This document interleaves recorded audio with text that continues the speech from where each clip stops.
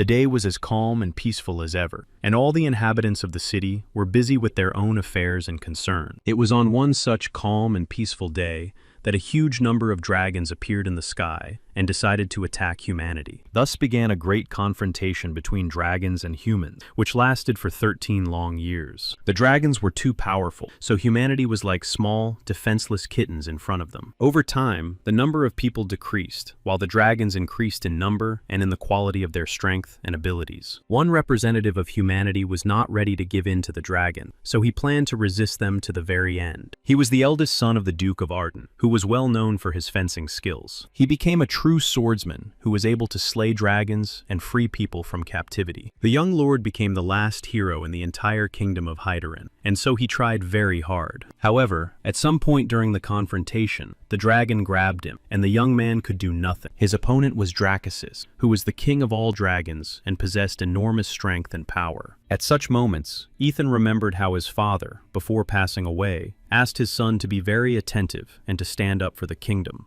Falling into the depths of space, Ethan thought that he had let his father and older sister down because he had failed to protect the continent. At some point, he heard a very familiar and dear voice calling him and asking him to wake up immediately. When he opened his eyes, he was very surprised because he was lying in bed and his sister was sitting next to him. She was crying because she was very afraid that her brother would never open his eyes again. Ethan was very confused and did not understand how this could be possible because his sister had lost her life during the dragon attack. On the other hand, he understood that he had also gone to eternal rest because he had failed to protect the continent from the dragon invasion. Not understanding what was happening, he decided to observe what was going on to understand where he was. First of all, he was very surprised that his sister was dressed in very simple clothes, even though she was the heir to an entire empire. He understood that he had always told her to be more modest, but now that was not the most important thing. After thinking for a moment, he told her that he was very happy to see her again, and decided to ask her how her life in eternal peace was going. His sister cried,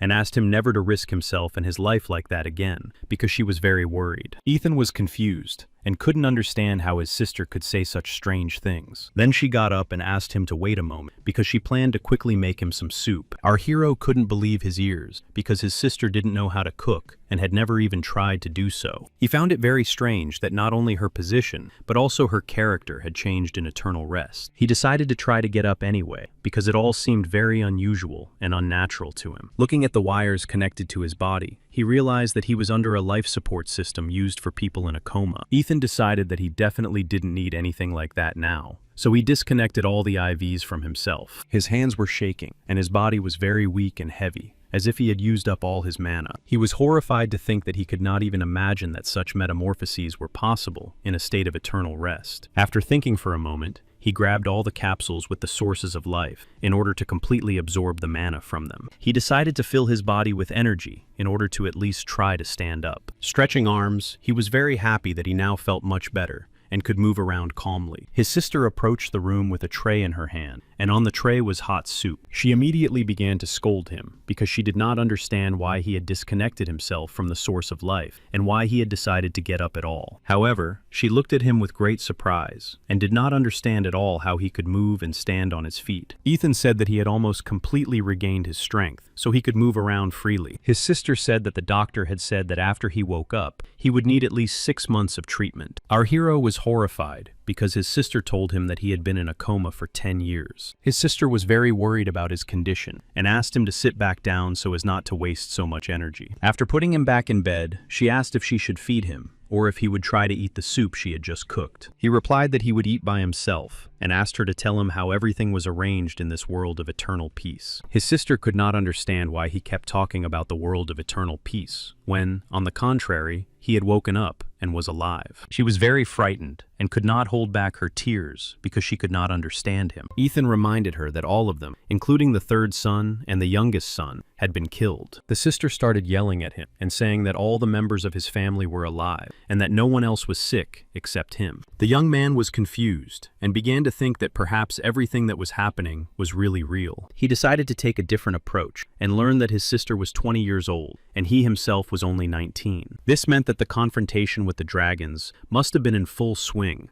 and their father had most likely already gone to the front. However, his sister informed him that the conflict had ended more than 15 years ago, and that was when their father had lost his life. The people had indeed suffered many losses, but they had managed to conclude a peace treaty with the dragon, and they no longer bothered them. All this was strange, and our hero had the impression that he had not returned to the past, but to a parallel world. He wanted to find out as much information as possible, but he didn't want to scare his sister, who looked upset. So he decided to be more careful and asked what had happened to their servants and butler. His sister clutched her dress nervously and realized that he simply didn't know anything. So she said that they had no servants and no money. Ethan suggested selling the family treasures, but his sister said that now their home was here, and they were very poor, simple people. She said that they had nothing of value left to count on. Ethan really hoped that his sister was just joking, but she was not joking and was telling the truth. He was horrified that his family had fallen completely and that he had returned to a ruined world and a ruined family. The family of Duke Arden belonged to the Dreamers, who were simply unmatched on the entire continent and had always been respected. Even during the confrontation with the dragons, his family had always been well off and had never lived in some kind of shack. For this reason, it was too difficult for him to accept the fact that his family had been living in poverty for 10 whole years. He remembered a completely different past and did not understand why he had ended up in a time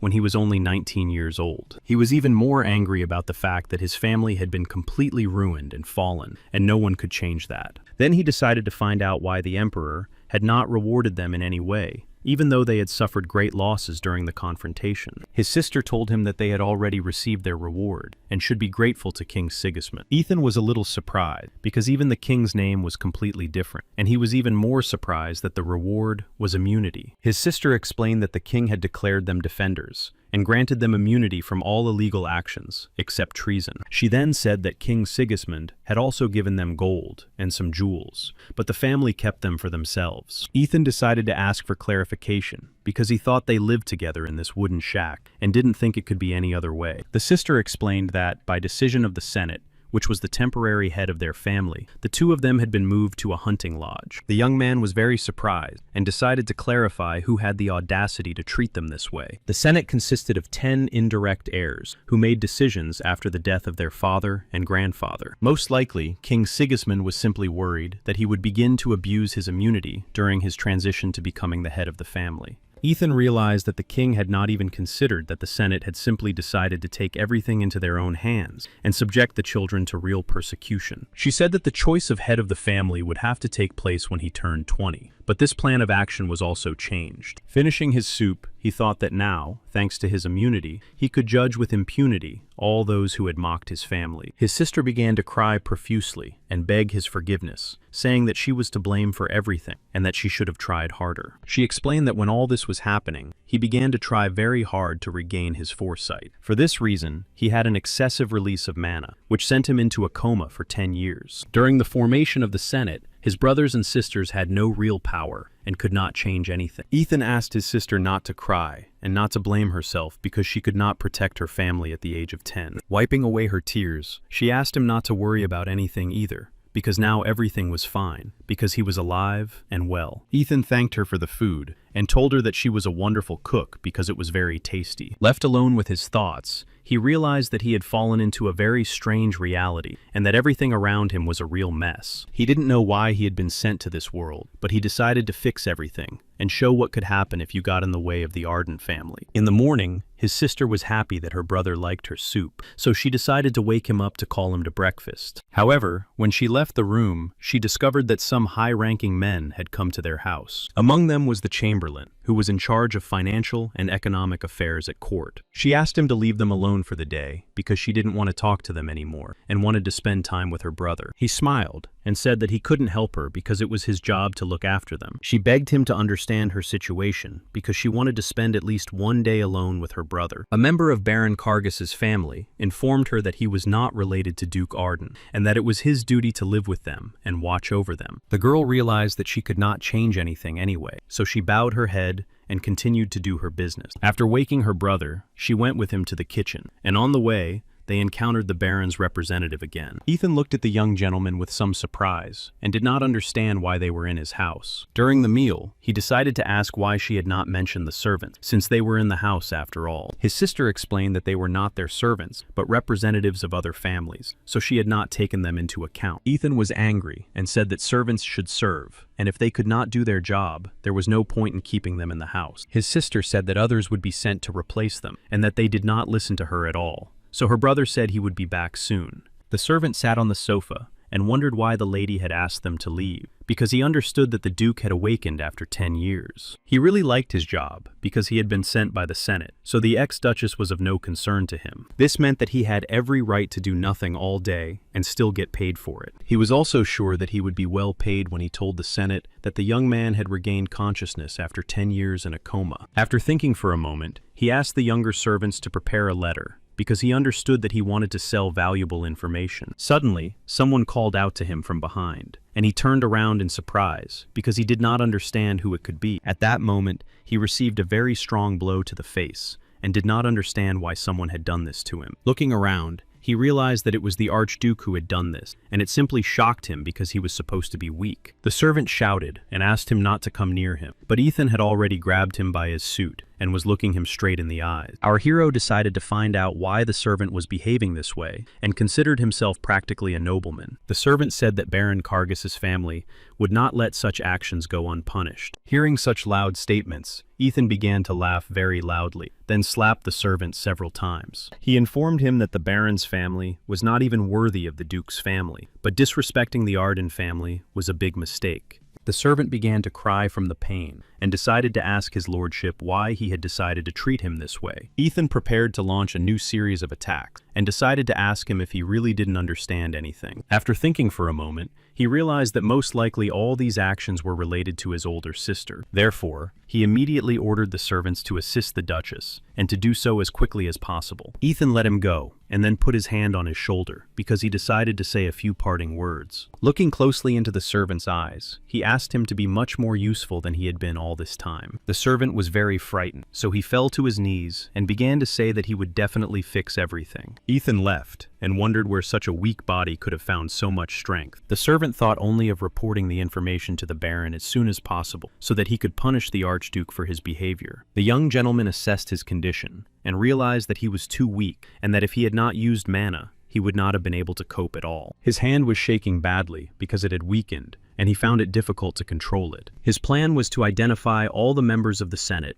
in order to take their lives and show who the Arden family really was. To begin with, he entered a state of meditation to fully check the condition of his new body. As expected, there were many pieces of mana scattered chaotically throughout his body. If he had been a simple knight, he would not have been able to survive such an ordeal, and would surely have gone to his eternal rest. However, he was the best swordsman on the entire continent, so he knew how to organize the mana and channel it in the right direction. Ethan decided to proceed gradually and start directly with resonance in order to organize the mana in his body. During resonance, he needed to absorb mana from the external environment in order to completely fill all the voids. To begin with, he decided to restore the hand in which he held the sword as much as possible, because it was the most important part of his entire body. After devoting the entire morning to resonance, it was time to go to training to restore muscle tissue. He understood well that before training his technique, it was necessary to restore his endurance. The servants periodically watched his actions, because a whole day had passed and dusk had fallen, and the young master continued to train hard, despite the fact that he had recently come out of a coma. Suddenly, his training was interrupted because he heard a boy actively calling for his older sister. He did not understand who it was, so he decided to find out why he needed his sister. Hans reported that Mr. Mayer had caused another scene in the bar,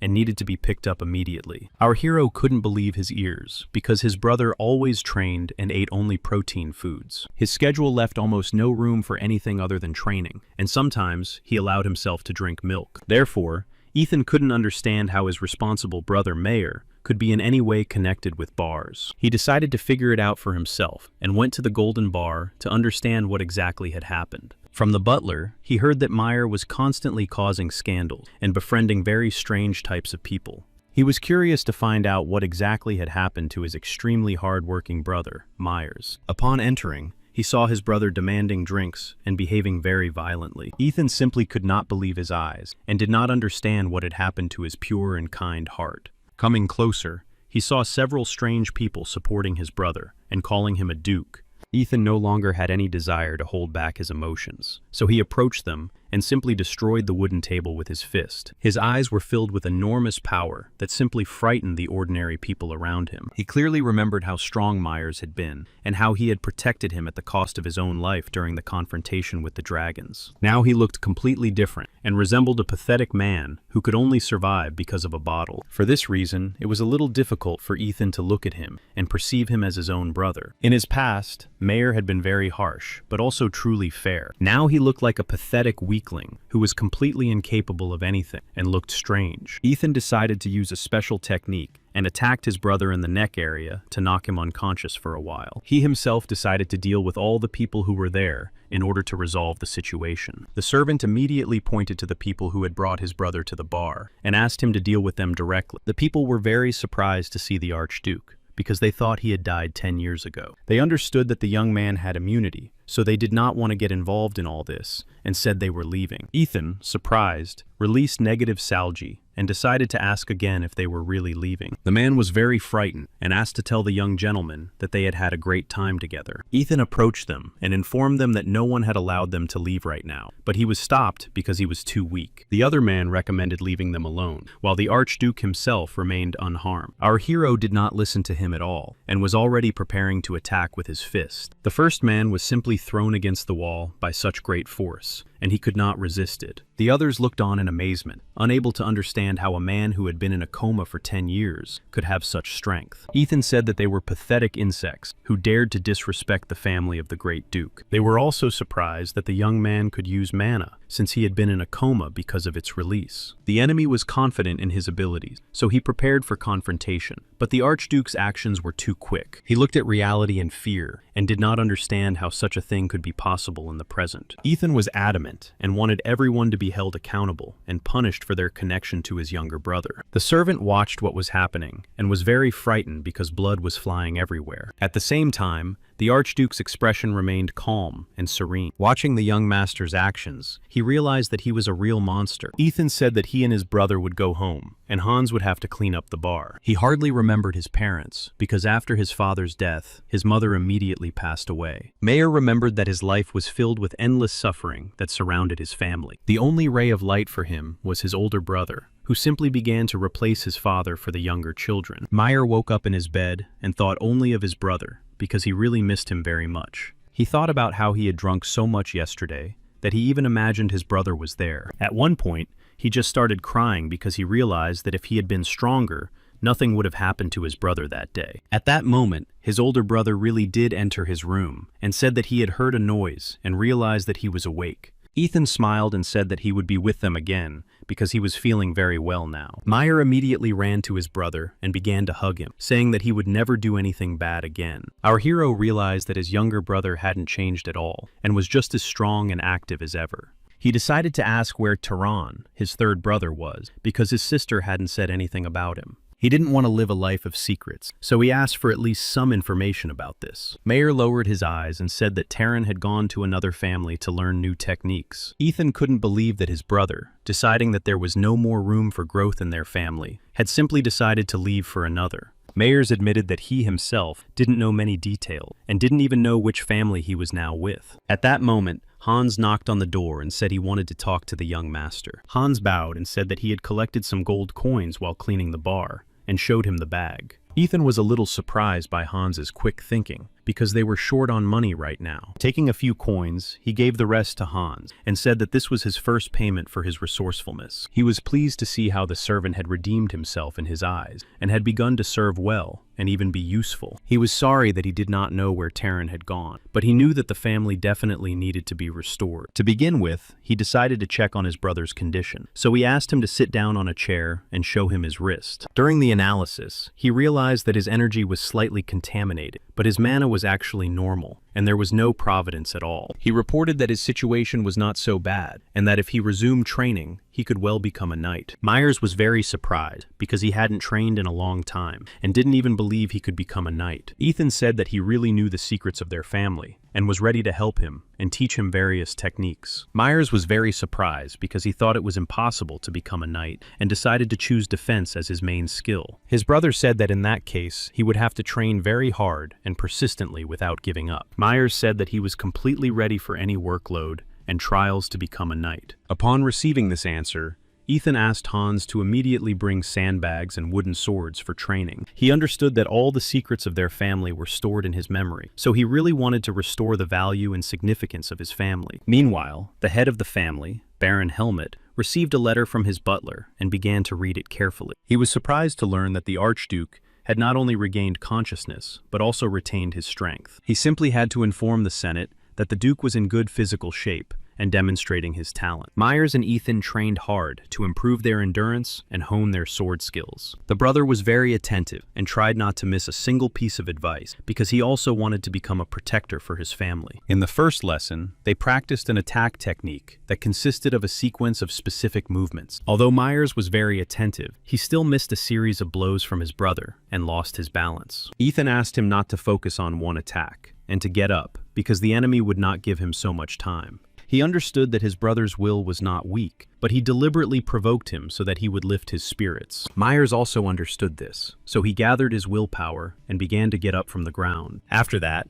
he said that he would try to block his attacks until he learned how to do it. Our hero was very happy with such a great attitude because he liked that they were both really trying. Hans watched their training, which had been going on since morning, from the window and was surprised by such persistence and tenacity. He understood that it was better for him to be quiet and keep a low profile so as not to receive the same series of attacks. Next to him stood the Archduchess, who had to be treated with particular kindness and respect. His sister looked out the window and realized that when her older brother returned, all the servants immediately began to work. So she decided to ask Hans what exactly her brother had said that made everyone start working. Oberkarger immediately began to remember how the young gentleman had beaten him until he understood his true place. He was very frightened and decided not to answer such questions, so he offered her some cookies that he had taken out of the oven. The girl was very surprised, but gladly accepted the hot and very fragrant cookies. As she ate the cookies, she did not understand why Hans simply changed the subject and did not dare to answer her question. Hans decided to call Mr. Helmut through the magic portal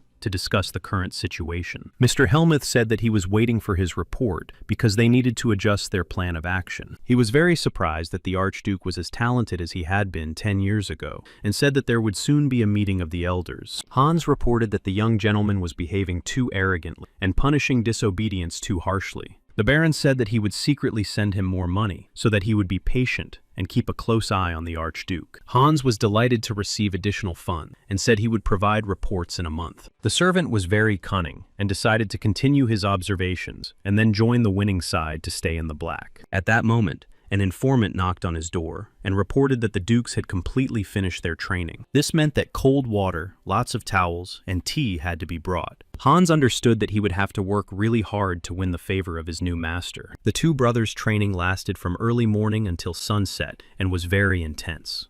The next day, their training was more productive and active, but it also lasted a very long time. Ethan was pleasantly surprised that Myers was learning quickly and had already gotten used to the force of his attacks and could block them. Therefore, he even decided to change his tactics a little in order to try to speed up the learning process. When attacking, he applied a little more force and changed the angle of his wooden blade. Myers held the blade very tightly to block the attack, and his wrists hurt a lot. Realizing that he had managed to block his opponent's attack after all, he threw the blade on the ground and began to jump for joy. His brother immediately slapped him on the head because he understood that Myers had simply lost his vigilance and dropped his means of defense. The servant was always present during their training because he provided clean towels and water to restore their water balance. Ethan couldn't understand why Hans had started sucking up to him and saying that he looked better every day. Inviting the Dukes to a meal after training, he informed them that the Baron had contacted him today.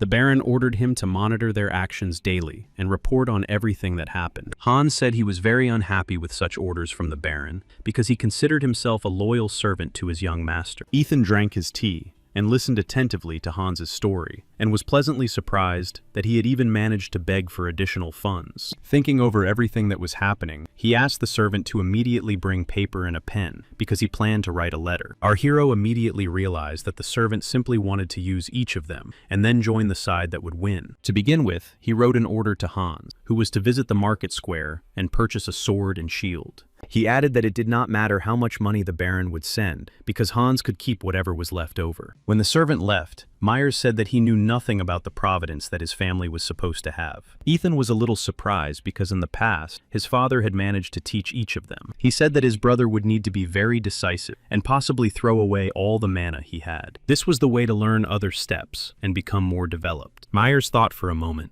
because he understood that all the mana he had been accumulated over many years. Smiling, he said that he was ready to do anything for his older brother and to restore his family. Sir Wilden's assistant knocked desperately on his door, saying that a great disaster had occurred. Wilden was surprised and did not understand why the young gentleman had come to cause trouble at the Red Scorpion's headquarters. 2 days earlier, Ethan had been teaching his brother a new breathing technique, so he asked him to sit in the lotus position. The Arden family's providence was based on black flame, which was achieved through a specific type of breathing. Myers was very attentive because he wanted to go all the way to becoming a knight. To do this, it was necessary to release all the mana that was in the soul core in order to refill it. When the mana was released, the center was emptied and ready to be filled with any other type of energy. At this very moment, it was necessary to replace the streams of mana with fire that would transform into flame. This is how the process of resonance took place, because the streams of energy in the form of mana were replaced by streams of energy in the form of flame. After several persistent meditations, Myers realized that he had indeed managed to surround himself with flame, and he felt new energy. His brother praised him and asked him to train hard so that his mana would finally become flame. The process of completing the resonance could take about 2 months, and to speed it up, it was necessary to visit one place. Then they came to the headquarters of the Red Scorpion, where there were people who constantly mocked the younger Duke. Hans warned that there were many rumors surrounding this place, and that the senior master most likely possessed mana. Ethan said that none of that mattered, and asked his brother to show his tormentors his new power. Bursting into the bar, he was very determined, and wanted to punish everyone who dared to insult his family's honor. The patrons were confused because just 2 days ago, they had been sitting together and calling each other brothers. Myers immediately began attacking and saying that he was not joking and was completely serious. The patrons did not understand why the man had decided to behave in such a strange manner and tried to defend themselves. Ethan and his servant simply stood aside and watched closely to assess their brother's new abilities. He was glad that his brother had made significant progress and honed his techniques well, but he lacked confidence. Most likely, this was because he was ashamed of his actions. For this reason, he brought him to this place so that he could atone for his sins and get rid of the burden on his soul. The bar patrons were not the simplest of people either, as many of them possessed great strength. Myers noticed that there were too many opponents, and they were all trying to attack him. Ethan was very pleased to see that his brother was exposing the least painful parts of his body to attacks, so as not to reveal his position. Myers was doing really well and was carefully changing his position, so as not to expose himself to attacks. The Duke decided to ask Hans what he thought about the younger Duke's confrontation. Hans didn't even know how to respond, so he said that he couldn't expect anything less from a gentleman who had just picked up a shield. Wilden came out onto the balcony and announced that everyone had to stop and explain what was happening on his territory. Ethan simply began to look very intently into his eyes, showing his dominant position. The owner of the establishment was not very pleased because he understood that he was facing the Archduke himself. Ethan understood that he had already demonstrated his personal power in this bar and expected that they would say more to him. Vildan understood that he really wanted to put the upstart in his place, but he couldn't and had to wait for instructions from the council. For this reason,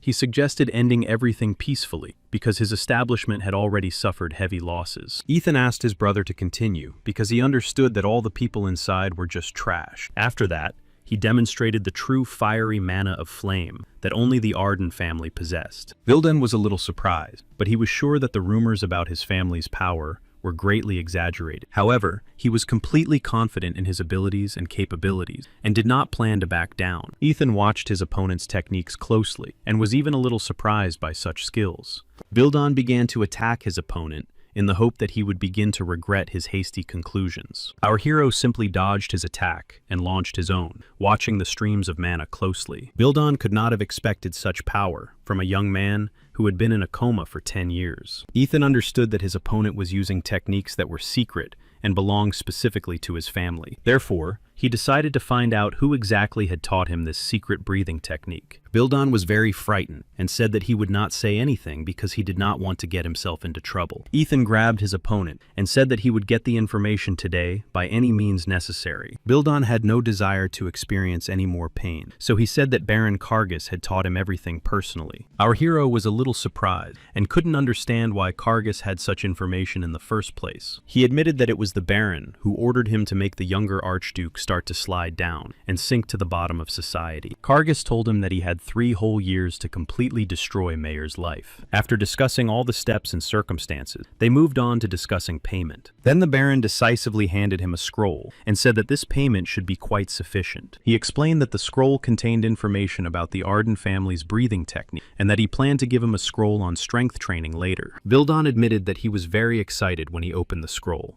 because he had never even dreamed of mastering such techniques. Therefore, he was truly ready to make every effort to improve his skills. He decided to demonstrate to the Archduke a sphere of memory that fully proved all his words. Hans reported that Mayer had managed to deal with everyone and take back the illegally appropriated funds. At the same time, Wilden was also tied up and awaited further instructions and guidance so that everything would go according to plan. Ethan analyzed the situation and realized that among all of them, the Baron was the weakest, but his knights possessed great strength. He understood that so far, he had only sown the seeds of flame and begun to grow, but at the moment, it was only enough for his wrist. Therefore, to begin with, it was necessary to fill all parts of his body with such power, and only then arrange a meeting with Baron Kargas. After thinking for a moment, he asked Hans to hide the memory sphere well, and the money he had earned could simply be taken for personal use. However, he also asked Hans to forget everything he had seen and heard if he truly valued his life. Baron Kargas was horrified and overcome with rage when he heard that Wilden's bar had been completely destroyed. He did not understand how it was possible to be in a coma for 10 years, and now, in 1 month, caused so much trouble. All his thoughts were clouded by the fact that the Archduke had royal immunity, so all his actions were simply forgivable. At the same time, he couldn't even take his life because the Senate would simply take advantage of the opportunity and shift all their sins onto him. After thinking for a while, he decided to lie low for a while, but then his servant informed him that he had brought a letter from Hans. After reading the letter, he simply tore it into pieces because it asked him to send 100 gold coins. The Baron understood that he simply had no other choice, so he ordered the coins to be delivered and Hans's actions to be monitored. 3 days later, the hunter's house, which resembled more of a shack, was completely renovated and improved. Ethan examined his body and analyzed the mana of flame because he understood that his power was beginning to increase. While he was reflecting and analyzing his progress, Hans knocked on his door. He reported that the lady and the younger Duke were already waiting for him at the dinner table and planned to eat together. Ethan changed his clothes and looked around carefully as he descended the new staircase. He was pleased that they had almost finished the repairs and that the Red Scorpions had a lot of money. Ethan said that none of it was their gold, so the butler had every right to keep a few coins for himself. Upon entering the dining room, he was pleasantly surprised because his sister really looked very beautiful in her new clothes. Myers also looked very well groomed and said that he was fine and his wound would heal by next week. They were served meat that had been cooked over a fire and accompanied by a vegetable pillow. During the meal, he decided to ask his brother and sister if they knew what family tradition this house was built on. However, none of them knew anything about the family tradition on which this hunting lodge was built. Then he asked Hans to prepare everything for the upcoming hunt in the Pushkas mountain so that everything would go well. He also informed them that the 4 of them would be going, so he asked them not to disturb the other servants. A week later, they all went to the Pushkas mountains together to revive the family tradition. Hans did not like this kind of hunting at all, because they were often attacked by various monsters that looked simply terrifying. For this reason, he never wanted to go through such strange entertainment of the Duke again. However, a week later, Eaton announced that they had arrived at their destination, and everyone saw a large temple of fire in the distance. He explained that someone from the Arden family had discovered this temple, and now they always held farewell or blessing ceremonies here. It was in this temple that there was a large gathering of fire spirits who helped conduct the ceremony of accepting the fiery flame. Hans decided to clarify whether he could stay here because everything around looked very suspicious. Eaton smiled and replied that he could because he understood that only then would he understand whose side he would have to choose. Walking through the temple grounds, after a while they reached the ceremonial altar. The older brother explained that it was necessary to offer gifts to the spirits and dance when the fire appeared. He understood that in this story, everything was a little different, and hoped that the Arden family had already managed to conclude a contract with the spirits. As soon as he performed the ritual,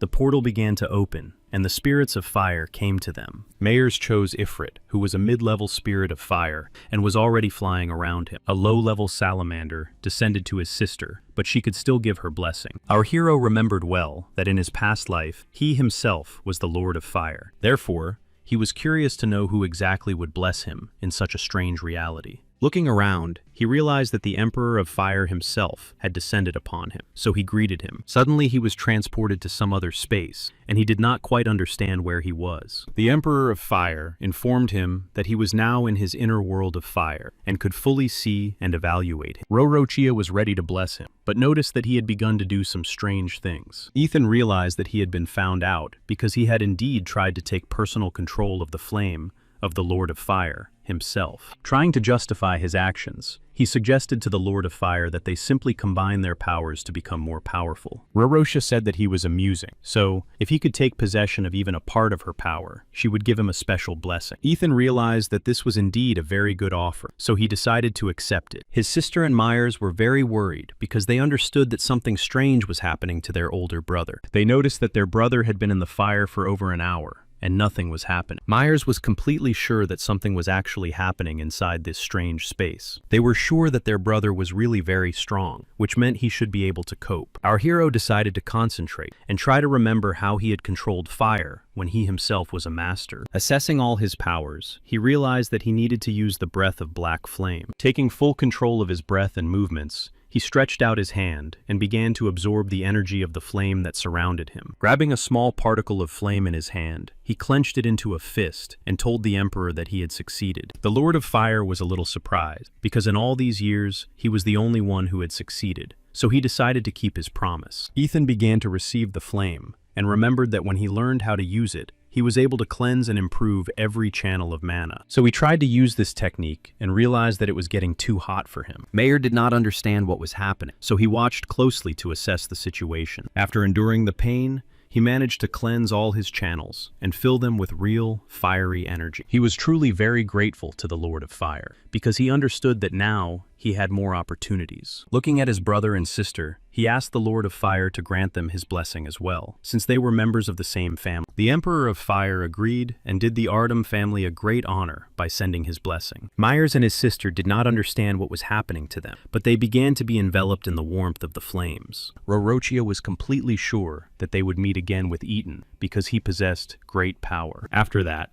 the Emperor left the temple grounds and said goodbye to the human children. Hans was in shock because he was sure that the Lord of Fire existed only in legends and nowhere else. Myers had changed outwardly and felt it, so he decided to examine his sister. She had also changed, and her hair color had become more vivid because she had received the kiss of the fiery flame. Ethan asked them not to worry about anything, because such changes were a completely natural process. His brother and sister felt uncomfortable because they were very hungry. Ethan asked them to calm down because their bodies had completely changed, so feeling hungry was normal. They went to a small house next to the temple and ate in order to accept everything that had happened to them. Afterwards, they went further into the forest, and the senior duke told them to get ready, then found a special lever on the ground. A large and very deep underground space appeared in the ground, which immediately opened up. He reported that inside was a repository of everything that had been caught or obtained during the hunt. On one wall was a spell that protected the items from damage, which meant that there must have been something interesting there. Hans was confused because, looking around, he found the skin of a real peacock. He said that all girls dreamed of such a skin, but it was almost impossible to get it. Hans understood that it was very expensive and could be sold for 30 platinum coins. Eaton was a little surprised because he couldn't even imagine that Hans could be so knowledgeable about such things. He explained that his father was a well-known merchant and he wanted to continue his business,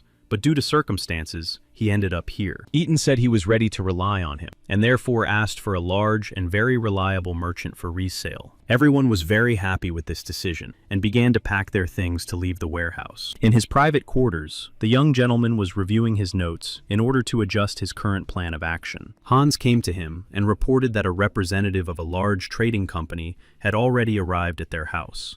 Ethan was not very pleased when he heard that the trading company belonged to Mises. Hans did not understand what exactly this could be related to, but the young gentleman said that he would conduct negotiation. Michelin was already waiting in the living room and said that he was the head of the Mises trading company. However, the young gentleman asked him to give his real name, because trade relations should be based on trust. Michelin pretended not to understand what he was talking about, because that had been his real name for 3 years. Ethan said he was aware that the children of the Marquis of Bessus had to live independently for several years before they could claim the throne. The owner of the trading company realized he had been exposed, and reintroduced himself as Jaron Bessus. Ethan put down his cup of tea, and said that most likely the trading companies had not yet encountered what he wanted to offer. Smiling, he asked if they were interested in the manufacture of various alchemical solutions. Jaron was very surprised, because at the moment no one possessed this art. The young gentleman said that he had mastered this skill by pure chance, but could sell some of the secrets.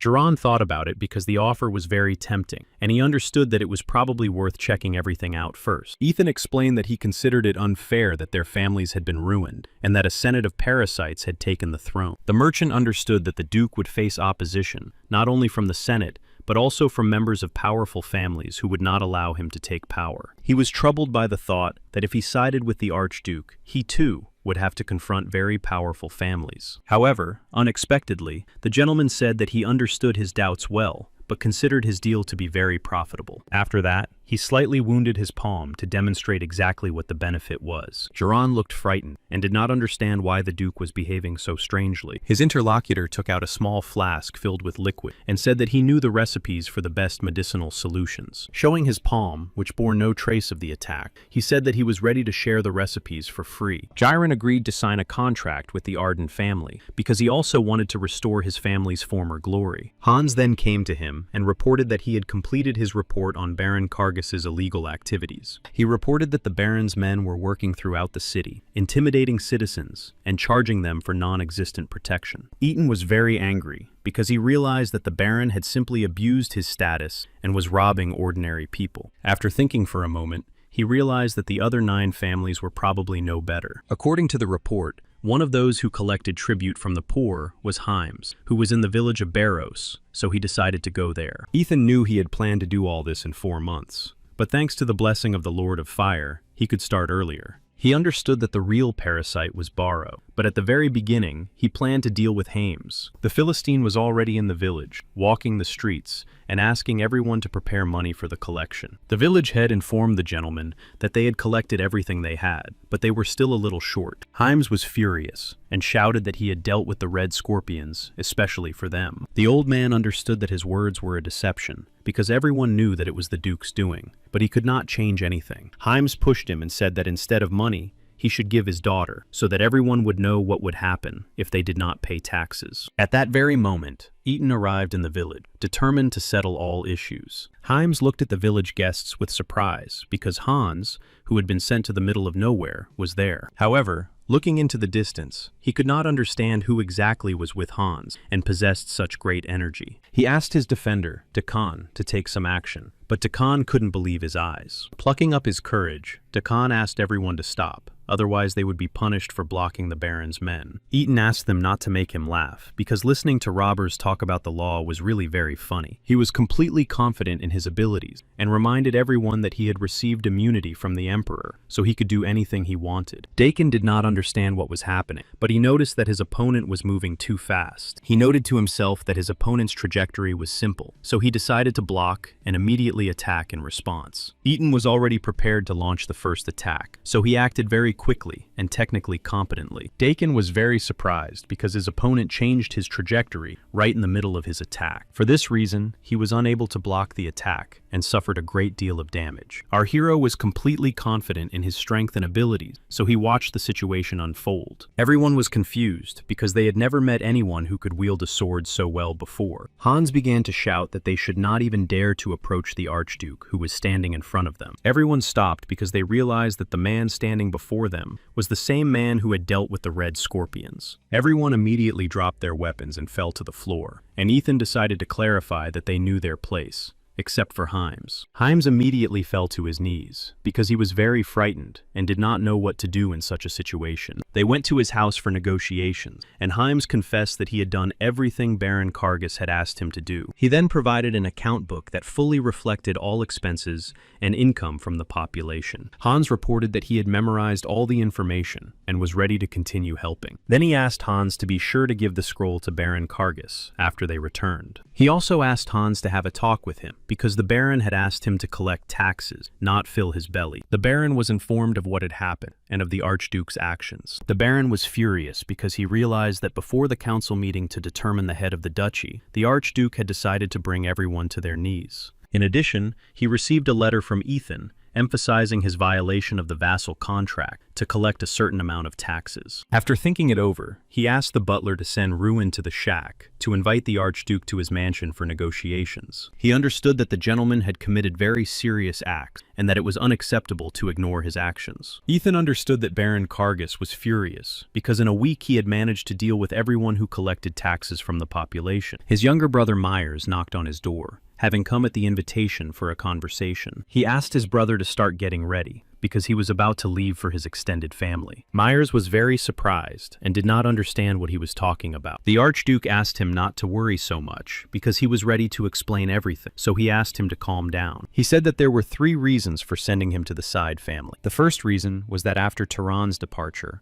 only the 2 of them could claim the role of head of the family. Accordingly, the second family would not stand idly by and watch what was happening, and he had immunity from the emperor. For this reason, the members of the Senate would try to make a puppet out of his younger brother, in order to promote him as the head of the Arden family. Besides, they had already tried to do this with the help of the Red Scorpions, and if the Senate thought that Myers was really on their side, they would begin to provide him with any support. The younger brother smiled, because he understood his brother's idea and wanted to try to implement it. Eaton understood that they were now crossing the Rubicon, so they had to be extremely careful and cautious. Mears said he understood everything completely and was ready to move on to implementing the plan. The younger brother needed to pretend that he was on the side of the opponents in order to get their support. They understood that as long as the enemies supported the younger brother, they would not actively interfere with the older brother. The target would be the Ferns family, one of the most influential families, and Hans would go with his younger brother. Myers was very determined and completely confident that he could handle it. While the preparations were underway, his sister did not understand why her younger brother had suddenly decided to leave. She did not understand how, in such a serious and difficult period, her brother could afford to leave for 6 months. Myers apologized to her and said that he would try very hard to write to her more often. Ethan told his brother that he believed in him, and always had, but asked him to be a little more careful. Myers was very grateful to his older brother for his great trust in him. They shook hands, and then the younger brother went to the carriage to set off on his journey. The coachman drove the horse, and the carriage set off, while the others simply watched it go. At the same time, another carriage with passengers from the Baron was heading towards the hunting lodge. The gentleman in the carriage was very tired from the long journey, and decided to ask the servant how much the Baron had sent for his wages. When he heard that Hans had been sent 100 gold coins, he was simply horrified and did not understand how this could be possible. After all, after he lost at cards to the Baron, he received only 1 gold coin a month, and here there were 100 coins. Sharon understood the young gentleman's distress and offered to take 10 gold coins. However, the gentleman said that the scum should keep 10 gold coins and take the rest for himself. The servant refused this offer because the Baron had ordered him to be very careful with the Archduke. The gentleman laughed and said that no one would do anything to him because he was a 3rd-rank knight. Eaton often thought about Tehran because in the past he had lost his life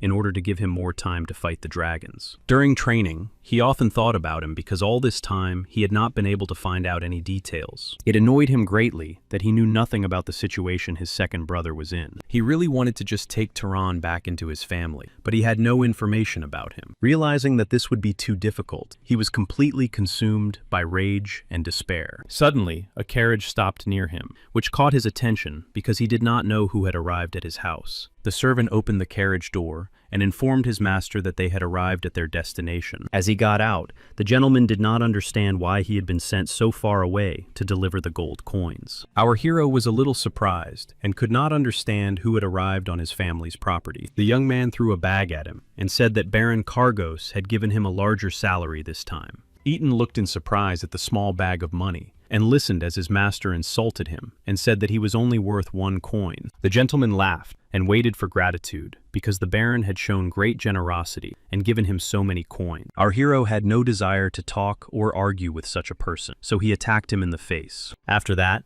he decided to clarify how the Baron had become higher in the hierarchy than the Duke. Lifting his opponent higher, he asked him to repeat who he was and why he was behaving so despicably. After informing him that he was a representative of Baron Kargos, he was again attacked in the face. The young man was furious and immediately began to activate his powers and mana, because he no longer wanted to endure humiliation. Ethan immediately turned his attention to his opponent's aura and realized that he had also studied his family's techniques. However, his breathing was very weak, which meant that they were all self-taught and did not understand the principle. The red scorpions possessed the same technique, but their level was not very powerful either. However, since these were his family's techniques, he had mastered the techniques of blocking mana flows. The guest was very upset and did not understand what was happening, so he decided to try attacking again. However, the mana simply stopped gathering on his hands, and he could not understand what had happened and how this was possible. Eaton said that he had simply blocked his mana circle, and now he could not use it at all. The Baron's follower was furious and did not understand how anyone dared to seal his mana. He prepared to attack his opponent again, because he did not want to be treated in such a strange way. Eaton easily blocked his attack without any effort, because it was of low level. After that, he turned to his servant to understand why they had come to him in the first place. The servant handed him an invitation from Baron Kargos, and said that he had sent it with 100 gold coins. Eaton asked the servant to put everything in a bag and began to read the invitation because he did not expect to receive it so soon. Realizing that he had been given a truly private meeting, he was very happy because then no one would interfere with them. The next day, everything was completely ready for the young gentleman's departure. His sister was very upset because she had to stay home all alone. Ethan asked her not to worry because he had simply been invited for a chat, so nothing bad would happen. As he got into the carriage, he asked her not to worry and told her he would be back very soon. His sister was upset because she wanted to ask him why he had brought his sword with him to a simple meeting, but her brother just left. Ethan understood that the Baron's fate had already been completely decided, but he still wanted to talk to him in person. To some extent,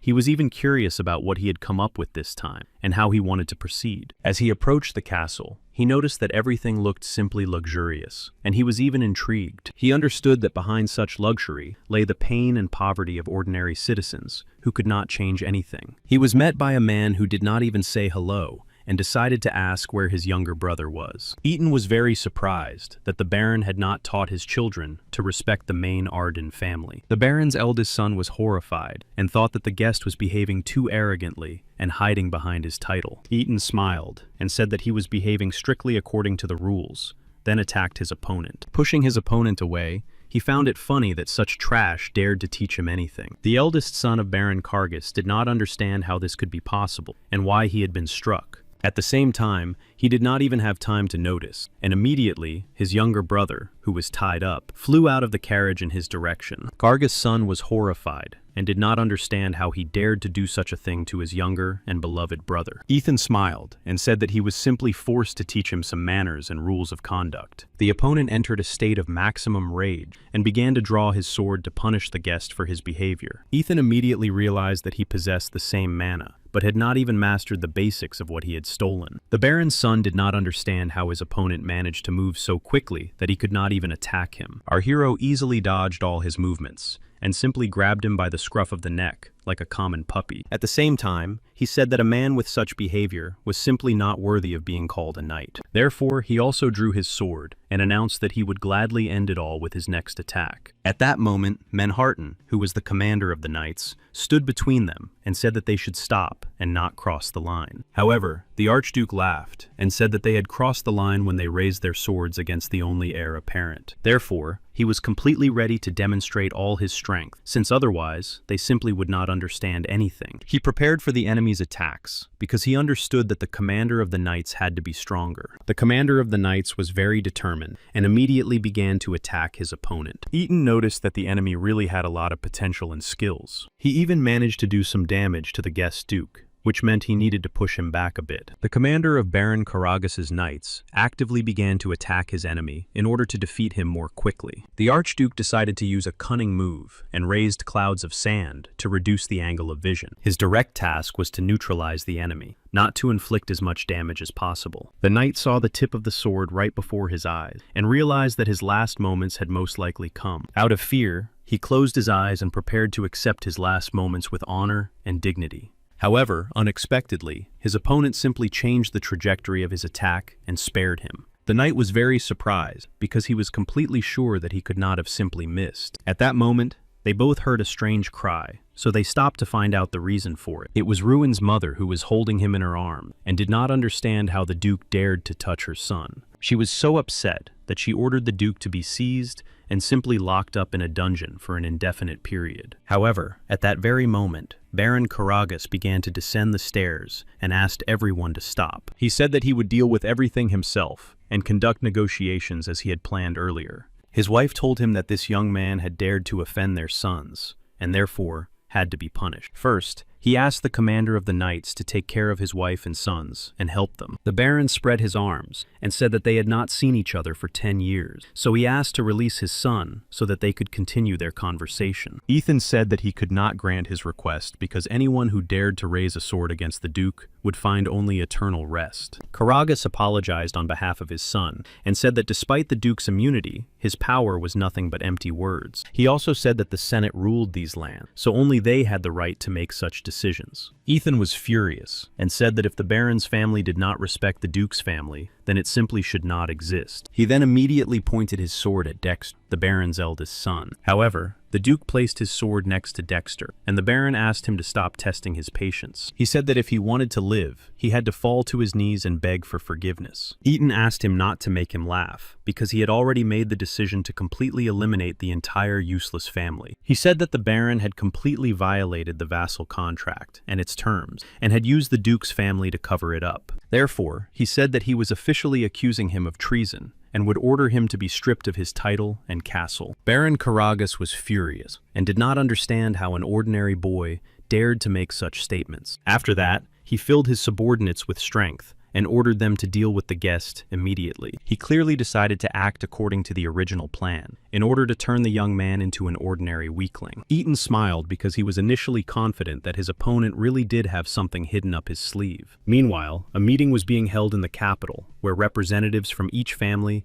provided important information. Marquis Sploten of the Bessus family said he would like to provide some data and express his opinion. The Emperor was a little surprised because he did not expect the Marquis to want to provide information and discuss something. He said that the Archduke of the Ardan family had personally contacted him and offered a very good deal that was beneficial to everyone. The Emperor was surprised because he knew that Ethan had been in a coma for 10 years and could not have had any dealings with the Bessus family. The Marquis reported that, according to his information, Baron Kargas had violated the terms of the vassalage agreement several times. According to the report he had received, the Baron had significantly increased taxes, gathered groups of people, and illegally sold the secret techniques of the Ardan family. All 7 families were not enthusiastic about this report, but he said that all the evidence had been recorded on memory spheres. The Emperor understood that the Marquis had had to make a very difficult decision to oppose those who had joined the Senate. He said that it was not within his competence, because the Ardens were not members of the Senate, and he would not intervene for the sake of one family. The Marquis said that he understood everything, and would convey the Emperor's words to the Duke, so that he could decide everything on his own. The Marquis was very upset, because he realized that the king would not take the side of the Ardan family. At that time, the Baron's wife went to the castle, where she ordered the kettle to be put on and all the windows to be closed. The commander of the knights asked the servants to take care of everyone, because he wanted to return to the Baron himself. Walking through the corridors, he could not understand why the enemy had changed course and decided not to attack him. Outside, Ethan blocked the enemy's attacks, because all these techniques originally belonged to his family. The enemies had mastered the basics of the techniques well, so their movements were fast and confident. Ethan noticed this, so he tried to move quickly and be more attentive. The Baron ordered his workers to move and attack simultaneously so that the enemy could not dodge. Seeing that Manhwa had come to him, he said that his help was probably no longer needed. The commander of the knights decided to observe the process, to understand his enemy's tactics. To his great surprise, he noticed that the Duke deliberately did not attack his opponents. He even began to feel that the Duke was simply looking down on everything that was happening. Suddenly, the Duke counted to 20 and jumped into the air to launch an attack. With a single swing, all his opponents were immediately thrown several meters away because they did not understand what kind of force it was. Baron Karagas covered his face with his hands and did not understand where the Duke could have learned such a strange and powerful technique. Ethan looked around carefully and decided to run away some distance to increase his field of vision. The Baron thought he was just running away cowardly, but the guest said that the radius of the next attack would be greater. Therefore, he did not run away cowardly, but moved to a safer distance so as not to hurt anyone unnecessarily. Baron Karagas was terrified and did not understand what kind of strong and great energy emanated from him. At one point, he even thought it was some kind of trick, but Ethan looked very determined. The commander of the knights was very frightened and ordered all his subordinates to immediately begin to dodge. Ethan used the second form of the secret Ardenov technique, which was a huge shockwave. At that moment, his sister was drinking tea at home and wondering if everything was okay with her brother. She really hoped that everything would go well and that he would return very soon with good news. The commander of the knights covered his face with his hand and couldn't understand how a person could have such power if he had practically no mana. Waves of flame spread out from Ethan on all sides, resembling a raging sea. Baron Karagas simply could not believe his eyes and thought that such actions were impossible. Ethan felt his hand begin to shake, which meant that his mana was almost completely gone. Baron Helmut was very frightened because his opponent had defeated the elite knights, and he himself simply did not have such power. Ethan approached him and confidently said that the years of bullying his family deserved severe punishment. The Baron began to beg the knights to help him and promised to pay 500 gold coins to anyone who would take the Duke's life. The commander of the knights understood that this was simply impossible because the huge wave of fire had only affected those he wanted to affect. He was even more frightened when the Duke turned to him and asked if he would like to try attacking him again. So he bowed his head and said that he had already lost to the Lord and did not want to repeat his mistakes. Baron Helmuth was even more frightened, realizing that no one was willing to defend him. Ethan approached him and extracted the energy core from his body so that he could no longer harm anyone. The commander of the knights was frightened because he had served the Baron for many years and received money from him. Manhwa was very confused because the Duke ordered the Baron to be locked up in a dungeon and kept under constant surveillance. He did not understand how it was possible to do this to his master, since he had taken the knight's oath. Ethan said that he had entrusted this matter to him because he immediately understood that he was a loyal knight and must punish bad people. Manhwa realized that his lord was right, and that the Baron's family had indeed committed many violations of the vassalage agreement. Therefore, gathering all his willpower, he bowed to his lord and said that everything would be done. After a while, the Baron regained consciousness and was very confused, not understanding how the commander of his knights could have turned against him. Ethan praised Manhwa and informed him that he would have to manage on his own from now on. However, one question had been tormenting the commander of the knights for a long time, so he finally decided to ask. He tried to understand why everyone had attacked him on the Baron's orders, but he had decided to spare some of the knights and people. Ethan said that a sword is a reflection of a person's soul, and he always pays attention to such language. When their swords met,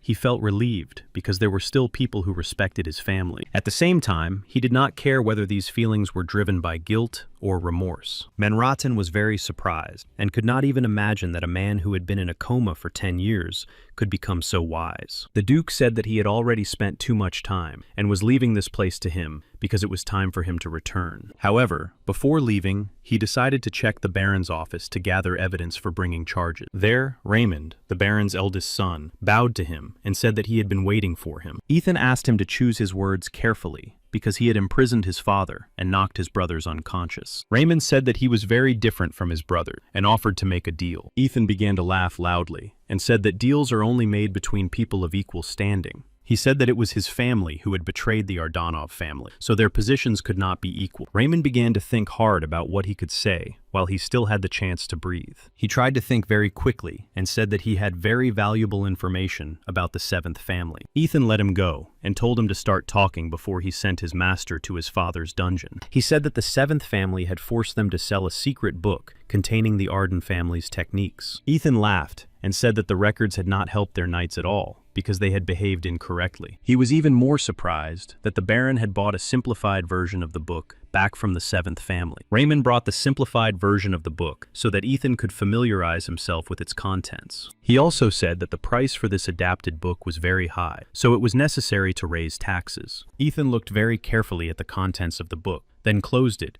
and said that it was just rubbish and that they had indeed been deceived. Raymond was very surprised and did not understand how it happened that they bought a book that contained the most useless things. The Duke understood that all this time, everyone around him was thinking only about how to fill their wallets faster and better. After thinking for a moment, he announced that he was willing to spare his family members on the condition that he be given all of Baron Karagas's account books. Suddenly, he found himself in a very strange place and did not understand where he was, since he had been training on the field in the courtyard. Looking around, he did not understand what had happened or what was happening in this reality. Then, behind him, he saw the Dragon Knight again, who was very large and strong. Ethan looked around because he realized that the attack had passed through him, and he was alone in the role of a ghost. Then he began to understand that he had most likely fallen into memories from the past. Suddenly, a man began to approach him, praising him profusely and coming closer and closer. Looking closely, he realized that it was Baron Karagas from his current world, which seemed strange to him. The Baron told him that he himself was behaving like a dragon, because he had come to their world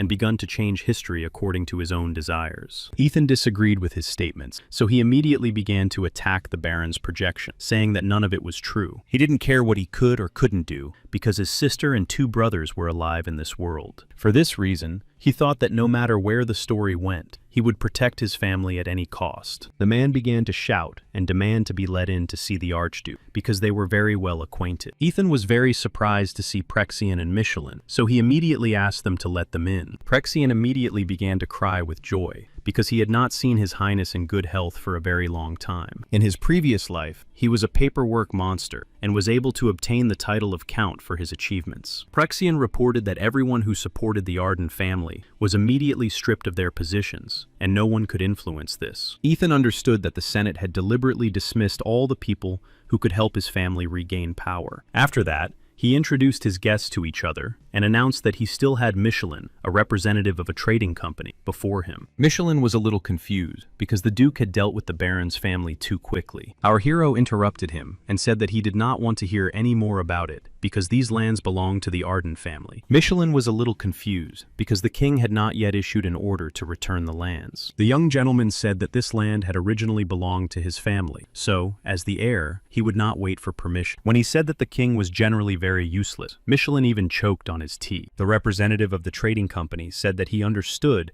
that he had immunity, but the king was still very respected. Ethan asked him not to worry and said that they would soon receive good news. Michelin was still a little confused, but said he would go and continue his work. The office manager was very happy that the Duke had returned and decided to reclaim his land, so he hoped there would be a place for him. He said he was raising a child and would very much like to introduce the young gentleman to him. Our hero was very interested, so he asked the young man waiting outside to come in. Lawrence said that it was a great honor to meet such a great lord, the Duke. Ethan was very confused because, after looking closely at the man, he began to realize that he reminded him of someone very much. He was even completely sure that standing before him was his best commander from his past life. Memories from his past life immediately began to surface in his mind, from the time when he commanded various knights. Among the knight commanders was Sylvia, who was very responsible and helpful. Sylvia was very intelligent, so she was able to create excellent combinations to achieve victory. At times, her formations were even better than those of the young lord, which sometimes upset him. He was always amazed at how easily she found the best place for the cavalry and was able to organize all the processes. Ethan really appreciated her abilities, but he thought she should at least take a break sometimes. Sylvia explained that since she had devoted her life to tactics and strategy, she simply had no time left for sleep. And now, seeing the huge group of dragon monsters, she was ready to do anything to win. She believed that her efforts would save at least one person's life. Ethan trusted her very much and believed that thanks to his efforts, they would be able to save humanity. After they all lined up, they immediately attacked their opponents. One of the most important confrontations between humanity and the dragon monsters took place,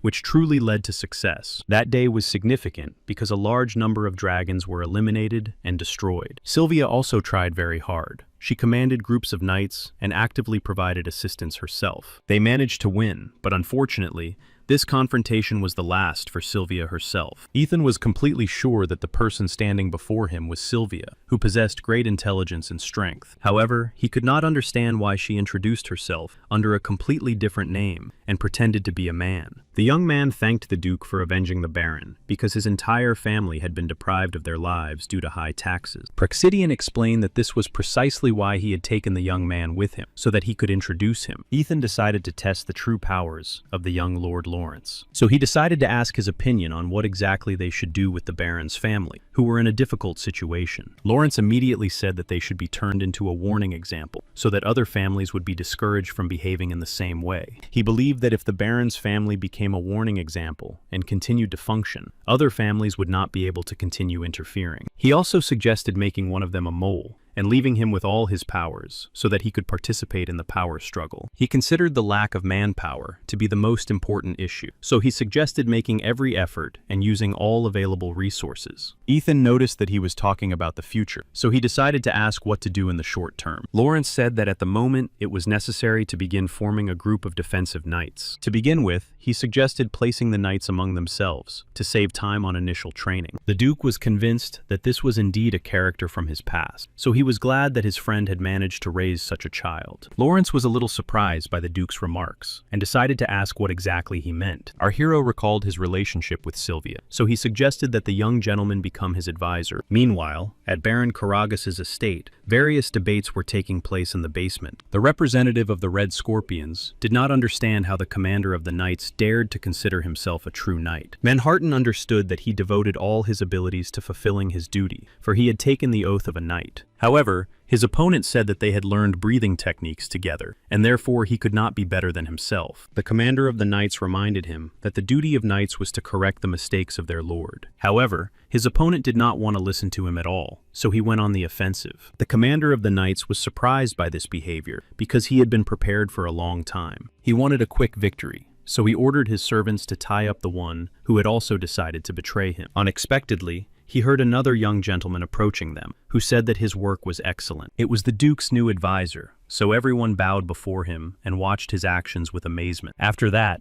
everyone listened attentively because if the Duke had sent an advisor, it meant he wanted to convey some information. Manhattan was a little confused, but decided to watch the actions of the advisor, who represented Ethan's interests. The advisor destroyed the enemy's mana circle and said that they should move in the next direction. He understood that there were still 7 traitors left in this territory, so he wanted to finish before nightfall. During the conversation with the Duke, the document management master decided to leave his protege and the Duke alone. Lawrence bowed his head and thanked the Duke for inviting him to be his advisor, but said he had to decline. Ethan was very attentive and decided to ask why exactly he had decided to decline. The advisor became even more embarrassed and, folding his arms on his knees, said that he was actually a girl. She confessed that she had spent her childhood in the slums because her family was too poor. Her father believed that she was to blame for everything because she was born a girl and could not work as hard as a man. Her father never loved her because she was a girl and could not protect her family or become a knight. At the same time,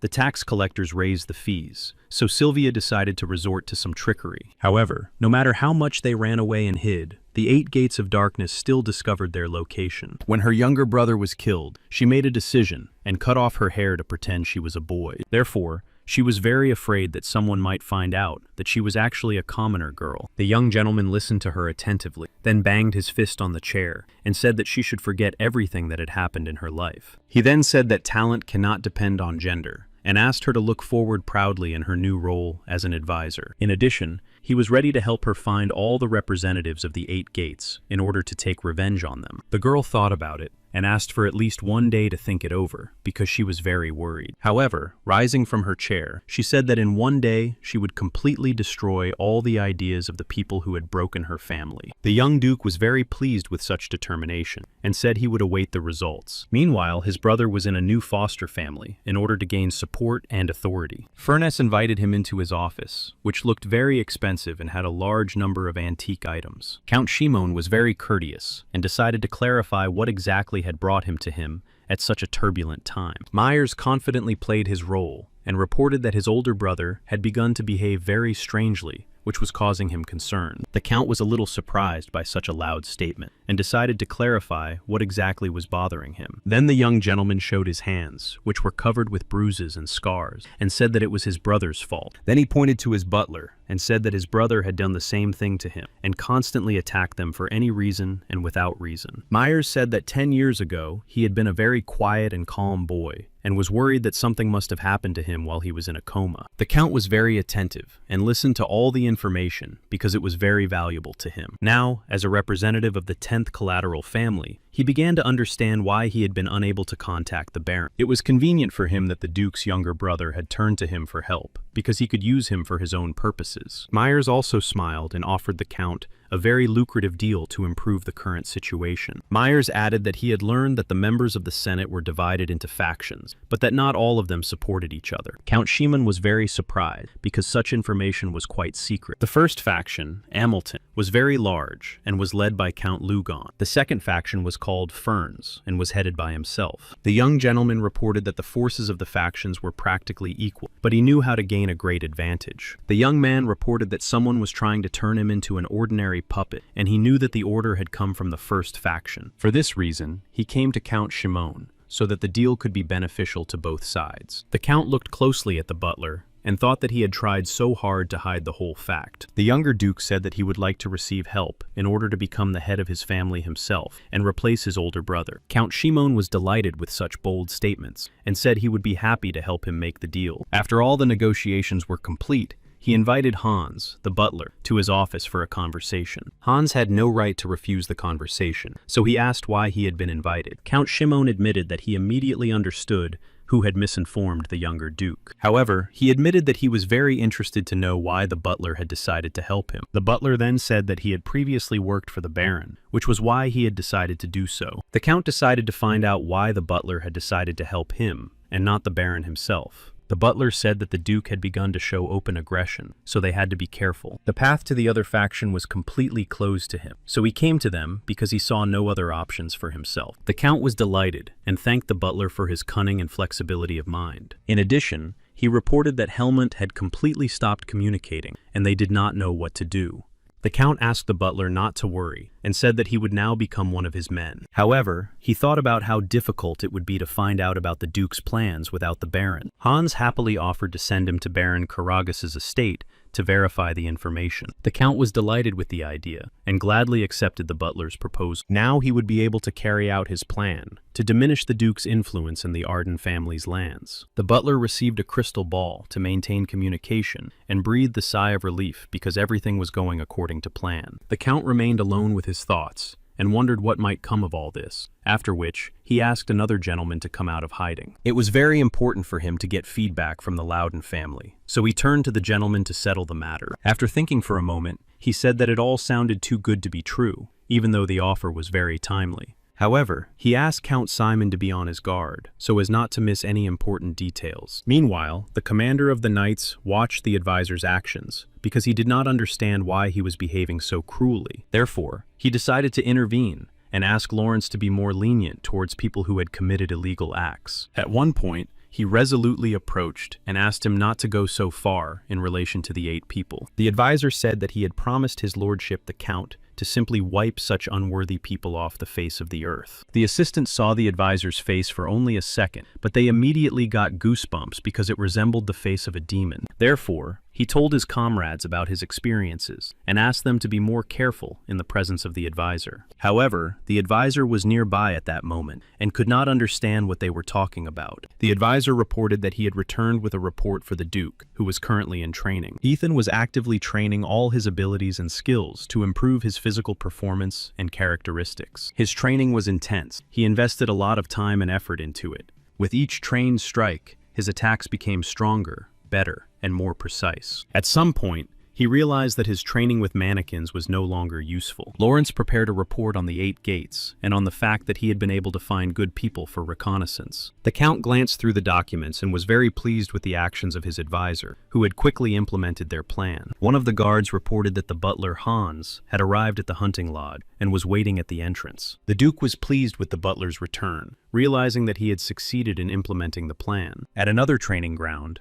knights were training and preparing for a new confrontation. As a member of the new branch family, Myers also took part in these trainings in order to demonstrate his abilities. The knights belonging to the Count's house actively tested his abilities and attacked him from different sides. Shimon watched from the sidelines and noticed his good abilities, which were appropriate for the role of head of the family. He was very pleased to watch his training and realized that his plan could be perfect. He smiled because he began to eagerly await the meeting in order to present the ideal candidate. Meanwhile, Eaton was very attentive and listened to the report he received from the butler. Hans reported that everything had gone perfectly. He had even been sent to serve at the Baron's estate so that he could pass on information. The advisor also listened carefully to their conversation because he wanted to understand if they had made any mistake. The butler was confused and even looked a little scared. He did not understand who was standing in front of him and why he knew about their secret plans. The Duke smiled and introduced the butler to his new advisor, who was his right-hand man.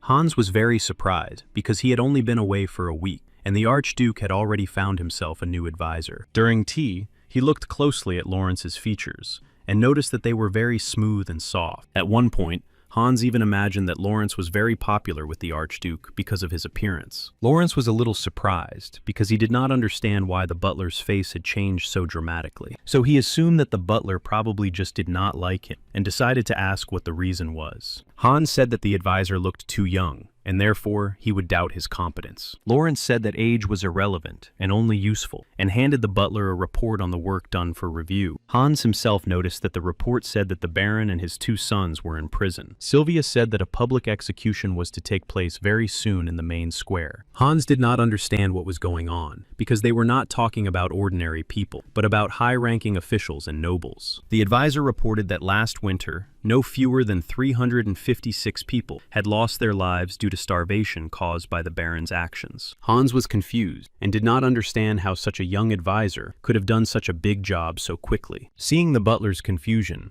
Lawrence looked him over and decided to clarify whether he should begin to suspect him of disloyalty. Hans understood that if he had sided with the Baron last time, he would not be alive now. As he continued to read the report, the butler was even more surprised to learn that it reported the complete destruction of the 8 Gates organization. Lawrence reported that he had completed it in a day. It was the first successfully completed assignment from the Duke. The butler reported that they also had a plan, and that he and the young Duke were trying to gain the Count's trust. Lawrence said that his plan was very limited and not fully thought out, and asked for permission to plan everything himself. Putting his cup of coffee on the table, Lawrence said that the butler was missing a lot of important things, and that if he returned like this, he would lose his head. Jaron from the Mises Trading Group was also acquainted with the new advisor Lawrence, and it was a great honor for him. The advisor was pleased to meet the head of the trading company with which they cooperated, and said that they could do without formal communication. Ethan decided to check with Jaron whether everything was going according to the original plan. He was very grateful to Marquis Bloten for agreeing to carry out such a difficult task. After reading the letter,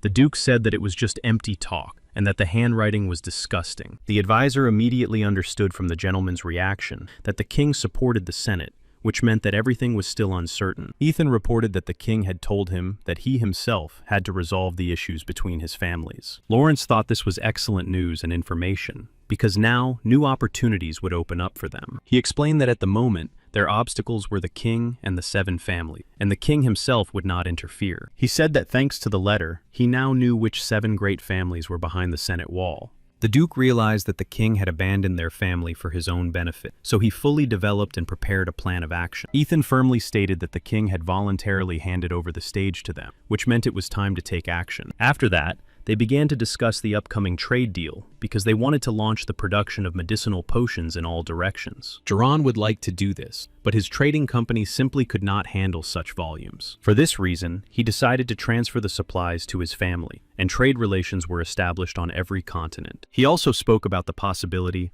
of negotiating supplies to neighboring countries, which would bring them 100-fold profit. To his surprise, Ethan immediately shook his hand and said he had no reason to refuse. They shook hands and planned to arrange a meeting with Marquis Blosson to discuss the details. During their conversation, someone knocked on the door. The Duke paid attention to this because he was not expecting anyone. It was the advisor, who apologized and reported that the current preparations had been completed. Ethan apologized to Jiran and said that it was time for him to attend to other matters in other areas. Before leaving, he said that he would be sure to send him a letter with all the details and trading strategies. The advisor also said that Sir Menharton was already waiting downstairs and was ready for further instructions. When the representative of the trading company was left alone, he thought that the Duke might simply have foreseen the expansion of trade supplies. Everyone had the feeling that the Duke saw the kingdom as his own, and so they wanted him to return power to his family. The commander of the knights escorted them to the dungeon, where Baron Karagas was being held, who did not understand how all this had come about. The commander of the knights reported that Baron Karagas had been held in his own dungeon and had been thoroughly interrogated. Lawrence reported that even torture had not helped, and that there were still some unanswered questions. Ethan asked Menharton for the key, and asked him to return to his duties as captain of the knights. He asked him not to worry, and said that he would keep his promise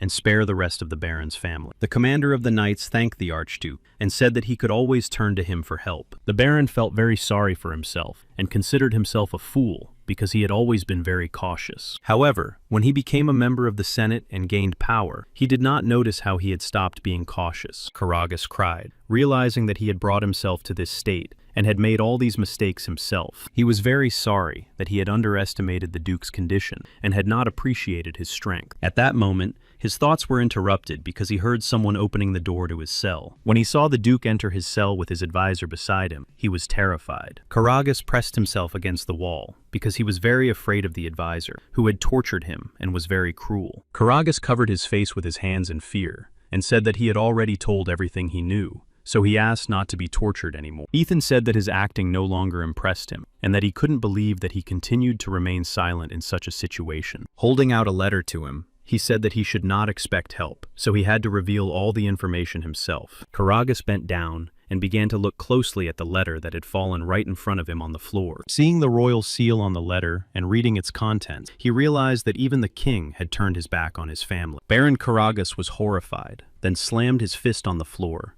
and said he would tell everything he knew. Ethan said he would consider various options for his decision regarding his sons, depending on the information he received. Then he said that there was another floor under the house, where he kept all his secrets, including relics. The Duke was furious, and did not understand how the Baron could have allowed himself to keep his father's relics, namely, the sacred sword. The Baron asked the Duke to calm down, and said that even though he was a member of the Senate, no one would trust him with such a sword. However, the Duke was even more surprised when the Baron said that the sword was broken, and only its hilt had been found. The divine sword Draenian had been passed down from generation to generation, because it possessed great power. He recalled that even during the confrontation with the dragon, the sword had survived, although he himself had been killed, so he asked for details. Karagas reported that 15 years ago, when the dragons began attacking ordinary people, many families simply fled, and only the Ardens remained. They were much stronger and more talented than ordinary knights, so they decided to challenge their most important enemy, the Dragon King. Unfortunately, however, they all went to their eternal rest, and all that was found was the handle of the divine ball. Ethan realized that his father had also tried to resist the Dragon King, and decided to find out exactly what had happened to the enemy. Karagas admitted that he knew nothing about it, only that no one had seen him since. The Duke did not understand why they had agreed to peace, because without the Dragon King, they could have won. The Baron was very surprised, because all this happened before the Duke fell into a coma. Ethan began to yell at him, and asked him to simply answer the questions asked, and not to try to figure out who should have remembered what. He reported that the Xenon family insisted on concluding a peace treaty with their enemies, and everyone listened to them. After talking with Helmut, they went down to check the basement to verify all the information.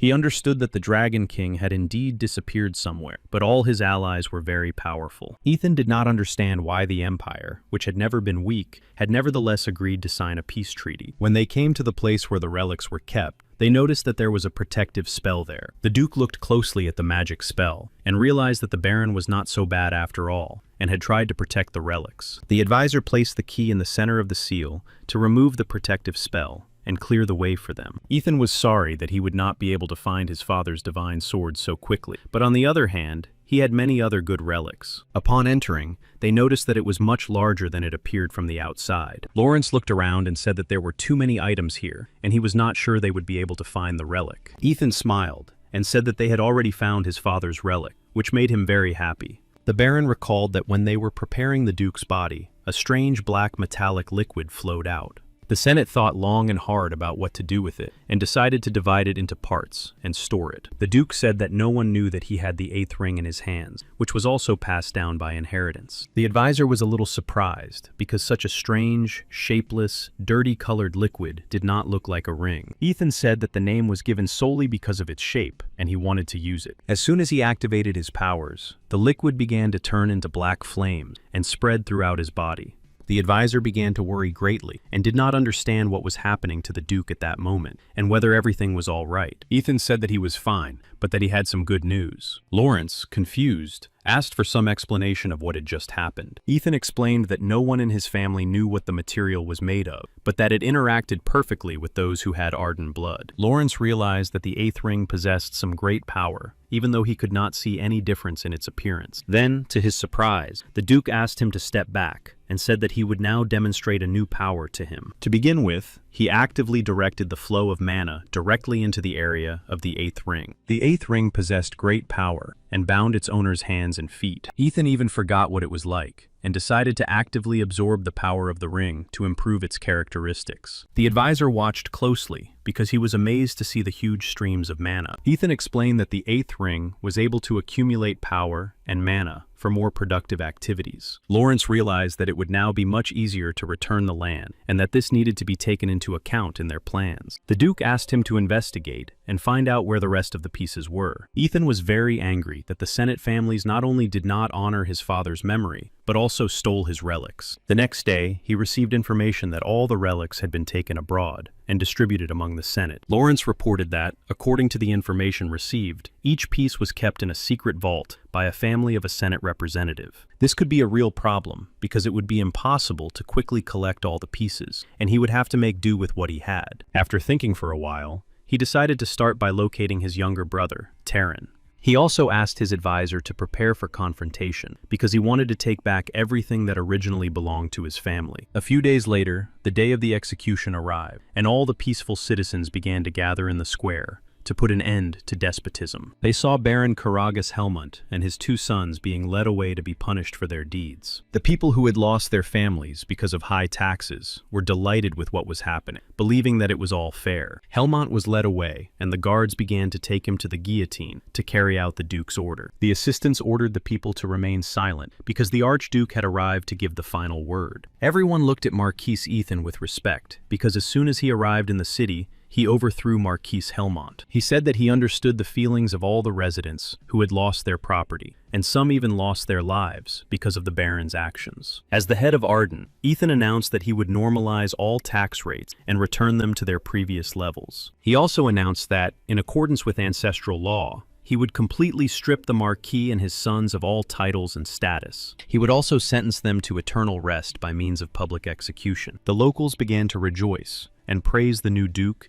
and the Arden family for these decisions and actions. His sister was in the hunting lodge, listening attentively to the advisor's report on the work that had been done. Lawrence reported to her that the Karagas family had been completely stripped of their titles and status. She was very upset because he had sentenced the members of the Senate and the other 7 families could intervene. Lawrence asked the Duchess not to worry because the Duke had acted with all possible twists and turns in mind. She said she would like to continue the conversation in the carriage on the way to port, and the advisor, of course, agreed with her decision. However, the advisor turned his attention to the knight standing next to the Duchess and asked him to introduce himself. The knight apologized and said that he had been appointed as the Duchess's escort knight. Lawrence thought that this was the very knight that the Marquis of Bessus had sent as a sign of alliance. After that, the Duchess and the advisor moved into the carriage, and the escorting knights followed on their horses. The Duchess thanked the advisor, because until then, she had been unable to obtain any information about the current situation from anyone. She realized that she had too many questions, and she was also very curious. Lawrence told her that she could address him informally, because he was a subject of the Duke. The Duchess immediately took the advisor's hands and said that she was very glad that her brother had such a person by his side. She said that she felt as if she had a younger brother again and hoped that they would become friends. Lawrence was a little confused and did not understand why Her Highness was so gentle and relaxed. Meanwhile, time flew by very quickly on the road, and the carriage had already arrived at its destination. Ethan personally came out to meet his sister, and she was very grateful to him for that. His sister carefully examined the Baron's castle and realized that it was simply incredible in size. The Duke was greeted by the knight accompanying the Duchess, who informed him that he had been sent by the Marquis of Bessus as a sign of alliance. Ethan extended his hand to shake his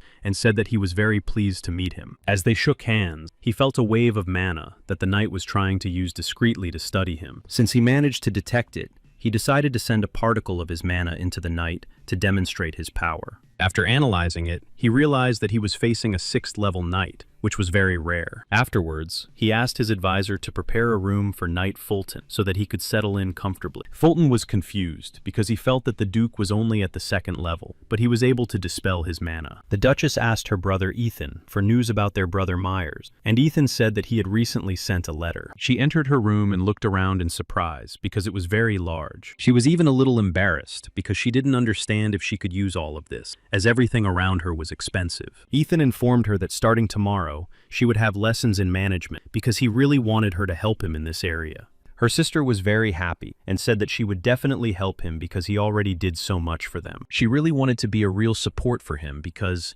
after all, she was his older sister. He also said that in the evening, he would introduce another knight to her instead of Sir Fulton, and she did not understand why. Then, her younger brother explained to her that Fulton had great abilities and would be needed in other areas. The reason for Lugon and Shimon's calmness was precisely because they had 6th rank knights. For this reason, he wanted to speak directly with Fulton and decided not to wait until morning. The knight was a little frightened and apologized for the mess because he had not yet had time to unpack his things. He wanted to understand why the Duke had decided to come to him himself and what exactly he wanted from him. Ethan said that nothing was required of him. He just couldn't discuss everything with him at the entrance to the castle. Fulton also decided to sit down on a chair and asked for more details to understand what exactly they would be discussing. Ethan said that he would also like to learn one technique, and since there was time before dinner, he asked for a private training session. Meanwhile, the Duchess was reading a book on management and was even a little tired because it was time for lunch. Then she suggested to her teacher, who was her escort knight at the time, that they eat together. The gentleman said that it would be a great honor for him, but he felt uncomfortable in front of Knight Fulton. The Duchess was confused because she did not know that her escort knight and her brother were in conflict. Looking out the window, she realized that the conflict was indeed in full swing and did not understand why her brother was like that. Ethan realized that his training with mannequins was no longer useful, and now he had an excellent opportunity for development. Fulton also noticed that the Duke was in very good physical shape. Ethan noticed that his opponent really did have great potential and strength. For this reason, he decided to increase the pace of his action, because he understood that this way he could try to develop his abilities. The commander of the knights was very surprised by this sudden increase in speed, because the Duke had become stronger before his eyes. Therefore, in order not to get hurt, he decided to slow down and use some other tactics. Taking advantage of the situation, Manhwa was able to bypass his opponent and approach him from behind. Ethan was very attentive and actively tried to track the movements of his employees. The 6th rank knight was confused because Ethan was really showing and demonstrating very good results. He found it very strange that Ethan had learned to restore his broken aura mana and had learned to control it again. He did not understand how the Duke managed to display abilities that exceeded the amount of mana he had. Based on the assessment of the amount of mana, its level was distributed, on which the strength and speed of the knight directly depended. It was very difficult for the knight to understand his opponent, because he had never before met a person capable of accumulating mana inside the body. Ethan realized that it was becoming a little difficult for him to act in this way, and was grateful to his opponent. Manhwa was very surprised, because he could not even imagine how it was possible to be capable of such actions with such a level of mana. The Duke himself realized that he had not thought about those times when he was just learning how to use a sword properly for a long time. After thinking for a moment, he decided to try attacking his opponent with full force to test his abilities. For this reason, he activated the power of the 8 rings that were enclosed in his body. Manhwa looked at His Highness with surprise, because his mana instantly increased. To increase his defensive abilities, the 6th level knight strengthened the direction of his mana. The commander of the knights stood in confusion, because the Duke had already demonstrated great strength, and he simply did not expect to see this. It was very interesting for them to watch the confrontation, because it seemed that the Duke's abilities were increasing in the process. Fulton was very attentive, so he tried hard, and even managed to knock the sword out of the Duke's hands. The Duke happily announced that he really couldn't defeat his opponent, Fulton. Thanking him for the training,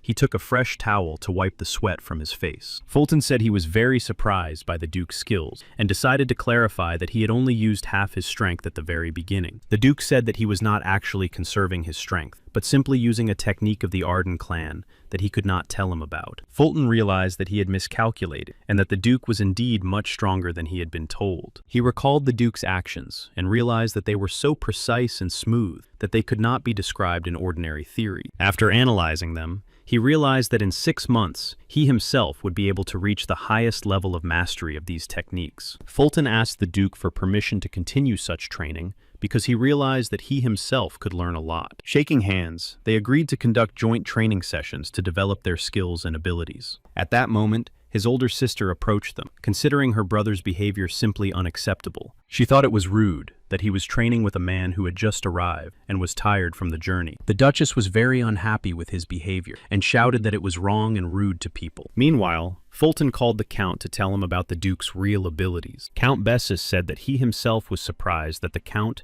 and the 6th level knight were practically on the same level. Fulton said that he himself had seen the Duke's true abilities for the first time today and was very impressed. The Count praised his best knight and told him to report to him daily about the Duke. The 6th level knight bowed and said he would definitely contact him while preparing the next report. The Count understood that the Duke was showing amazing results, especially considering that he had been in a coma for 10 years. After thinking for a moment, he asked the butler to make a list of necessary items, and then come back to him. The Count was completely convinced that the Duke would be able to make many changes, which meant that their alliance should be strengthened. At night, all the knights were put on alert because the people from the 8 gates had managed to escape from their dungeons. It was very important to catch them all and put them back in the dungeon because they did not want to let the Duke down. The fugitives were hiding nearby in the bushes and did not know what to do or where to run next, because there were too many knights. They began to form teams because there was no other way to avoid punishment from the Duke. At that moment, a man approached them and said that the Count had sent him to help them escape. The fugitives decided not to resist, because they really wanted to find a safe hiding place as soon as possible. So they eagerly followed the man, who began to lead them deeper into the forest, and said that he had come from Count Simon. One of the fugitives had previously communicated with an advisor, and understood that he would have to play certain games to lull the Count's vigilance. The advisor explained that he would have to be patient because it would be really difficult, but otherwise, they would not be able to free them. The prisoner understood that he had no other choice, so he agreed to take part in this adventure. The advisor explained that they would not be able to escape punishment from the Count, who had easily betrayed Karagas, who had served him for a long time. Hans understood that otherwise, the Count would simply not trust a butler who had come from the street into his private home. Lawrence explained that tonight, he would deliberately cause a commotion in order to send someone from the Count to rescue him. Hans was a little surprised because everything was going exactly according to the plan that the advisor had outlined in prison. A specially trained man took the butler to a hiding place, where he promised him that it was a safe place. Hans began to tell a pre-planned story about how, as soon as he arrived at the castle, the Duke immediately attacked him. After that, he was placed in a dungeon where he was tortured for a very long time, and left without food and water for a long time. The man did indeed notice that there were very deep wounds on various parts of the butler's body. Hans said that everything was fine, and that he wanted to contact the Count as soon as possible, because he had a lot of important information. He reported that when he was captured, his crystal ball was taken from him, so he could not contact the Count and pass on the information. The man who arrived agreed to his condition and said that they would contact the Count immediately to pass on the information. The Duke received information from his advisor that everything was going according to plan and that the butler had indeed succeeded. Lawrence said he was super busy right now because he was hiring new management staff since the other folks weren't doing a good job. Eaton said he totally trusted him and what he was doing. then showed him a letter. The letter was from the Marquis de Bloten, which meant everything was going according to plan, and they could strengthen their alliance. In the letter, the Marquis said that he would definitely send a small gift in the next few days that would help in advancing their affairs. The advisor was a little confused because he understood that the only gift they could send was somehow related to artifacts. Ethan said that he thought so too, so he expected to receive a miracle cure as a gift. Such medicines were capable of absorbing mana from the air, and with such a medicine, one could improve one's performance. The Duke understood that his knowledge was indeed sufficient to go beyond the limits, but he lacked strength and mana. At the same time, by absorbing the miraculous medicines, he could increase his mana reserves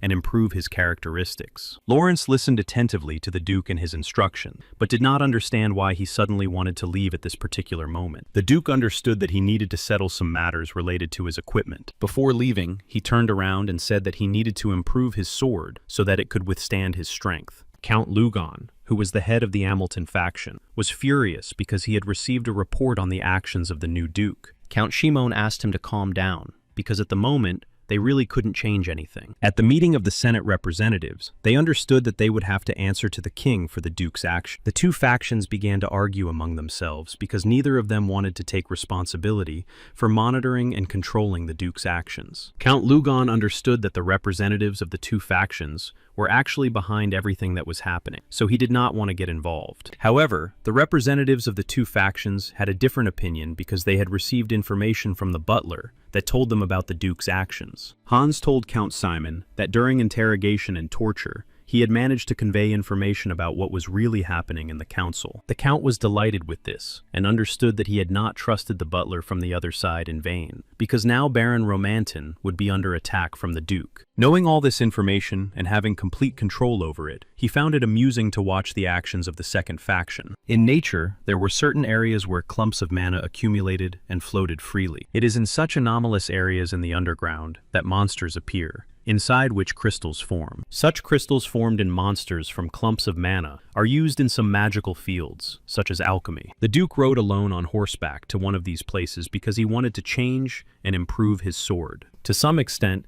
he also wanted to visit the dungeon, but now his main task was to find metal with special strength. However, the gates to the village were closed, and he was asked to stop and clarify the purpose of his visit. The Duke immediately showed his family crest and said that he was not some strange person from the street. The guards were confused because they believed that even if he was a representative of some faction, he could not enter the village at that time. Looking closely at his token, they realized that it depicted a flame, which belonged to the Arden family. Once they had confirmation, they immediately opened the gates and said they would call the elder right away. Ethan looked around and noticed that the atmosphere in the village was very tense. He saw that the villagers were very frightened, and their eyes showed terrible fear. One of the guards apologized and said that a knight had already been sent for the elder, but they would have to wait a little. The Duke said he didn't have time for that, and insisted on going to see the elder himself right away. Meanwhile, the village elder was hunting near one of the abandoned mines, as usual. Hearing a very strange noise, he decided to go and investigate. To his horror, he saw skeletons working in the mine. Jillian was the village elder, and couldn't understand how it was even possible for skeletons to work in the mine. Upon his return, he told the Duke about this, and that he was too afraid to go further and check everything out. Ethan understood that what was happening was too strange, because it was in this abandoned mine that the strongest metal could be extracted. He thought about what was happening, because he understood that, judging by the reaction of the residents, they still did not know about the existence of the strongest metal. After thinking for a while, he realized that only a very powerful mage with dark powers could summon skeletons to work. In his past life, Lich was just such a dark mage with truly great potential. However, assessing his current capabilities, he understood that at the moment, the Duke would not be able to defeat such a powerful mage on his own. Ethan decided to check everything out first, and headed towards the abandoned mine to see everything with his own eyes. Approaching the entrance, he began to hear a very faint but distinct sound of tools working. Entering the mine, he was surprised that there was no magical barrier at the entrance, which meant that the enemy was confident in their abilities. Everything that was happening seemed very strange, and he had the feeling that it had been organized on purpose. After examining the mine, he really did see undead creatures actively working and extracting metal. Looking more closely, he noticed that the carts did indeed contain particles of that very durable metal. Among all the workers, he saw a man who was completely covered in a cloak and who radiated a great deal of energy. After carefully studying his opponent's aura, he realized that he was not a strong dark mage and decided to deal with him. For this reason, the Duke immediately went downstairs and began to approach the stranger to understand who he was. The opponent immediately began to activate a spell and said that no matter who was standing in front of him, he would turn them into a skeleton. As soon as his opponent began to actively use mana, Ethan began to analyze his actions and his aura. To his great surprise, he realized that his opponent had mastered the technique of dragon breathing. However, to the Duke's great surprise, his opponent began to laugh very loudly. The sorcerer laughed because he was surprised that his opponent was not aware of all the techniques of the dragon race. He no longer had any desire to wait for an attack, so he decided to attack first with sorcery and a dark chain. Ethan was confused. He did not understand how this could be possible and tried to block the damage. He was surprised that his opponent was able to create a sphere using dark magic and fill it with mana. The sorcerer continued to laugh and say that his chain would not spare even a 5th level knight. He immediately began attacking his opponent, believing that he had most likely been sent by the villagers. The Duke himself was very surprised because his opponent's level was similar to that of a 5th rank, but his actions were clumsy. Analyzing the mana aura, he immediately identified the weak point of the chain and attacked it. However, he could not even imagine that all this was a common mistake and that he had fallen into a trap. The chain simply split into several parts, which began to attack him synchronously from different directions. The sorcerer began to laugh loudly because he was able to defeat a 5th rank knight, and in front of him was just a 2nd level human. Ethan quickly destroyed his entire chain in a matter of seconds and told his opponent that he talked too much. The opponent was very confused and did not understand how this could be possible. While he was pondering how his opponent had managed to simply destroy the chain, the Duke swiftly moved on to new attacks. In order to secure his current position, the sorcerer simply used the spell of impenetrable darkness. Ethan possessed fiery energy, so darkness did not frighten him at all, because he could create any kind of light with the help of mana. Thanks to his quick actions, he easily found himself behind his opponent, who did not have time to track his movements. The sorcerer was truly frightened, because even his dark protective magic could not defend him. He had no choice but to order his servants to help protect their master. The skeletons immediately dropped their tools and headed towards the uninvited guest. The sorcerer began to rejoice, realizing that his opponent would not be able to attack him and resist his skeletons at the same time. Ethan used the flame wave technique and easily solved 2 problems at once by destroying the sorcerer's protective field. Then he activated the mana in his hand to block all of his opponent's powers in the mana flow. By doing all this, Ethan became completely convinced that his opponent's mana was located directly in his heart. But the most surprising thing was that only the dragons from his past used this method of control. It was precisely because mana was used from the heart rather than the stomach that this technique was called the heart of the dragon. At the same time, the sorcerer who skillfully used the dragon's breath technique was not a dragon, so the Duke wanted to know where he had learned it. He understood that such mixed techniques were quite difficult and wanted to understand who was behind it all. Ethan told his opponent that if he did not start talking, his pain would only intensify rapidly. The opponent just started laughing that he would exist forever, regardless of his power. Ethan was very confused and did not understand what was happening and what order was being referred to. Then there was a fairly large explosion, and the man simply disappeared from view. Ethan protected himself with his own fire mana, realizing that everything that was happening was indeed very dangerous. Brushing the dirt off himself, he understood the basic principles of breathing techniques and wanted to understand what order was being referred to. He remembered that in his past life, there was also a pseudo-religion that made people believe in the existence of hell. In the current reality, there was a dark magician who was a true follower of such a strange religion. Analyzing all the data, the Duke began to understand that most likely there was more than one such follower. The only conclusion that suggested itself was that most likely representatives of the dragon race were involved here. Therefore, he understood that as soon as he made his sword, he would immediately have a lot of work to do. The dwarves lived deep underground and were highly skilled in working with precious metals of various qualities. They were very adept at working with metals, precious stones, and various types of tools. Even the most skilled humans were mere children compared to their real abilities. People were always very impressed by these abilities, so they captured the dwarves to use them for their own purposes. Therefore, the masters began to hide in remote places so that no one would find out about them. In the past, Ethan managed to befriend them and find out about their place of residence, but now it looked deserted. He became very sad because he had no one else to turn to, as no one else could master the technique of Ephrion and the methods of its processing. Unexpectedly, a dwarf came out to him, who was very surprised to see a human and did not understand why he had come to them. Ethan said he had come specifically to place an order, but did not know if he had come to the right place.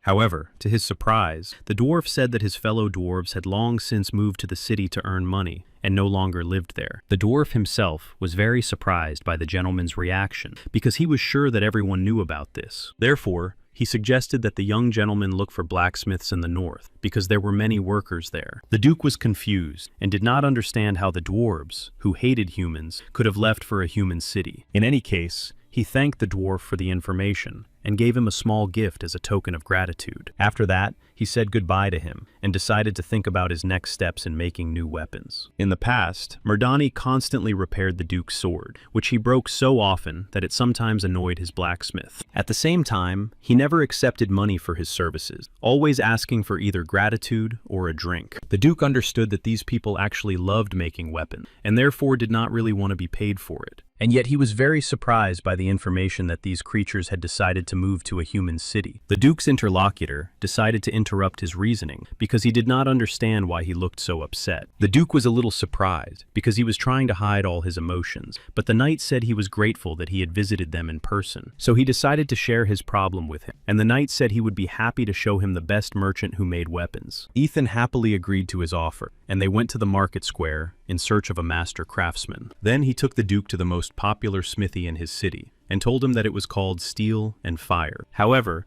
the line to the smithy was very long, and they didn't know if they would be able to get in today. The Duke had no choice but to patiently stand in line and wait his turn along with everyone else. One of the merchants approached him and immediately noticed the very good metal in the gentleman's backpack and informed him that they would not be able to help him. The Duke was pleasantly surprised that the craftsman who had just approached him immediately identified the type of metal in his backpack. The craftsman began to laugh loudly, saying that he had worked his entire life only with very rare, particularly strong metals. The craftsman said that he knew all the intricacies and techniques of working with metals that were particularly strong but fragile in their original form. He said that there was not a single dwarf in the area who knew Ephrion better than he did. Ethan was absolutely delighted because these were the very words his former master from his past life used to speak. Their conversation was interrupted by a knight who announced that the forge was open because a very important customer had arrived. Pefornitz was very surprised because only now did he realize that the person standing before him was the very Duke who had been in a coma. The Duke said that he liked Pefornitz, so he wanted to entrust his task to him. Therefore, he told the accompanying knight that he wanted to place his order with this particular master. Razzia was a little surprised by this decision, but it was not possible to argue with his highness. Therefore, he said that he would be careful and would definitely deliver the letter as requested. Before leaving, the knight asked the Duke to be very careful because this master had been convicted in the past. In the past, this master did indeed have a very strong competitor with whom they worked together in the capital. The craftsman spent several nights working to create a true masterpiece that would make William jealous. However, in the end, his competitor won the competition, and everyone forgot about him. The competitor bribed one of the judges and accused him of fraud, which is why he ended up with a criminal record. He offered to make weapons for the Duke completely free of charge, but if they turned out well, he asked to sign a contract. Ethan was very serious and decided to clarify what would happen if he did not like the weapons. The master did not think for a second and said that in that case, he would take his own life. Ethan realized that the master was really confident in his ability, so he agreed to sign the deal.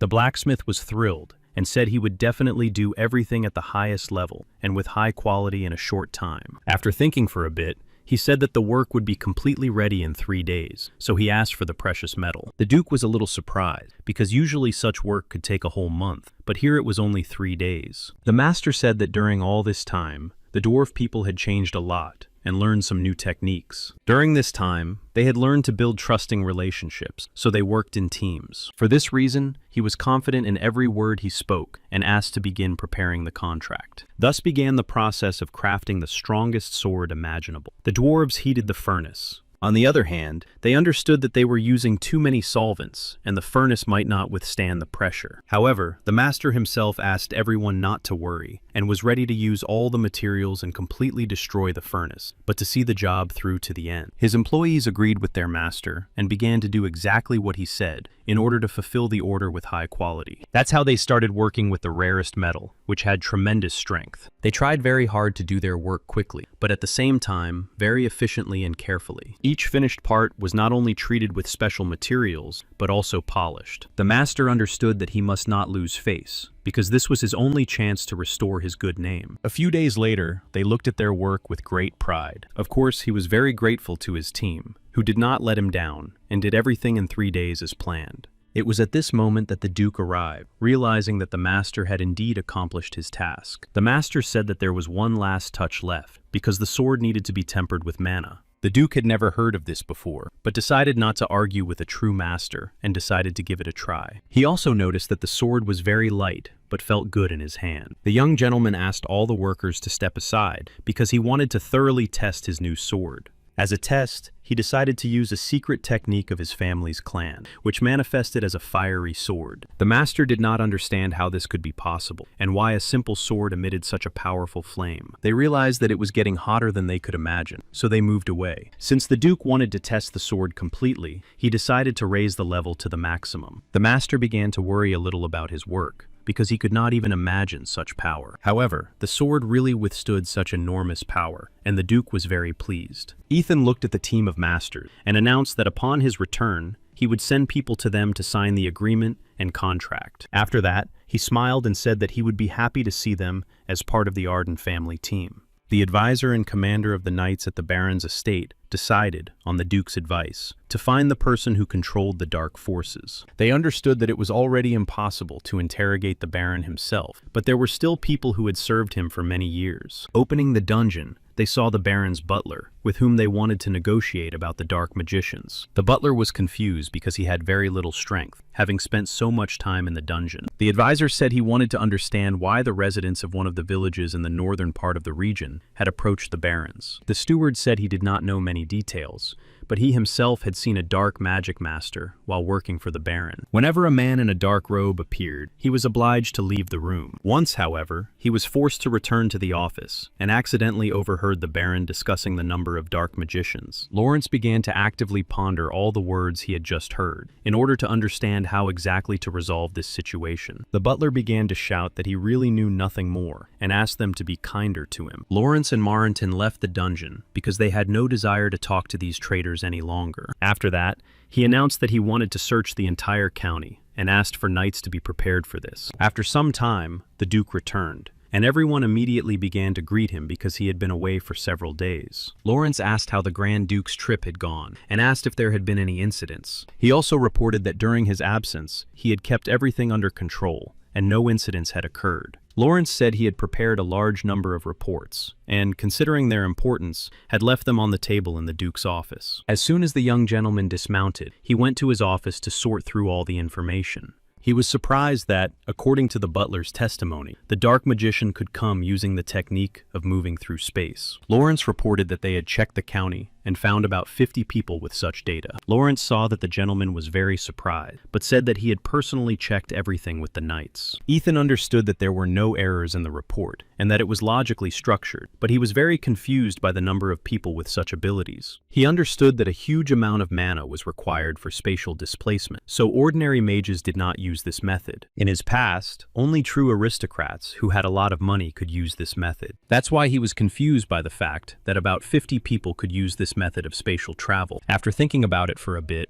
he realized that among those 50 people, there was someone who was directly connected to the order. Fulton went to see the Duke to greet him after his trip, and looked at his new sword with surprise. Ethan said it was the masterpiece of a master blacksmith, whom he had invited to work for his family after such work. Seeing the delight in the knight's eyes, he said that he could ask for a similar sword to be made for himself, to enhance his abilities. Fulton couldn't believe his luck, because he couldn't even imagine such generosity. The Duke explained that it would be a small reward for constantly guarding his sister. The knight said that it was not difficult for him to carry out such a task, and that he had a lot of free time. Besides, the The Duchess had been very busy lately because she was learning about document management. Flexian also acknowledged the Duchess's abilities, saying that she was a quick learner and grasped everything on the fly. The young gentleman was very glad that he had not been wrong to entrust his sister to them and send her for training. The invited knight also said that he had to deliver something he had received from his master as a gift. He said that it had been sent by the Marquis of Blossom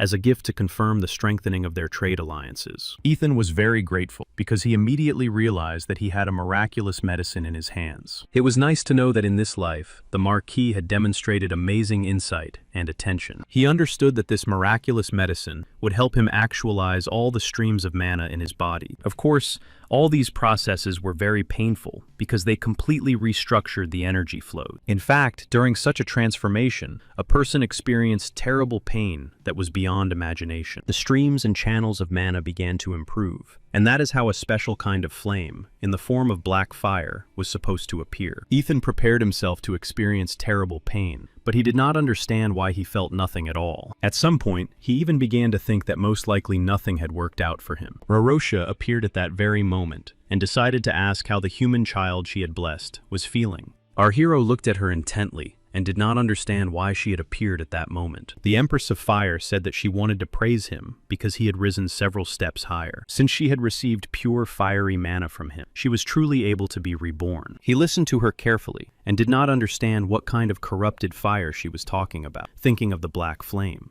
Then she explained to him that the black flame was not the true form of fire and could not develop further. The Duke was confused because he was counting on the black flame and did not understand how it could be imperfect. It seemed very strange to him because it was thanks to this black flame technique that his family became famous. The Lord of Fire said that she had awakened before, but it was their progenitor who founded the clan who awakened her. Aiton was confused and asked her to explain in more detail because he was completely confused. Zeron Arden was the founder of the Arden clan, and all the techniques they were now trying to use and learn. Unfortunately, no records of him had survived, and the only thing they knew about him was that he used white flame. Now he understood that they had all been deeply mistaken in trying to develop black flame, because the source of power was white flame. The Fire Mistress watched his thoughts closely and realized that he had finally understood something. Before leaving, she said that she would eagerly await the day when he could recreate the pure flame, and then she said goodbye. Ethan thought about it and realized that he would have to change things a little and start moving in a different direction. He thought that perhaps he was now on a more correct path, one without the limitations he had faced in his past life. Baron Romentin received urgent news from his butler, who said that the Duke was preparing to attack their estate. The Baron was confused and did not understand why the Duke had decided to go after them and not the one who had started it all. His chief knight asked his master not to worry about anything because he had already reached the 5th level. The next day, the Duke did indeed organize a large expedition to attack the Baron. The Duke decided to try training with Knight Fulton again because he wanted to hone all his skills. The knight was a little surprised by the Duke's new techniques,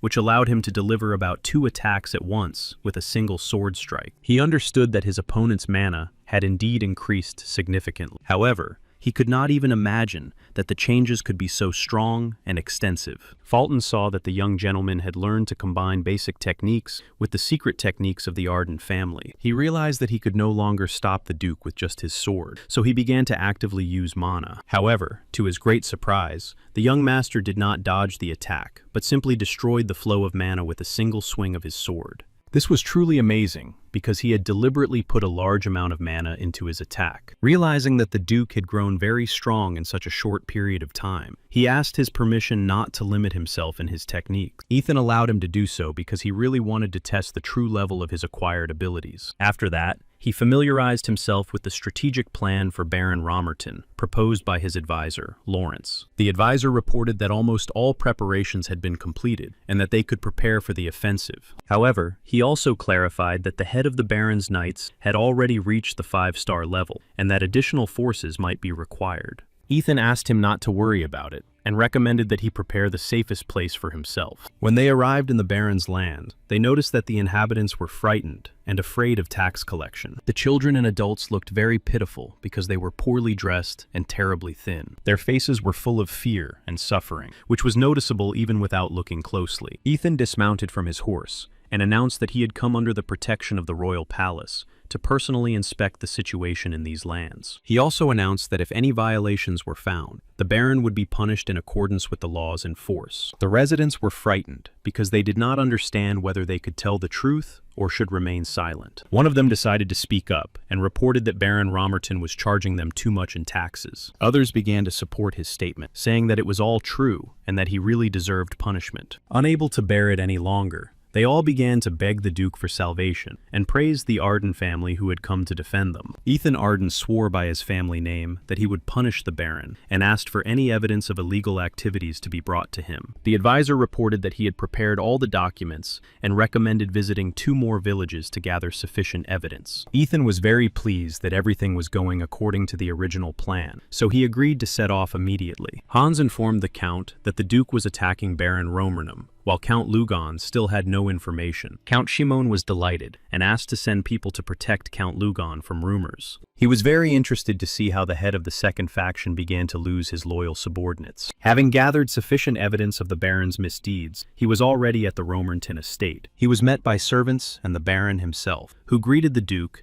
and informed him that it was necessary to notify him of his arrival. Ethan had no desire to engage in lengthy conversation, so he asked for an explanation of all the facts that had been collected in the book. The Baron simply laughed and trampled on the book with the evidence, saying that he would definitely visit the villages once he had dealt with him. The head of Merlin came forward and said that it was too presumptuous to come to them unaccompanied. Demonstrating his sword, he said that only out of respect for his status was he willing to fight him at less than full strength. Ethan understood that everything that was happening was quite expected, so he said that they were behaving worse than Karagas. Demonstrating his new sword, he decided to clarify whether they really had nothing more to tell him. Merlin activated his aura and continued to laugh, saying that he understood his respect for his own kind. However, in reality, he was simply not yet familiar with his true abilities personally. The Duke did not take any steps or move, because he was interested in observing his opponent's actions. He understood that his opponent's greeting could completely reveal his tactics for conducting the confrontation. Merlin continued to enjoy himself, because he was completely confident in his strength and abilities as a 5th-rank knight. Ethan carefully analyzed the flow of his mana, and tried to identify all his weak points before launching his attacks. Merlin smiled, realizing that the young gentleman probably really liked his greeting. His opponent smiled, and thought that this time his opponent was too bold and not attentive at all. Suddenly, they were interrupted by the Baron himself, who asked them to stop immediately. Baron Romerton asked Sir Merlin to stop, because he had decided to discuss some details a little more. He apologized to the Duke for his rudeness, and said that he understood that otherwise he would not even listen to him. He clarified that he was now personally convinced of the great difference in their strength, so he asked him to listen to his grand proposal. Romerton said that if he listened to his proposal, they would not even have to take part in the confrontation. He said that he was not his enemy, because it was Count Simon's faction that had done this to his family, and it was Simon who should be dealt with. Ethan tried to pretend that he was listening carefully to his interlocutor, so he asked for more details about the proposal. The Baron offered him to join their faction, and said that he would guarantee complete safety and his protection. Ethan could no longer hold back his laughter, so he began to laugh very loudly, and the Baron did not understand what he had said that was so funny. Our hero said that the Baron had completely lost his fear, and did not understand what position he currently occupied among the other trash. Baron Romenton was puzzled, and realized that most likely nothing good would come of these negotiations. Demonstrating the power of his sword, the Duke said that he was not interested in his offer, and did not want to cooperate with an ordinary vassal. He then stated that the elders who had betrayed his family were nothing but trash, and his true enemies. The Baron was slightly confused, and did not understand why the Duke refused to cooperate with him, since it was a lucrative offer. He was very angry, because he understood that his current position was very powerful, and that some Duke who had awakened from a coma could not dictate terms to him. Merlin informed his master that it was useless to talk to such a person, and immediately went on the attack. With his sword filled with aura,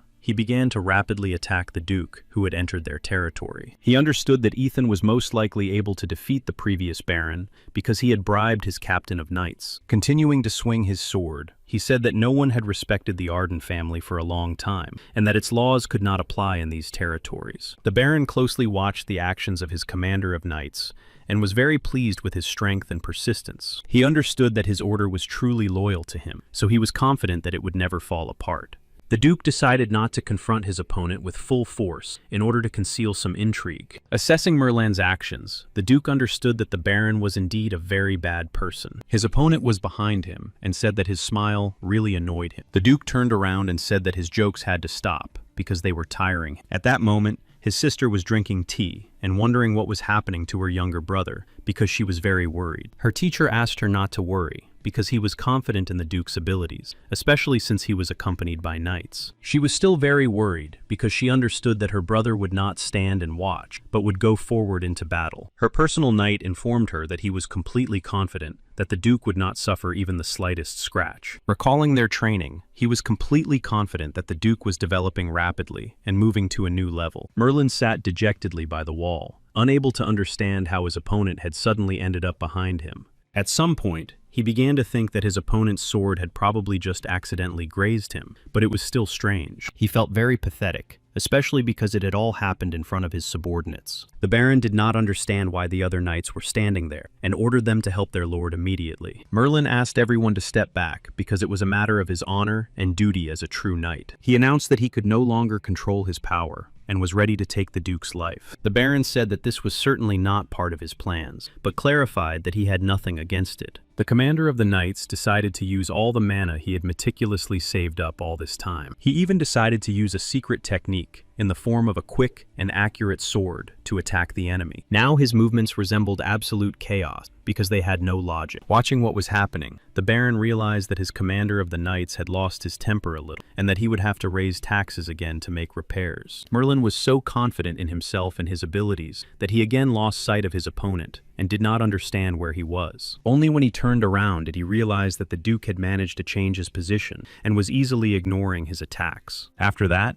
he was attacked by the Duke in the cheek area and could not avoid it, admitting his naivety. At the same time, the Duke did not even have to use his sword or any special power to attack the 5th-ranked knight. Ethan decided to move closer and place his foot on his opponent's chest in order to have a serious conversation. Merlin couldn't understand how this was even possible, since the Duke should have been at the 2nd level. At the same time, he realized that he couldn't move at all, because all his mana channels were blocked. Ethan asked him what he thought had happened to the Baron's men, who dared to raise their swords against him. When the commander of the knights realized that the last seconds of his life had come, he became truly frightened. The Baron tried to see through the clouds of dust and dirt, and did not understand what was happening there. At one point, he even started shouting to get a response from his commander of the knights. However, he received a response from the Duke, who informed him that the commander would no longer be able to answer him. Everyone carefully examined what was happening around them and tried to understand what had happened. Realizing that the commander of the knights was no longer in this world, the Baron began to scream frantically in fear. Then he hurriedly turned to his deputy, because he did not understand how such a thing could be possible. The Baron understood that there were 30 other knights with him, so he ordered them to stop the enemy immediately. The deputy commander was also very frightened, but she could do nothing, and ordered the others not to relax. All the knights stood around the Duke and prepared to demonstrate the techniques they had practiced before. They all surrounded the Duke, but understood that they were very weak and would not be able to defeat him in this situation. As soon as all the knights were in position, the deputy immediately ordered them to attack. The Duke just laughed, realizing that he was facing real weaklings and that he would have to control his own. He then immediately activated the Sea of Flames to quickly defeat the knights. At the same time, he did everything so that they simply lost consciousness,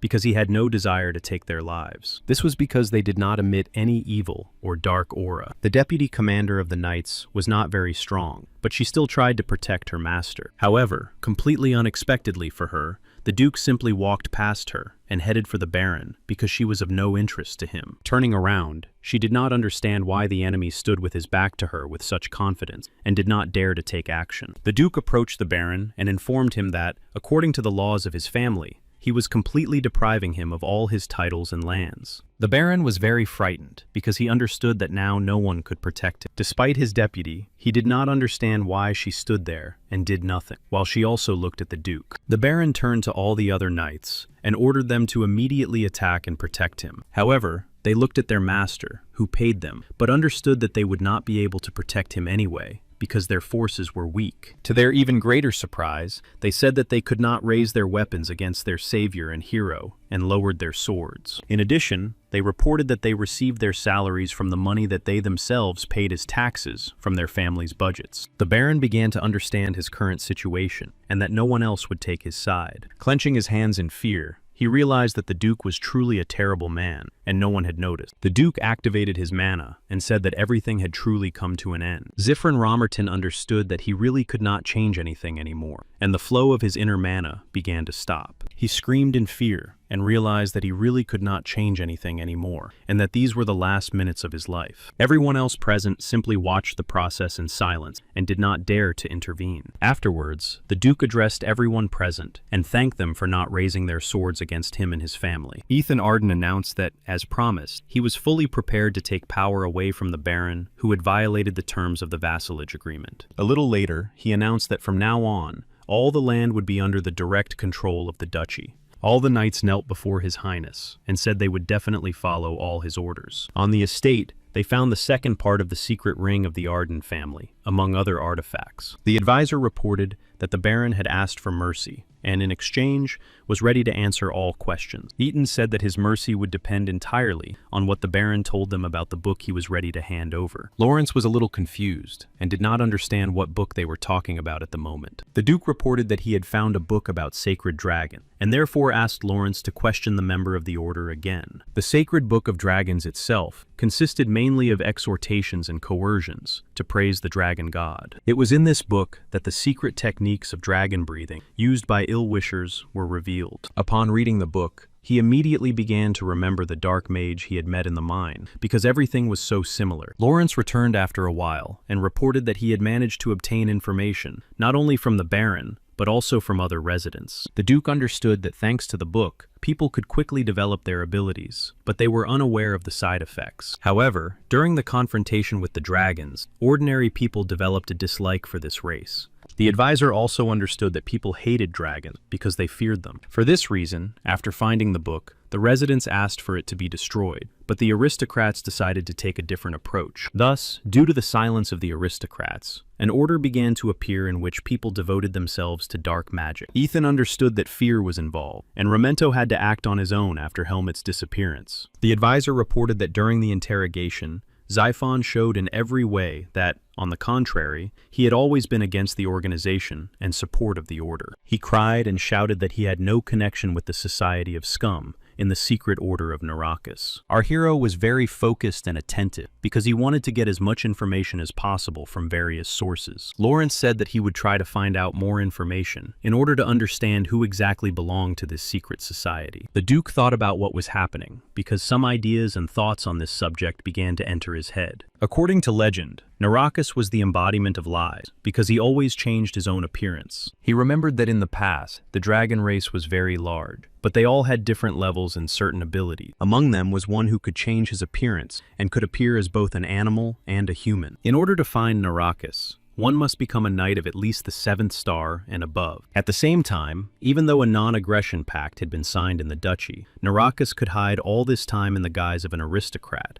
This meant that the current situation could become even more serious than what had happened in the past. After thinking for a moment, he informed the advisor that it was necessary to find out as soon as possible who had brought this book to this land. In one of the guest houses, an employee was reading a book and heard someone knocking on the door, so he said that they were already closed. However, the persistent knocking did not stop, and the employee shouted louder that they were already closed and that it was necessary to come back another time. Suddenly, the door simply shattered into a large number of splinters, and the employee was confused. Ethan said that the door had finally opened. Otherwise, he would have thought that someone simply did not want to open it. The employee was very frightened and did not understand who was standing in front of him and how he dared to break the door. The Duke paid no attention to these conversations and calmly continued on his way. Then he saw a man holding a book of dragons in his hand, surrounded by customers of various levels. As he approached them, he was horrified to see that there were despicable merchants selling their opponents' techniques. Those present looked at the young gentleman and thought that he had clearly misunderstood something. The buyers of the book began to warm up their hands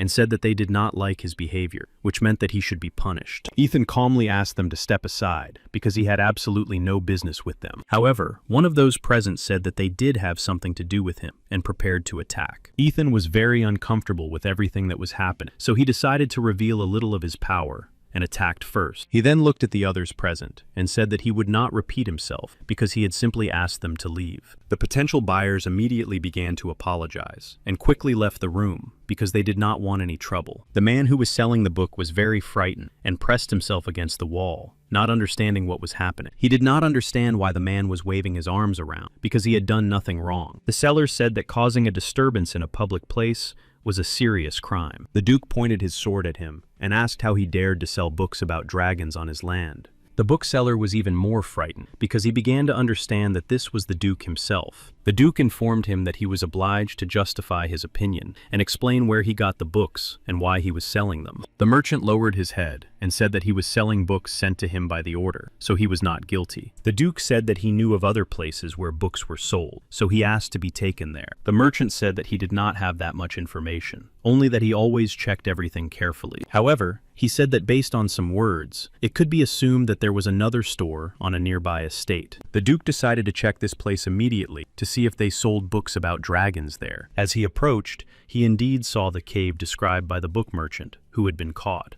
Our hero decided to personally verify everything that had been said earlier because he wanted to find out who was behind it all. He was surprised that there was no magical warning at the entrance, nor even simple guards standing watch. Such actions only proved once again that the people who sold the books were confident of their impunity. The Duke was greatly annoyed by what was happening because trading dragon books was a real crime. Entering the cave, he found two young men talking about the order. One of them talked about how he collected money from ordinary civilians, even using his sword to intimidate them. The other said that it was clear that the priests of the order would cover for them anyway, but that it was not worth taking advantage of this so often. Suddenly, their conversation was interrupted by a gentleman who approached them and asked them to simply be quiet and stop talking nonsense. The young men were confused. They did not understand who this person was, or why he had come to their secret place. The Duke said that they would soon lose their lives anyway, so he saw no point in his performance. He believed that they should be ashamed because they were human beings, and yet they were causing great difficulties for other people. The young men were a little surprised because they knew that they had no appointment scheduled for today. One of them activated his dark magic, saying that he hadn't fought anyone in a long time, and missed it very much. The Duke understood that his opponent had used the very same mixed breathing technique, which meant that he didn't remember what had happened with the dragons before. His opponent was a little confused and did not understand what difference it made to him which technique he had learned to use. Our hero was furious, saying that they should always remember what dragons had done to humans, and, even more so, not use techniques. So a real confrontation began between them, where they tried to attack each other. The young man with the dragon's breath understood that his opponent had primitive techniques, so he was confident in his abilities. Ethan actively opposed his opponent because he understood that he deserved punishment in the form of death. During one of the attacks, his opponent's sword simply broke, which surprised him greatly. His opponent's comrade noticed that the uninvited guest had crossed all boundaries and also went on the attack. However, he could not understand who exactly was in front of them, because the movements were smooth, but the enemy moved quickly. The Duke easily caught his opponent, who began to beg for mercy and asked to be spared. The Duke said that it was too disgusting for him, because his entire family had suffered great losses, so that people like them could live. Having finished with his opponents, the Duke decided to go further to understand what was happening there. Inside, there were several more followers of dark magic and the Order of Dragons who pointed their weapons at him. Among all the followers, there was one man who completely controlled their movements, which meant he was the strongest. Ethan looked around carefully to understand what tactics he should use this time. Their elder said that if the uninvited guest answered his questions, he would spare him. The Duke found it very funny to hear all this, because he was the one who had to punish them for all their actions and connections with the dragons. Looking at the man, he realized that he was the very priest who was responsible for spreading the sacred book of the dragon race. Ethan did not understand how it was possible to worship dragons on the territory of the Arden family, who had lost their lives because of them. Therefore, he announced that he would take the lives of every single one of them because they had betrayed humanity and sided with the dragons. The priest ordered his people to attack the enemy, but to leave him alive so they could find out who he was. Ethan began to activate the red flame in order to defeat his enemies more quickly. He did this in order to attack his enemies with mana and try to conserve his strength. All the followers were very frightened and did not understand what it was. The priest also noticed that usually a knight cannot wield a sword and control fire mana at the same time. After a brief analysis, he realized that most likely they were facing the very duke that had been rumored. The priest thought that he had a chance to prove his loyalty to the dragon race, especially since the duke had recently awakened from a coma. Therefore, using a common dark magic spell, he commanded the fiery whip to appear. Our hero was slightly confused because his opponent skillfully used dragon magic and appeared calm. Dragon magic was very dangerous because they could use it without any spells. This meant that the order was most likely connected to several representatives of the dragon race at once. Our hero realized that he should pay more attention to details because his opponents were stronger. However, his opponents were confident that they had cornered him and decided to attack quickly. Ethan realized that the priest was much stronger than the dark mage from the mine where he controlled the skeletons. The priest laughed and said that he would not allow him to use any spell, so he summoned shackles. Our hero was confused because his body was indeed bound by ropes made of dark magic. The priest began to laugh because he was completely confident of victory, seeing that he had caught his opponent. However, the duke found it funny because he understood that such dark shackles were nothing to him. With the help of his fiery mana and energy, he easily broke them and freed himself from his bonds. The dark magic priest was confused. He did not understand how this could be possible for a second-level human. Our hero reminded him that the Arden family clan had a distinctive feature because they knew how to control fiery mana. For this reason, any pathetic tricks using dragon magic simply had no effect on him. The priest was confused and said that he understood that it would not be easy to deal with him and did not think it would be so difficult. However, he did not plan to give up and decided to use more complex techniques and spells to attack his opponent. After that, he began to activate the aura of the ghostly dark giant in order to capture his opponent. He began to enter a state of fury, and the entire space around him was filled with dark magic and its intertwining threads. Ethan was confused and began to actively use his sword to protect the space around him with a wave of fire. After analyzing the situation, he realized that his aura was indeed very strong and that he might not survive. His enemies actively surrounded him and used streams of dark power to defeat him more quickly. Ethan realized that there were too many followers and it would be very difficult for him to deal with them alone. The priest began to feel much worse because the power he was using was depleting his internal resources. However, he had no intention of stopping and used the power given to him by the dragons to create a monster. The giant was formed entirely from the streams of dark energy that filled the space. Ethan realized that it was too late and that he would have to resort to a method he had not planned to use. He began to activate the power of the open double ring in order to improve his characteristics and increase his attack power. The monster formed from dark mana was confused and did not understand what was happening. The followers were expending too much of their strength and, not knowing what to do, began to turn to the elder priest. Ethan used the second part of his secret fire breath, which was a black flame. The enemy was confused and did not understand how it was possible to summon such a large amount of flame with pure energy. The walls of the room could not withstand such force and began to collapse, and the altar for the mysterious initiation simply fell. Ethan realized that he had expended a tremendous amount of energy, but it really helped him achieve the desired result. Approaching his opponent, he said that he wanted to ask something to clarify the situation. The priest lay on the floor and thought about how this could have happened, since he had received the dragon's blessing. Ethan asked him if he knew about a group of magicians who belonged to the order, and where they could be found. However, the priest began to laugh, because such a question simply made him feel like laughing, and nothing else. Ethan was a little puzzled by such a strange reaction, but decided to wait because he was interested in the answers. The priest understood that his opponent had decided to demonstrate his superiority as the victor, because he was a member of Arden. Our hero said he had no intention of wasting time, and ordered him to answer the questions clearly. The priest said that he would never be able to learn any information about the sacred order headed by their patron. Activating his dark magic, which flowed from his forehead, he said he would take his opponent with him. However, Ethan remained completely calm and simply used his hand to block the flow of dark energy. The priest was very surprised and did not understand how this could be possible. Ethan knew he had seen this before, so he simply absorbed all the mana flowing from his opponent. The priest began to laugh again, realizing that he was facing a real monster. But he understood that no one from the order would give him any answers anyway. The Duke was confused and listened carefully to every word of his opponent in the hope of getting some clues. The priest said that no one would actually give him any information because everyone had sworn an oath to their lord. He understood that they were all under a spell that would burn anyone who dared to reveal secret information. Ethan understood that this energy was actually too strong, and he simply couldn't stop these processes.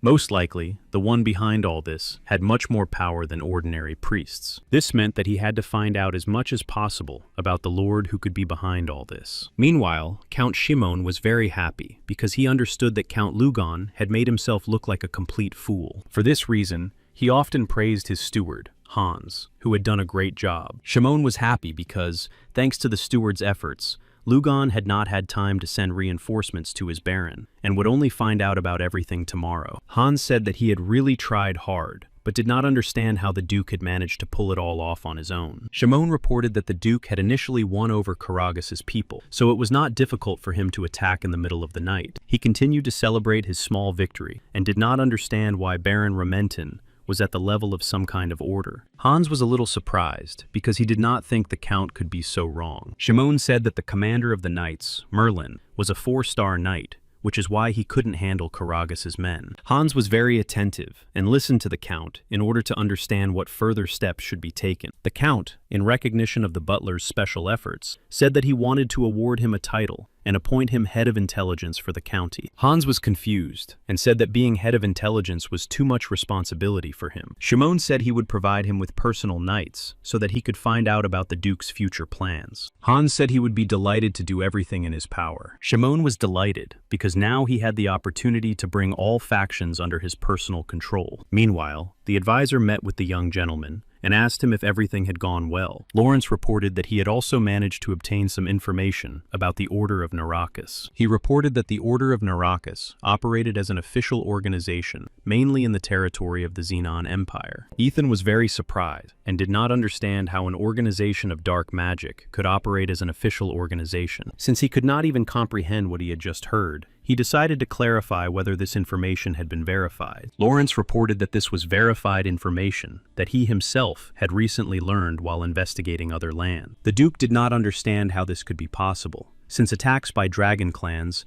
also took place in the territory of Xenon. After thinking for a moment, he ordered Prexian to be summoned immediately, because he should have known more information. Currently, the Order of Naracus is considered sacred land of the Xeno Empire, with their temple located at its center. At the same time, there were branches of this organization in the 6 kingdoms that spread their ideology. The Duke was confused, because if all this was true, then the most influential figures on the Western continent were in the hands of the Order. At the same time, in light of recent events, he was completely sure that a secret branch of the Order was also located in the duchy. Therefore, he reported that the Ardanov's goal was not only to revive their family, but also to rid the empire of all followers of the dragons. Prexian reported that thanks to the king's restraining policy, there were not many such orders. Ethan was slightly confused because he considered the king to be mediocre and asked for some explanation. Prexian reported that the king did indeed actively show hostility towards the order, which is why there was no such branch on his land. This information was quite unexpected, as the king had managed to prevent the dragon race from entering the kingdom. Such evidence could indicate that the king was, after all, trying to act in the interests of the people. Therefore, he most likely did what he did to the Arden family, solely because he was forced to by circumstances. For this reason, he asked Prexian to report on the king's policies, because it might be useful. Showing the badge, he asked his assistants to get some information. Ethan said that the priestess had a badge like that, so it was probably related to either the Order or dark magic. He asked his advisor Lawrence to send a letter to Proferens as soon as possible, without waiting for dawn. The advisor was a little surprised, because he understood that the letter was meant for the dwarf, who was a blacksmith. Ethan explained that there were matters more important than the current one, and that he couldn't just take it and explain everything yet. After thinking for a moment, he explained that most likely not only humans, but also some dragons could be involved in the Order. The dwarves could also be involved in the Order, because they used magic to make some items. In the morning, Proforin received a letter from the Duke and carefully read its contents. His assistants decided to clarify what exactly was in the letter that he even dropped his hammer on the floor. Putting the letter on the table, he ordered Mustard to temporarily look after the smithy because he needed to resolve some issues. He only said that he needed to visit the Duke right away to understand everything. Mustard was very surprised by this behavior and decided to find out what exactly was in the letter. Profen smiled and said that they would most likely have a chance to take revenge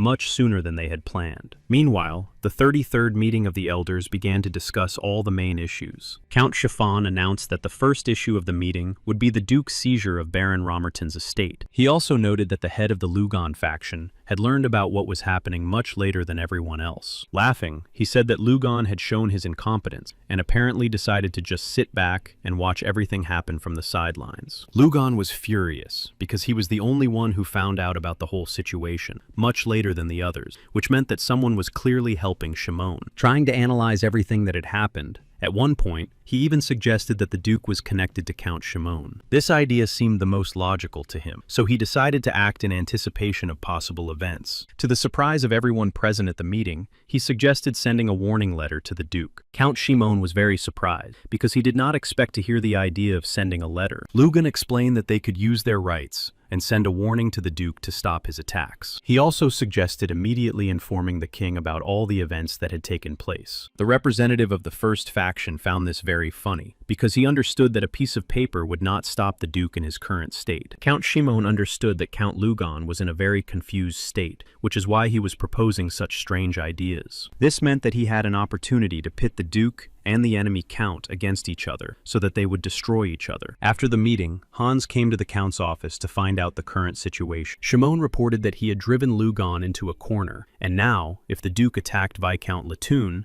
it would be just perfect. Hans reported that he had not yet been able to find out the Duke's next target, but he had visited places where taxes were too high. Therefore, he suggested lowering taxes slightly in order to divert the Duke's attention from his county. Count Shimon's expression changed abruptly, and he exuded negative energy. Hans was frightened and did not understand what could have happened in a few seconds to cause Shimon to change so much. The Count clasped his hands and asked Hans if he thought he was taking too many liberties. Hans could not understand why the atmosphere had changed so dramatically and why the Count was so strict. Shimon said that the butler had no right to tell the Count to behave more quietly in front of the Duke. Hans understood what was going on and immediately began to bow to ask for forgiveness and mercy. Shimon asked him not to forget his duties and not to forget what would happen to him if he continued to behave in this manner. Hans understood everything the Count said, so he apologized and left his office to avoid a scandal. Shimon understood that Count Lugon had begun to suspect that someone was on his side and helping him. This meant that it was necessary to make Myers the third head of the Arden family as soon as possible. A few days later, Ethan and his advisor were on the training field when a letter was brought to them. Ethan carefully studied the letter, and with each line, he found it more and more amusing. He understood that his plan was working because the factions had sent him a warning letter. Lawrence understood that now he had to turn his attention back to Shimon's faction and its representatives. However, Lugan constantly covered his actions with the king, which meant that they should take note of this method. The advisor reported that he had managed to establish all the channels through which the books were distributed. The Duke was very pleased that the king was not involved with the order and decided to follow his policy completely. Therefore, he understood that he needed to study the dragon race and protect the ordinary inhabitants. Lawrence reported that the butler had tried to hint to the Count about lowering taxes, but he ignored him. The Duke was angry because the Count understood that punishment awaited him anyway, but nevertheless did not change anything. Unexpectedly for the advisor, the Duke began to sharply attack something in space and looked focused. He did not understand what exactly had happened because he did not see anyone, so Lawrence tried to peer into space. Seeing the man who was laughing at them, he could not understand how he had managed to get past the guards. Suddenly, in the wall of flames, they saw the figure of a woman who said it was a little hot. The advisor was very surprised to realize that the Duke's flames had too much destructive power. This meant that they were dealing with a very unusual person, and the Duke decided to find out who it was.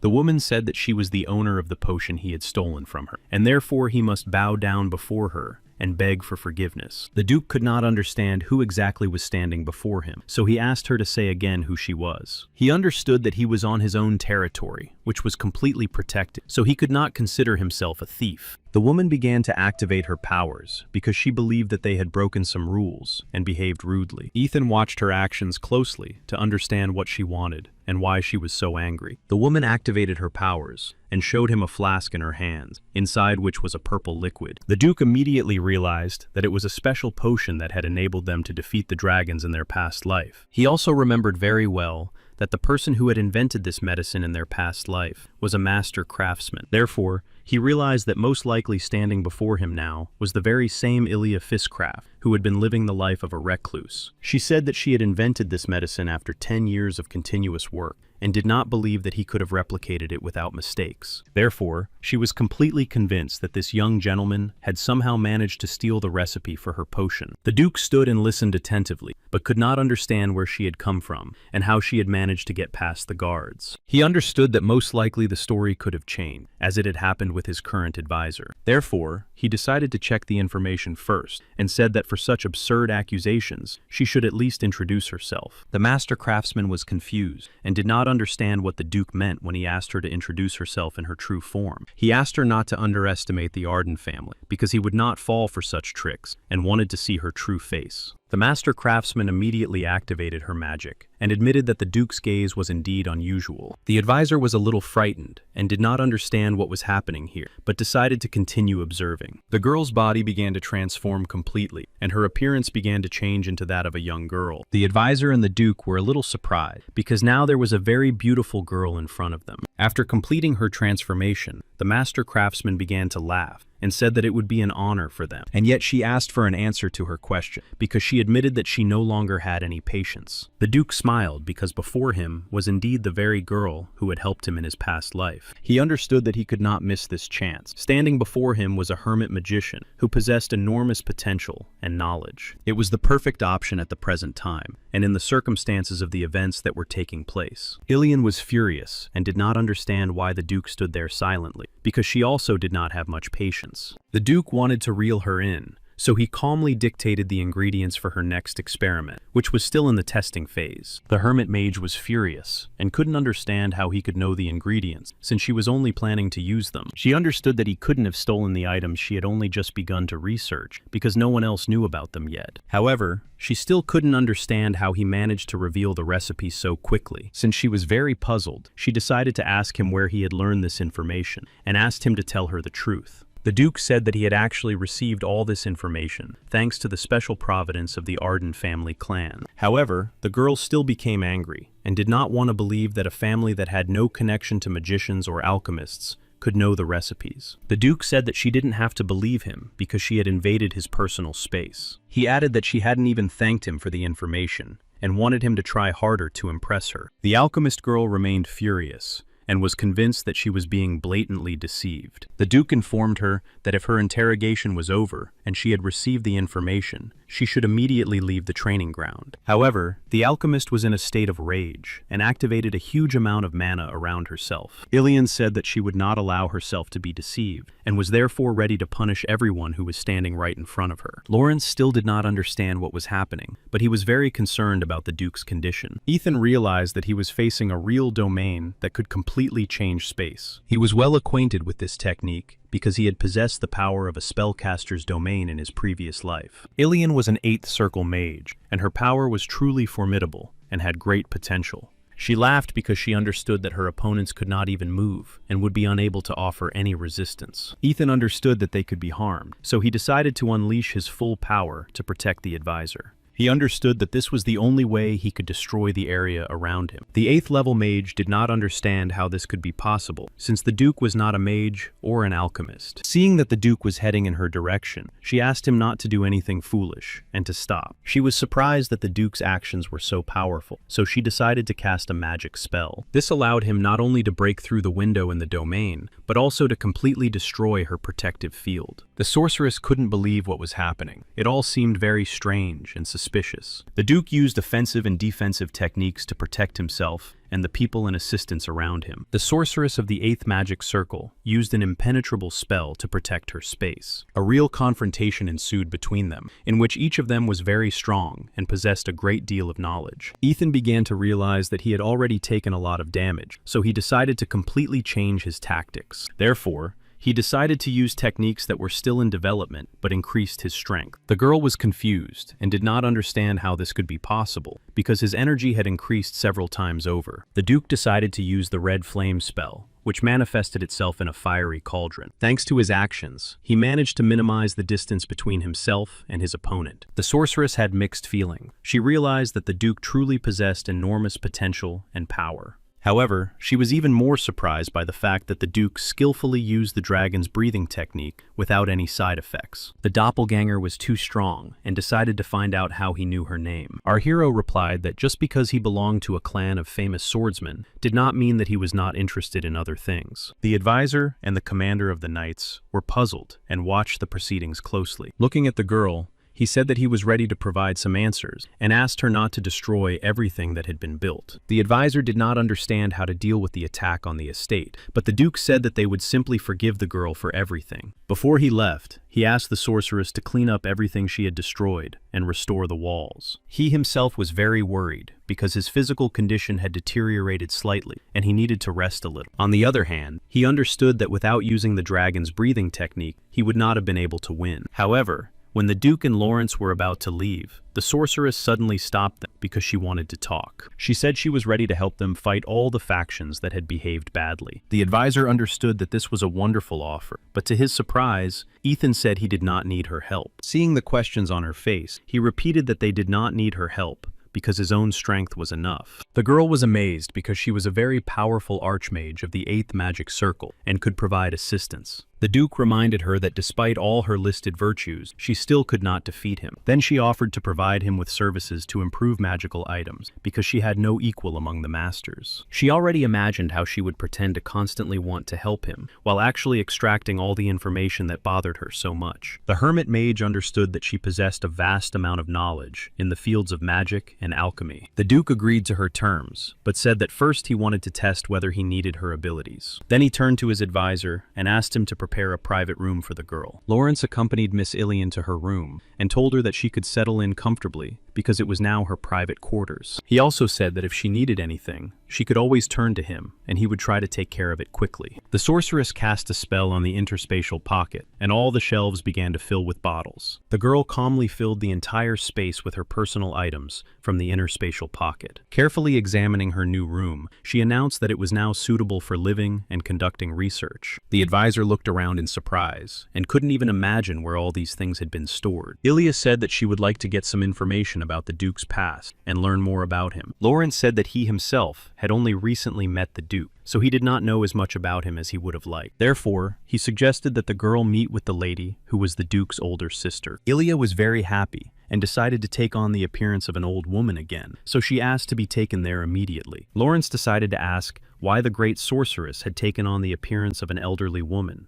She said that this way, she received more respect and attention because everyone thought she was old. The advisor said that these skills could be useful because they were trying not to inform their opponents. Therefore, he suggested that she stay in the guise of a young girl for a while because she could be recognized as an old woman. Lawrence was a little confused after the sorceress asked her why she was dressed as a man for the same reason. The sorceress said that she could easily determine whether the person in front of her was a woman or a man, so she had no doubts about her abilities. The Duchess was very happy to meet the sorceress because she was very young and traveling alone. She hugged her new friend and said that she would definitely look after her and make sure that everything went well. The sorceress tried to resist because she was actually very old and venerable. Then the sorceress understood why the advisor had asked her to stay in the form of a child, because he had simply deceived her. Meanwhile, at the request received in a letter from the Duke, the master weapon maker arrived to see him. The dwarf simply could not sit still after receiving the invitation with the Duke's personal request. The Duke handed him the crossbow and asked him to examine it carefully to understand who exactly had ordered it. The master craftsman examined the crossbow in his hands very carefully and with great attention for a long time. He reported that there were indeed some seals and symbols on it, and therefore he could say for sure who it was. He was completely sure that this weapon was created by the royal blacksmith Williams, who served the emperor. However, He could not believe that they were in collusion with the dragon race, because they were enemies. The dwarves became easy prey during the confrontation with the dragons, because they lived easily and without a system. Small villages simply could not respond to enemy attacks, and settlements began to disappear very quickly. The master understood that the Arden family had helped them greatly, as had King Murdani, who had come to their defense. Ethan was confused when he heard about King Murani, and it all seemed very strange to him, so he asked for more details. The dwarf noticed the Duke's surprise, and decided to clarify what exactly had surprised him so much, since it was no secret. Ethan admitted that he was surprised that the dwarves had been able to create a settlement, but he did not remember Murani ruling them. Therefore, he decided to clarify whether Murani was indeed their ruler at that time, and how it all happened. The dwarves were very frightened when their settlements were destroyed by the forces of dragons, who attacked everyone indiscriminately. The master recalled that it was at that time that his only and beloved son lost his life. Therefore, he gathered his strength and decided to appeal to all his kinsmen in order to try to change the current situation. He said that they had managed to avoid the most dangerous moment with the help of the forces of Duke Arden. Since they could not be sure that the situation would not worsen again, he said that they had to take matters into their own hands. For this reason, all the dwarves had to become one and completely unite all their forces. It was Murdani who initiated the union of humans and dwarves to oppose the dragons. All this happened while the Duke himself was in a coma, so he probably did not know about it. Ethan was pleasantly surprised that his personal master from the past had indeed become king. His current master reported that some dwarves were engaged in trade and were sending the proceeds to the construction of the kingdom. Therefore, everyone thought that they were only interested in money. But this opinion was mistaken. The Duke said that in the past, Murdani had helped his family a lot, so he would also like to thank him. The master could no longer contain his emotions, and tears streamed from his eyes as he thanked the Duke. He also decided to clarify exactly how Duke Arden planned to deal with William. Ethan reported that the master's behavior was contrary to the policies of both the Dwarf Kingdom and Hadern. The master realized that the Duke probably meant that there was a more powerful figure behind him. Ethan said that there was indeed an order that even the king himself could not deal with. This meant that it would take a lot of effort to settle and resolve all the issues. Paforink admitted that he was very angry because the other dwarves had worked very hard for their kingdom. Ethan thought for a while and said that he had some ideas on the matter. So he decided to suggest to his master that they play a very big game with high stakes. Ferenz was a little surprised and asked for more detailed explanations because he did not understand what exactly was being discussed. He understood that in order to gain public fame and punish the enemy, several actions could be taken. Therefore, he said that right now, he would allow his master to become a court blacksmith and receive a title. Preforens was very surprised and did not understand because he could not even imagine that such a thing was possible. The Duke said that he would definitely take care of this matter if he himself agreed to it, and asked him to start packing and preparing. The master, of course, thanked the Duke for such high praise, but he did not quite understand everything, and was worried that he would not be able to cope with his new role. He admitted that he did not understand why the Duke himself believed in him and trusted him, because no one had believed in him for a long time. When, to his surprise, the young gentleman said that he considered him his own, he needed a special reason to believe him. The master craftsman thought about it and realized that he had asked a very stupid question, so he asked for forgiveness. Then he knelt on one knee and said that he swore to do everything for the Duke and was ready to stake his hammer on it. Then he raised his head and said that he was completely devoted to the young Duke and would serve him faithfully. Ethan rose from his chair and said that he gratefully accepted his oath and was convinced of his loyalty and honesty. Blossom called the Duke because they had never spoken to each other like this before. The Duke said that he was very pleased to meet him and that he planned to call him a Marquis. The Duke thanked the Marquis for the very nice and expensive gift he had given him last time. Blossom began to laugh and said that he was very happy to hear that his simple gift had been useful. However, he understood that the Duke would not have contacted him just to thank him for the gift, and asked what exactly had happened. The Duke said that something was indeed troubling him, namely, that the court blacksmith was connected to the dragon race. The Marquis was confused, because this could indeed become a very serious problem for their plan. The Duke said that he wanted to make one craftsman the court blacksmith, because he was superior to the current one in some respects. Ilian returned to her room and said that now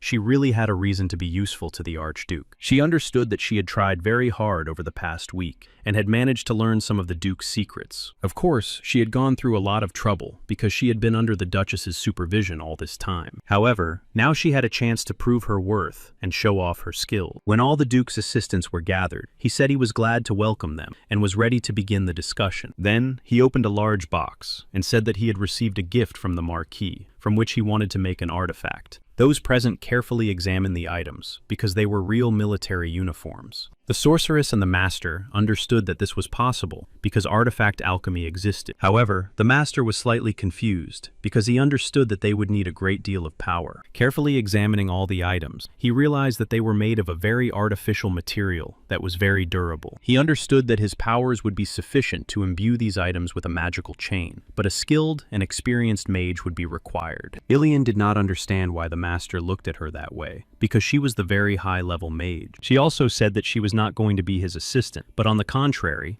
he would do what she said. The master decided to check with the Duke whether it was really necessary for him to work with this insolent and ill-mannered girl. Ethan said that he personally vouched for her abilities because, despite her appearance, she was an 8th-level archmage. Ilian understood that now was her chance to demonstrate all her skills and abilities. Therefore, in order to achieve a really good result, they would have to work together instead of fighting. The master bowed to the Duke and said that he was ready to turn a blind eye to all the girl's shortcomings in order to get the best artifact. The sorceress was very angry and told the Duke that she herself would put a fantastic level of power into these items. She understood that as soon as she did everything right, and the Duke was shocked by her abilities, she would be able to reveal his secrets. Therefore, she pulled herself together and decided to be a little calmer in order to work with the new master. Ilian stood nearby and watched the master's work closely so that he would not make any mistakes or do anything wrong. The Duke came to them and announced that he would not control their work because he trusted them completely. The sorceress acknowledged that the master was indeed very skilled and possessed a great deal of knowledge and ability. She also noted that she was very pleased to see his complete concentration on the task at hand and the ease of his movements. Putting down his hammer, the master said that he was finished, and now it was the girl's turn to work to cast the required spells. Ilian asked the Duke not to go far, because she wanted to demonstrate something right now that they could not even imagine. After they finished their work, the Duke began to carefully examine the upgrade to his weapon. The masters simply stood aside and watched closely as the Duke checked their work and filled the items with his mana.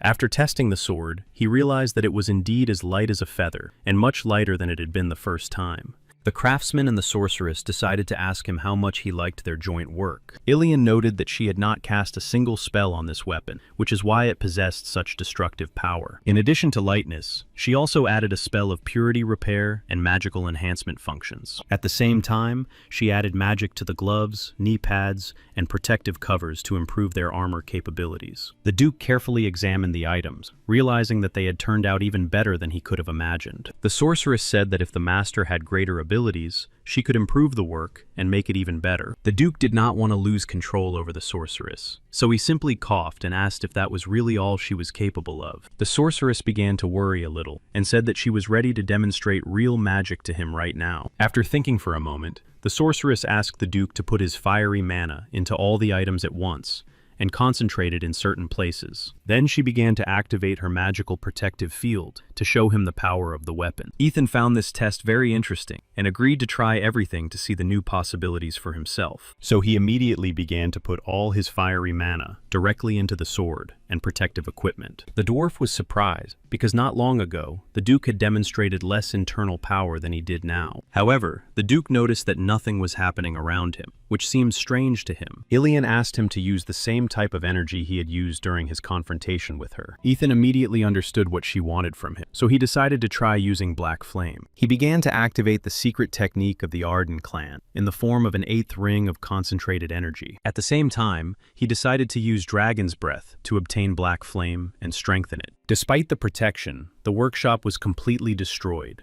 even though no one did anything. The Duke was pleasantly surprised because his power really became many times greater and more effective. At the same time, despite the huge increase in temperature, his armor was in perfect order and he could remain in it. Ilian explained that this was a demonstration of the high thermal conductivity technique she had recently invented. Therefore, those who had armor could distribute the heat correctly and direct it to where it was needed. The sorceress was very proud of her abilities because she understood that she had to really surprise the Duke. So she asked him to share the results of his research with her as soon as possible. The master began to laugh and said that he didn't see anything special in it, so he didn't understand why she was acting that way. The Duke understood that her abilities were truly amazing, but he couldn't just make her the boss. So, to the girl's great disappointment, he told her that her work was quite acceptable. Then he looked at his master and praised him for a job well done, because the dwarf had really tried hard. The sorceress began to say that this dwarf was not a real master, because his mistakes had prevented the magic from spreading completely. The master was surprised, because a few minutes ago, the sorceress herself had praised him and his work. The Duke informed the sorceress that he was ready to accept her into the team and grant her a certain status and title. He also said that he was ready to tell her about the conduct of Arden if she agreed to cooperate with him. Ilian happily agreed, but only on the condition that he keep his promise in the near future. The advisor informed the young lord that the master had indeed arrived in the capital with a letter and had gone to a Senate meeting. He also reported that, as directed by the king, they had completed all preparations anonymously. The Duke was very pleased because he understood that most likely all the preparations had been completed. Manhattan reported that all the knights had successfully completed their training and were fully prepared to carry out orders. He also reported that all 40 knights of the Order of Arden had undergone excellent training and demonstrated good results. The Duke was very pleased because all the preparations had indeed been successful, and he was ready to launch the offensive. One of the counties was very puzzled and did not understand what exactly the gathering of knights was about. The guard on duty reported that a team of Arden knights was heading towards them from the north. Duke Ethan was completely focused because he understood that he was now taking the next important step. Viscount Latoun was not ready for this, especially when the guards reported that a detachment of the Duke of Arden's family had arrived. They reported that Viscount Lytton was to be punished for distributing books about the dragon race and high taxes. The guards realized that there were more than 30 knights in front of them and asked them to wait to maintain order. At the same time, they themselves could not get in touch with the Viscount to report on the situation. The Count had no desire to wait, so he immediately went on the offensive. At that very moment, Viscount Lytton got in touch, and his projection appeared on the communication sphere. However, his guards had already been severely attacked and did not understand what was happening. One of them informed his master that they were indeed facing great problems and difficulties. They reported that the Grand Duke had arrived in their territory to verify the information they had received. Viscount Lytton ordered everyone to gather and take up their positions immediately in order to attack the Duke. Since the Duke was the first to cross the line and invade, they had the right to retaliate. All the knights of the Viscount's court began to gather to take their places, according to previously rehearsed tactics. Wielding their swords, they were completely confident of victory if they joined forces. Ethan looked around and realized that no evil emanated from them, which meant that they were only acting on orders. Therefore, he decided to use a quick technique to lower their spirits and activated 8 inner rings. The defenders were very confused and did not understand what it was and why it was so powerful. They all stopped and watched closely because they didn't know how to react in such a situation. The commander of the knights was very surprised because he realized that their opponent had used a sphere spell. For this reason, he bowed his head because he understood that he could not take part in this event. The Duke calmly continued on his way because the knights were only the first stage of his journey. The knights who were in other positions did not understand at all what could have happened in the area of the tower. The 5-star knight did not understand how he could have fallen under the influence of the sphere because it was all very strange. Therefore, he gathered his courage and tried to attack the Duke to prove his title as the best knight. Ethan did not plan to waste his strength on him, so he decided to prevent his attacks with his hand. The enemy knight's sword began to crumble, and he did not understand how this could be possible. Ethan decided to put his opponent to sleep with a spell because he did not plan to take his life. After that, he announced that he had not come to them, but to the one who had violated the terms of the vassal agreement, so he asked them to let him pass. Therefore, as the true owner of these lands, he ordered them to open the gates immediately. Count Shimon received information about what was happening and was slightly confused. Viscount Letton shouted that Duke Ethan had already passed through the western part of his territory and would soon reach him. He also said that the Duke had easily knocked down his commander of knights, who had 5 stars. Count Shimon himself was very shocked and asked him to tell him in more detail what had really happened. He reported that he had seen through a crystal ball how the Duke had flown in from above, but then the connection was lost. Angry and shouting, he said that no second-level knight could make such a high jump. Count Shimon was very confused and did not understand how such a thing could be possible. On the other hand, he understood that the information about the Duke's low mana level was reliable, so he asked what would happen next. The Viscount reported that Ethan had arrived to resolve tax issues and punish him for distributing the book. Shimon said he would send help and asked him to hold out as long as possible. When his interlocutor hung up, the Count began to think that the information he had received was most likely simply unreliable. He looked very frightened because he realized that everything was probably out of control and the information was unreliable. Then he invited Mr. Laverne to make a decision and temporarily abandon some directions. He asked the commander to send several knights to help Viscount Lytton to settle the issues. Laverne said he fully understood the order and was ready to carry it out immediately. Shimon asked them to move slowly and carefully so that they would not encounter the Duke on their way. The commander of the knights smiled and said that he would personally supervise everything. The advisor approached the Duke and said that he had indeed done a very good job. Lawrence admitted that he was really surprised that the Duke had been able to deal with everything so quickly. Ethan smiled and said that he had done nothing special, but had simply managed to get the gates open. Most likely, the main forces were concentrated inside the castle, together with Viscount Lytton. They understood that everything was going according to plan, so they discussed moving on to the direct attack phase. Menharton announced that he would also follow them, leaving several knights at the gates to keep watch. Back in the saddle, the Duke was pleased and said that they were ready to launch the attack. The locals began to gather in the square because they understood that the Duke had come to save them all. They were very happy to hear this news because they understood that the tyranny of their count could finally come to an end. Some of them were very surprised, but they understood that most likely they would begin a better life, like in the county of Karagas. The residents said that they really did not want to participate in all this anymore, and wanted to start eating and living, not just surviving. The young people among the residents said that they wanted to go and help the Duke in his offensive. The Duke also came to the square, and was surprised that so many civilians had gathered in such a short time. He was very pleased to see that the news was spreading very quickly, even though he had done nothing to make it happen. Suddenly, the speaker who had been talking to the locals turned his attention to the Duke. He immediately introduced him to the crowd and his fellow villagers, then invited the Duke to come up on stage. The civilians immediately turned around and began to greet the Duke, because they were happy to see him and believed that he could save them. Everyone looked closely at the Duke and his advisor and could not believe their luck that he had come to them. They said that the city used to be a real paradise, but after the confrontation with the dragon, the vassals did not follow the king's decree. For this reason, the Duke announced that he had come to them to end their suffering and torment. He announced that he would take control of the city himself, and asked his knights to draw their swords as proof. The peaceful residents were delighted, and everyone began to rejoice and praise the Duke, saying that they were also ready to help him. In the eastern part of the fortress, however, they discussed how the Duke had crossed the border and begun to desire to seize other territories. They did not understand how a man who had recently come out of a coma could show such good results. Suddenly, the guards saw lights approaching from above and decided to take a closer look. One of them was terrified because he realized that the Duke was coming towards them, followed by a crowd of peaceful residents. Ethan walked confidently forward with his advisor and the crowd of civilians because he believed in his righteous cause. The knights asked everyone to gather their strength, act without panic, and take their places according to their training. The Viscount was terrified when he received information that the Duke was attacking him with his own civilians. He was overcome with panic and did not know what to do in this situation because he had no adequate protection. The knights who were defending him tried to calm down and not give in to panic, realizing that the rebels were ahead. On the other hand, they were very surprised because civilians would never go against them. The commander of the knights said that they should not pay attention to the fact that there were civilians there and set fire to the arrows. However, the knights began to shout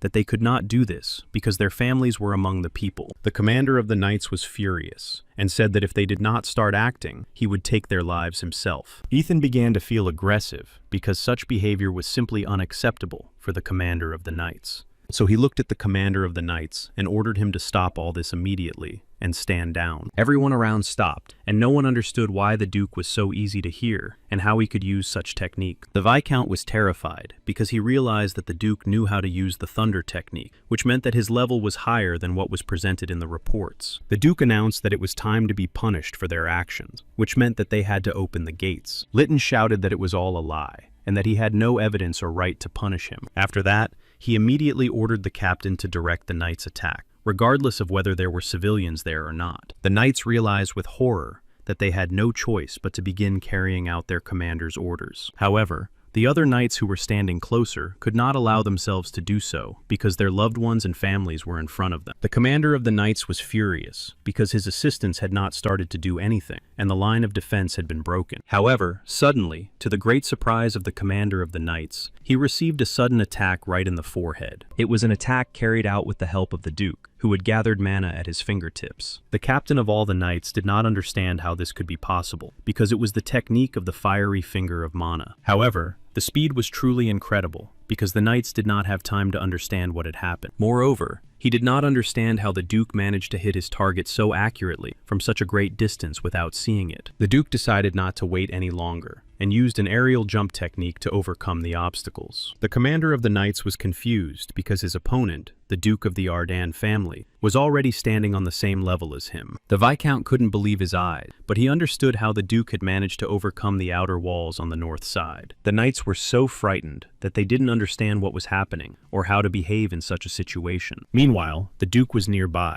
watching them closely to see which of them was stronger and what they would do. Seeing that all the knights were standing still and did not plan to do anything, he simply pointed his sword at the Count. Viscount Lytton was very frightened and did not understand how all this had happened and why the commander of the knights had not defended him. The Duke activated a fiery flame around himself and said that he regretted that the Count had not surrendered himself. For this reason, the Count had to simply forget about his leniency and take the life of Viscount Lytton for violating the treaty. After that, the Duke raised his sword and demonstrated his fiery red flame, which was to be the punishment. The commander of the knights was also very surprised, because the enemy's flames on the sword were red and not black. However, looking closely at the flow of mana in the flames, he realized that he had a chance to win. For this reason, he activated his mana flows and said that he was ready to attack the enemy again. He immediately went into attack mode, and his two assistants helped him surround the Duke and prevent him from attacking their master. So they decisively chose to attack from 4 sides at once. The Duke was surprised that they had decided to take such a step again, but for him, they were no obstacle. The commander realized that his opponent was not easy to deal with, as he used the radius of his sword to block attacks. Ethan stood and remained completely calm, examining his opponents from different angles to calculate his tactics. At one point, he noticed that the stances of the commander and the knights were very similar to something else. Carefully analyzing his opponent's actions, he realized that these stances were used by dragons and their clans. Therefore, he was furious when he realized that the commander of the knights had taught his knights dragon techniques. However, the commander of the knights did not want to agree with his statements and said that these were just fabrications with no evidence. The Duke said that they could fool anyone but him, as he clearly saw the dragon stance technique. All the knights were confused when the Duke said that these techniques had very strong side effects. Viscount began to shout that they should not listen to him, but continue to attack their enemy and not let him get to him. The Duke understood that among all those present who wanted to attack him, only 4 knew the truth and were hiding it from the others. The commander of the knights asked his subordinates to ignore the enemy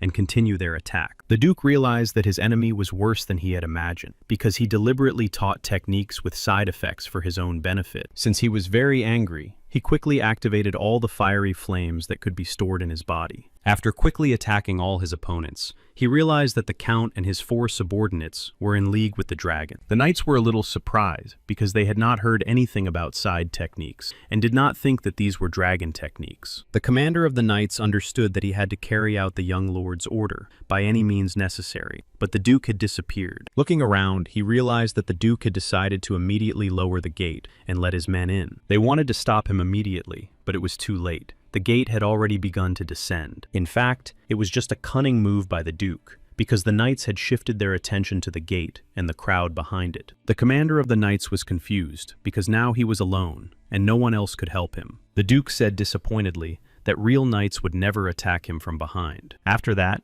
he cut the chains, and the bridge immediately fell down, allowing all the residents to gain access inside. He opened the gate, and all the knights immediately rushed forward because they wanted to help him. They wanted to prove their loyalty and help the Duke with his plans, so they rapidly advanced through the territory of Viscount Lytton. The Viscount was very frightened. He understood that he would not be able to cope with such a large number of people and knights. He ordered his knights to deal with the knights and everyone else to deal with the civilians. He asked everyone to hold on no matter what, because he was sure he could stop the Duke. He was so absorbed that he did not even notice when the Duke launched his first attack and was already standing right next to him. The Viscount's commander was thrown several meters to the side and did not understand what had happened. He understood that the forces were completely unequal, but he had no choice but to stand his ground. He was even more embarrassed by the fact that he was a 6th-ranked knight and could not cope with a 2nd-ranked knight. At the same time, the Count was very frightened, because he realized that they had all been deliberately misinformed, and that the Duke possessed enormous power. Manhattan actively directed his subordinates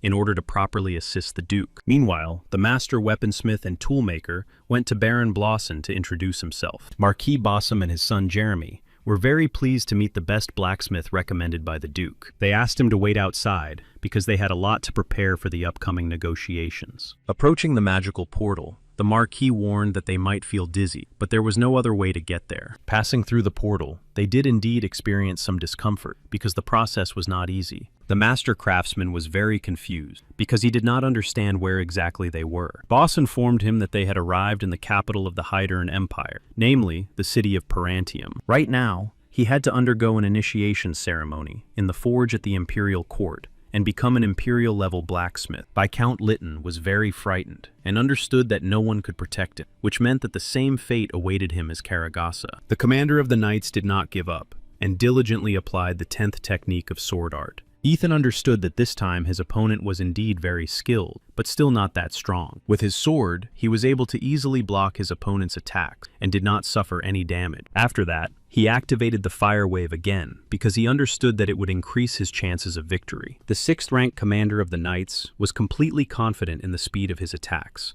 so he did not plan to give up. Ethan decided to show him the true attack of the Arden family in order to end the confrontation more quickly. Unlocking the 8th ring of mana, he immediately launched an attack that contained solar energy. The commander of the knights understood that such an attack was too powerful and he would not be able to cope with it. Everyone present turned around because they felt a powerful wave of mana. The opposing and allied knights stopped their actions because they were in a state of confusion. Duke Ethan was victorious, and all the rooms and spaces were simply destroyed. After that, he ordered the Viscount to come out and prove that he himself was a knight and not hiding behind the backs of his subordinates. The Viscount asked his opponent to be quiet because he had done nothing wrong and therefore did not want to come out. Ethan said that such a pathetic coward simply did not deserve to hold the position of an aristocrat.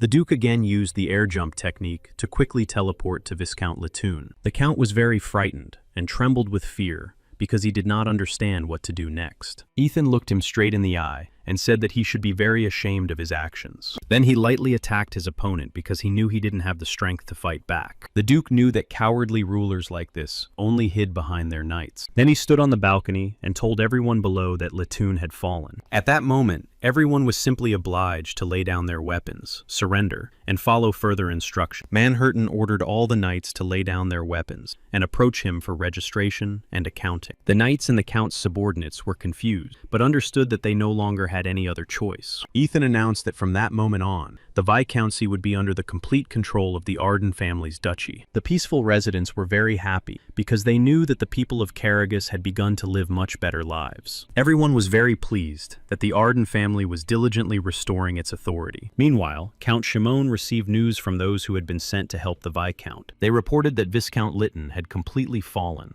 and that control of the territory had now passed into the hands of the Duke. Shimon was very surprised and asked if this information had been confirmed. He did not understand how it was possible to capture such a large territory in just 2 days. They reported that, based on the report, they understood that all the gates had been opened by the Duke himself from the inside. Shimon said that he would listen to a more detailed report later because he had business to attend to at the moment. The Count understood that Latoon had a 6th-level knight and several 5th-level knights, and the Duke had dealt with them on his own. He simply could not believe that the Duke could have improved his abilities so much 6 months after waking up from a coma. He asked the captain to consider whether the 1st Division could defeat such a strong man. The 1st Division was a secret weapon because they had studied all the techniques of dragons. The captain reported that there were knights in his team who had reached the 7th level, so they could easily win. Besides, there were 12 of them, and according to his calculations, only 2 knights would be enough to win. Shimon thought for a moment and decided that they would still take advantage of the Duke's actions a little, so he asked to convey the news to the butler that they should temporarily reduce taxes and stop supplying books. He also asked to convey this information to the factions and collateral families, but not to allow the information to leak to the second faction of Lugon. The captain of the secret divisions agreed and said that everything would be done in the best possible way, as always. Meanwhile, the Duke carefully studied all the information his employees had found in the Viscount's offices. The advisor reported that thanks to the expansion of the territory, there were more and more hands and people helping them. He understood that in such a short period of time, they had managed to regain most of the land, which was simply an amazing result. Lawrence suggested that it was necessary to capture another territory in order to divide them into 3 equal parts. Such a tactic could be useful to him in order to really improve his tactical directions. The advisor understood that Lugon believed they were in cahoots with another faction, which meant he would not be able to act rashly. Ethan had a different view and thought that they all believed he was acting solely out of desperate rage. He understood that in reality, they simply could not do anything, as they were preoccupied with other matters and busy with their factions. The advisor said that he would do everything possible to ensure that the representatives of the faction thought this way until the ceremony of enlightenment. Meanwhile, the commanders and knights carefully studied the reports they had received. They carefully studied the area where tomorrow's tax collection would take place to understand how to behave there and what to prepare for. However, unexpectedly, a strong wind began to blow in the Count's office, and there was a distinct feeling that someone else was there with them. Looking around, they realized that a sphere of dark energy was beginning to appear not far from them. A man in dark clothes appeared before them and said that he had deliberately revealed himself before arriving. The commander of the knights was a little frightened and did not understand who exactly dared to come to the Count's office. The mage just spread his arms and said that he had revealed himself in advance so that they would understand that he was coming. The commander still did not understand who exactly had come to them and why at such a late hour. The Viscount asked his assistant to stop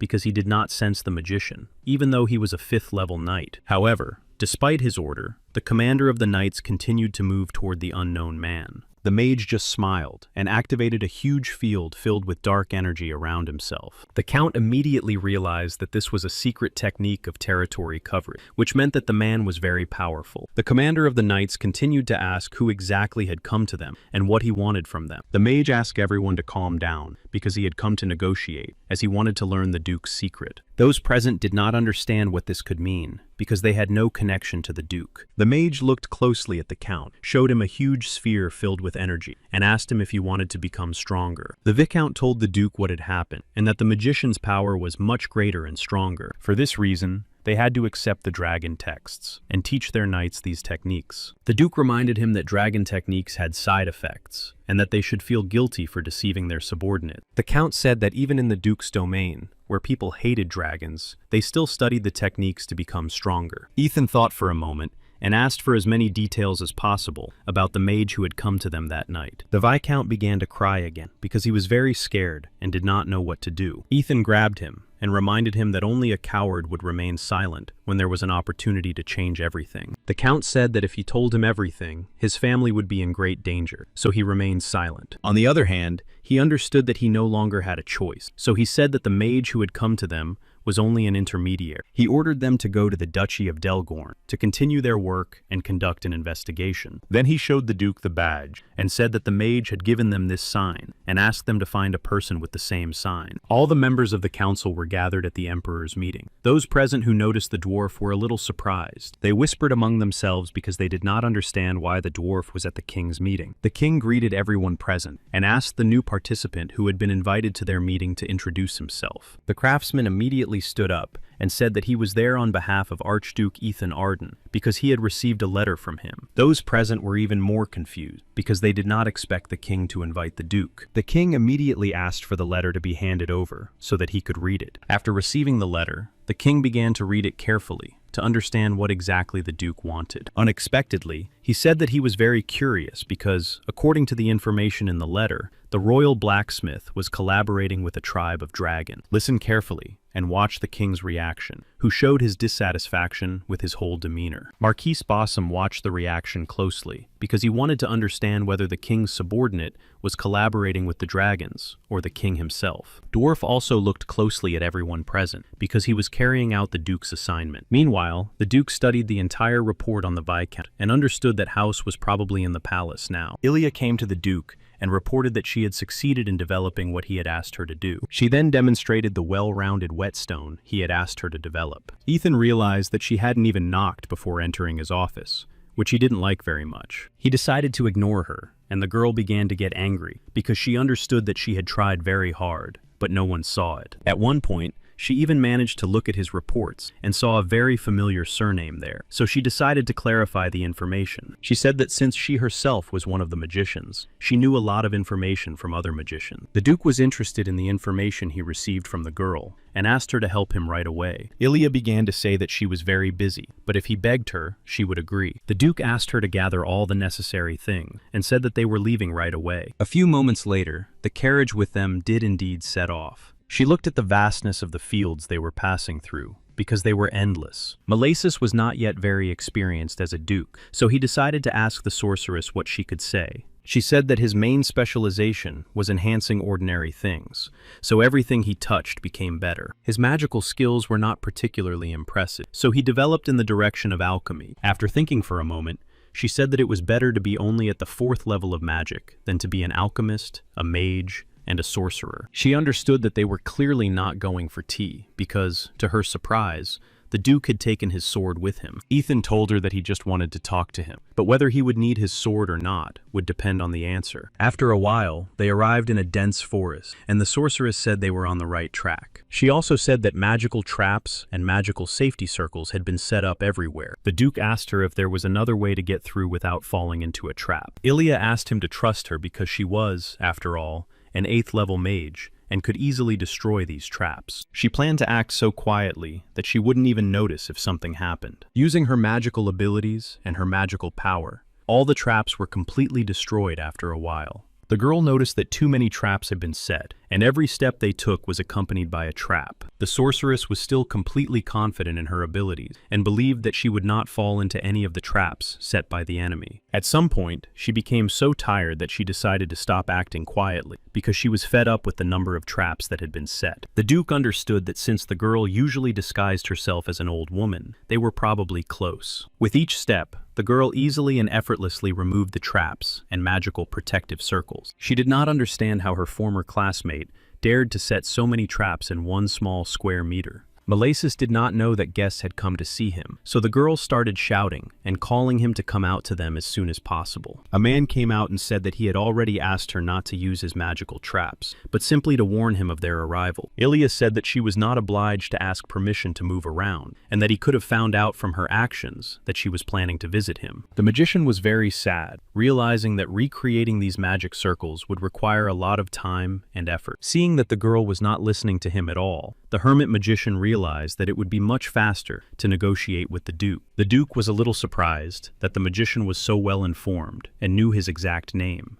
The magician said that even though he lived in the wilderness, news still reached him, so he understood everything right away. He then invited everyone present to come inside and talk to settle the matter. Over a cup of tea, he said that he had indeed collaborated with the Dragon Clan because he wanted to be modern and open to new ideas. He understood that they had not come to get rid of him, but to obtain the information they needed. Ethan said that he was not a killer and would like to hear him out first. He said that while the Duke was in a coma abroad, dragon books began to spread actively. Ethan said that people who study dragon techniques but do not possess their heart shorten their lives and probably do not know it. The mage said that they had carefully studied the techniques of dragons and learned how to avoid unwanted reactions. The Duke really thought this was quite reasonable because he himself used such techniques. They both understood that thanks to the techniques they had learned from dragons, they had the opportunity to increase their power. Thus, mages and knights could reach the 10th level, which was currently the limit for all humans. However, at the moment, some things had changed because people with higher levels had appeared. Ilian was very surprised because she could not even imagine that it was possible to develop abilities to the 12th level. The Duke understood that people had probably forgotten the real techniques, and therefore simply ignored the rules. Malasis listened carefully to the Duke because he said that he had been pursuing the Naracus Brotherhood, which had led him here. Therefore,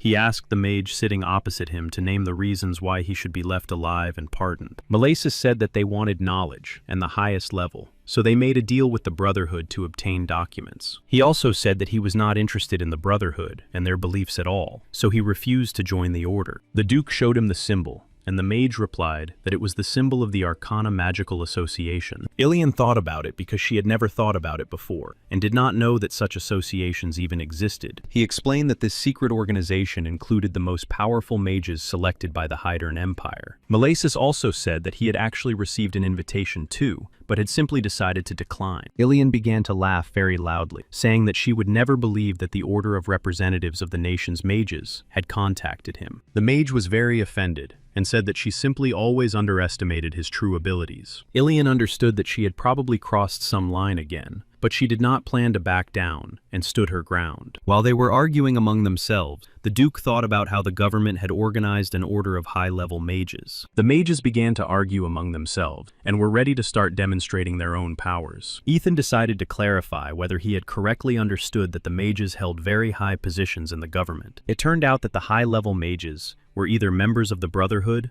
or received a large amount of information from them. The Duke realized that all this had been done in order to ultimately sell the palace to the dragons. Or perhaps it had already happened, and no one had yet guessed what was really going on. The Duke understood that most likely the king himself was the dragon who could change his appearance. Ilian was told that when they were walking, one of the magic circles had a different aura, which meant that someone else knew they were there. She understood that the old man's fate was either to lose his life at the hands of the Order or at the hands of the Duke. For this reason, she suggested taking the old magician with them to save his life and make use of his knowledge. The Duke bowed his head and said that he had absolutely no reason to refuse. Ilian was very happy, realizing that now she could keep the old man on a short leash and control him for the rest of his life. The mage listened to their proposal and realized that he had absolutely no choice, so he immediately agreed. Suddenly, her backpack began to make very strange noises and behave strangely. Ilian handed the communication sphere to the Duke and informed him that Count Shimon wanted to contact him. The advisor reported that Count Shimon had indeed sent him an urgent message, so they were planning an invasion of ActionToon. Ethan immediately stood up from his seat and said that he had to leave immediately for his next assignment. Since it was time to move on, he suggested that they all go together and talk on the way. In ActionToon, the conquest of the territory had indeed begun, and the civilians were on the side of the Duke. Maherton asked all his knights to be vigilant and hold their positions in order to achieve victory. They understood that the commander of the enemy knights was too strong, but that should not be an obstacle for them. The commander of the knights was very surprised because they were stopped by only one man, Nerian. Nerian was a 6th-rank knight, so his powers were truly very powerful. Manhwacapped understood that the enemy was already advancing and tried to hold his position, but he realized that he was powerless to do so. Nerian moved too quickly and realized that the Duke's knights were not worthy opponents at all, but just a bunch of rabble. He managed to get past all the knights, and was already close to the commander of the knights, who had decided to invade the territory. Suddenly, he sensed a different aura, and realized that there was an enemy behind him. The Duke said that he did not expect there to be such a strong knight in Vicomte, who could recognize his attack. In addition, he noted that Nerian had left all his knights alive, and had only deprived them of their ability to stand on their feet. The enemy said that he was not so arrogant, so he simply checked that he could surpass them without taking their lives. The Duke informed Mentionretin that he was a little late, and would now take care of everything himself, leaving Viscount Aitun to him. Marion Portical, captain of the Viscount's knights, apologized for raising his sword against Archduke Arden. The Duke understood that this time he really had a very strong opponent who possessed great abilities. Nerian immediately launched his attacks, because he had no desire to talk for long. The Duke noticed that his opponent had begun to move faster, which meant that he was deliberately hiding his strength. During the confrontation, he assessed his opponent's strength and realized that he was close to 7 stars. Nerian was very active, and his attacks were very powerful because he had practiced and trained a lot. It sometimes became very difficult for the Duke to block his attacks, so he began to think about changing his tactics. He noticed that the knight was very skilled in the basics of swordplay, and that his movements were precise. The knight also analyzed his opponent and realized that the Duke's mana was only close to the level comparable to the 4th star. Despite this, he still could not find an open spot to attack, which he found very strange. Ethan looked closely at his opponent and said he wanted to ask him something. Nerian decided to stop and looked at him in surprise, because he did not understand what exactly he wanted to know. The Duke said that all the knights of the side branches used techniques stolen from dragons. The captain of the knights said that the basis of the technique was a healthy body, so he did not stoop to using dragon techniques. The Duke was really pleased to hear such a frank answer, after which he activated the 8th ring. Nerian was greatly surprised, because he did not expect to see such a large and powerful field. For this reason, he decided to expand his capabilities and reveal his potential power as a true knight. He understood that their strength was still not equal because the Duke possessed hidden family techniques. A real confrontation began between them, and it was difficult to understand what was going on inside. After a while, Naren was completely attacked and stood on his knees, not understanding how this had happened at all. The Duke approached him and said that they had come here with the peaceful inhabitants, just like that, and he was giving him a chance to rectify his situation. Naren thought about it because he considered himself a true knight, which meant he always had to remember what he was fighting for. He looked closely at the Duke and did not understand if he really had another chance to change everything. Taking his sword, he began to think about what was really true and how he should act. The Duke said that he would judge the actions that he would begin to take from that moment on, and turned his back on him. He said that he would personally destroy the very forces that kept him inside this darkness. Only Count Shimon was very happy with what was happening around him, and in the collateral families of the second faction. Thus, in 136 days,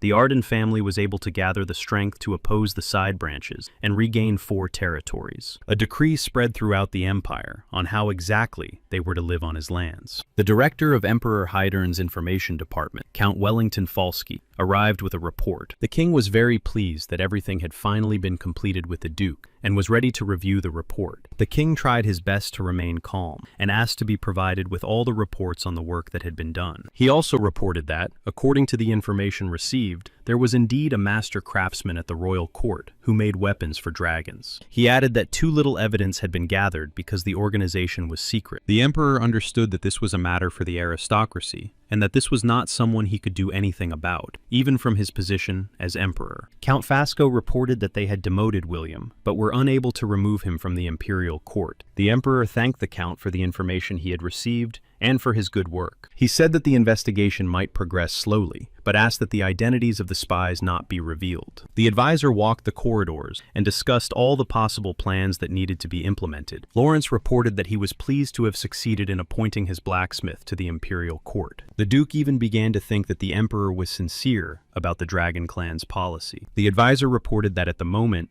the emperor had taken a wait-and-see position. The Duke understood that the emperor had doubts, but on the other hand, it was good that his influence was diminishing. The balance at the imperial court resembled a slowly approaching evening, and soon there would be an opportunity to verify the strength of each side. Neruin did not want to lose the opportunity to be a knight, and actively taught his subordinates various new techniques. The Duke decided to approach him and ask how his training was going, and if everything was going well. Mirian was very grateful to the Duke for allowing him to stay alive and even become a commander of the knights. Ethan, in turn, was also very grateful to him because he understood that the new knight was really trying very hard. During training, he noticed that the knights had indeed begun to improve their skills. However, he considered this insufficient, and the commander of the knights had to gather everyone for an extraordinary meeting. Niran listened carefully to the Duke's instructions and was very surprised that he had decided to teach them new techniques. A few minutes later, all the knights were lined up in columns and awaiting new instructions. Ethan said that he understood that all the knights came from different families and had different levels of training. However, he said that they had become a united order, and therefore had to be able to apply the same techniques that he planned to show them. The knights lined up in position to carefully understand what exactly the Duke would teach them. To ensure that none of them were injured, he asked everyone not to use mana and to be careful in their actions. Nerian was surprised, but gladly took part in learning new techniques because he found it interesting. The knights lined up and tried very hard, attacking the Duke to show what they were capable of. Ethan blocked their attacks in order to stay safe, and created a safe space around himself. However, the knights and swordsmen did not immediately understand how to use this technique, but they tried very hard. Each tried to demonstrate his abilities and considered himself better than the other knight. One of the knights even tried to overpower the Duke with his strength, but the Duke simply took him by the arm and laid him on the floor. The Duke was even glad that he had decided to demonstrate the new technique because he himself took part in the training.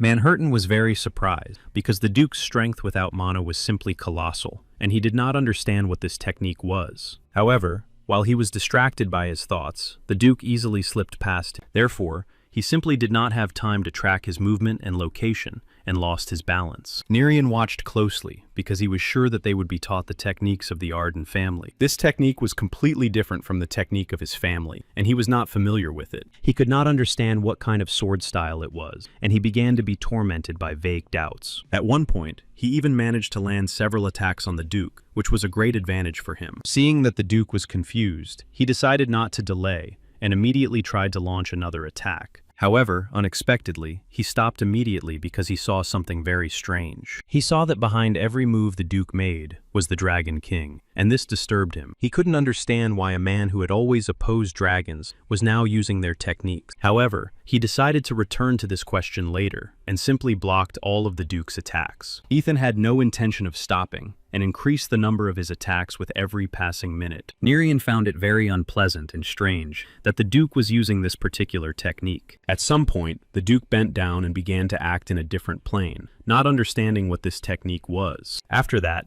the Duke's techniques began to change one after another, and he completely stopped understanding what was happening. At some point, the Duke made his attack, completely destroying his opponent's sword. Nerian realized that he had simply lost, so he proudly admitted his defeat and wanted to learn this technique. The other participants did not understand how it was possible to easily defeat 6 knights with just one sword. Everyone surrounded the Duke and watched very closely because they wanted to understand what these techniques were. Nerian himself did not understand what techniques the Duke had used and could not explain in detail. Ethan, all the knights present here were not only there of their own free will, they had no choice. He understood that although his family, the Ardens, were aristocrats, they did not always enjoy such great popularity. All the knights were very attentive, and even thought about it, because they understood that the Duke was telling the truth. However, they were even more surprised when the Duke said that they had always studied the techniques of the barbarians and perfected them, Nerian more than anyone else, because it was the barbarians who unleashed a great confrontation against the Empire. The Duke explained that there are no good or evil techniques, depending on what is in a person's heart. He then demonstrated a mixed technique of dragons and humans. They began to understand that they really should have studied the techniques of dragons and perfected them for their own protection. Ethan announced that they would learn the new sword techniques of the Duke's family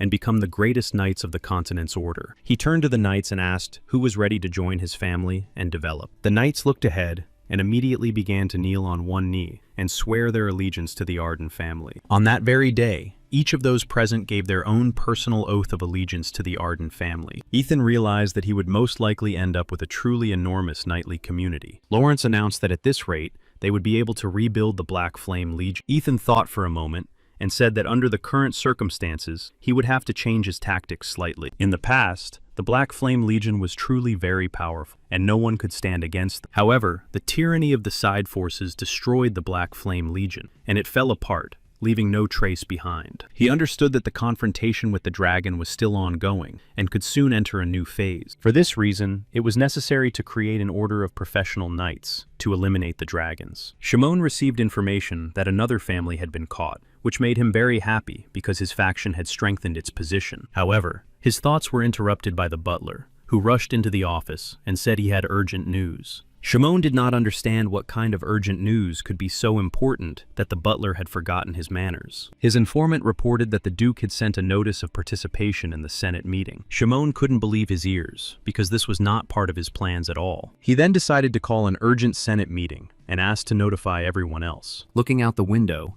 he realized that he had no choice but to act here and now. Myers continued to train actively, unaware of what was happening around him, while Shimon realized that he would have to speed things up. Ethan gathered all those who served him and announced that the time had indeed come. All the knights were very attentive and listened to their lord, who wanted them to develop. The Duke announced that he was declaring himself the leader of those who slay dragons and planned to overthrow the Senate. Everyone immediately began to catch on and talk about how the Horde family should become famous. Ethan believed in his bright future and understood that this was the true beginning. In the next Viscountcy, they passed on the information that the Duke was approaching their territory, and they wanted to report it. The residents were very surprised and could not believe that Duke Arden himself had decided to visit their territory. They began to beg him to free them because they were aware that he had already freed 4 fortresses. Ethan understood that most people already respected him and believed that he could become their liberator. At the extraordinary meeting of the Senate, not all seats were occupied, but they decided not to wait for anyone and to begin the discussion. However, the butler was confused and asked to immediately contact Viscount Remond to resolve an urgent issue.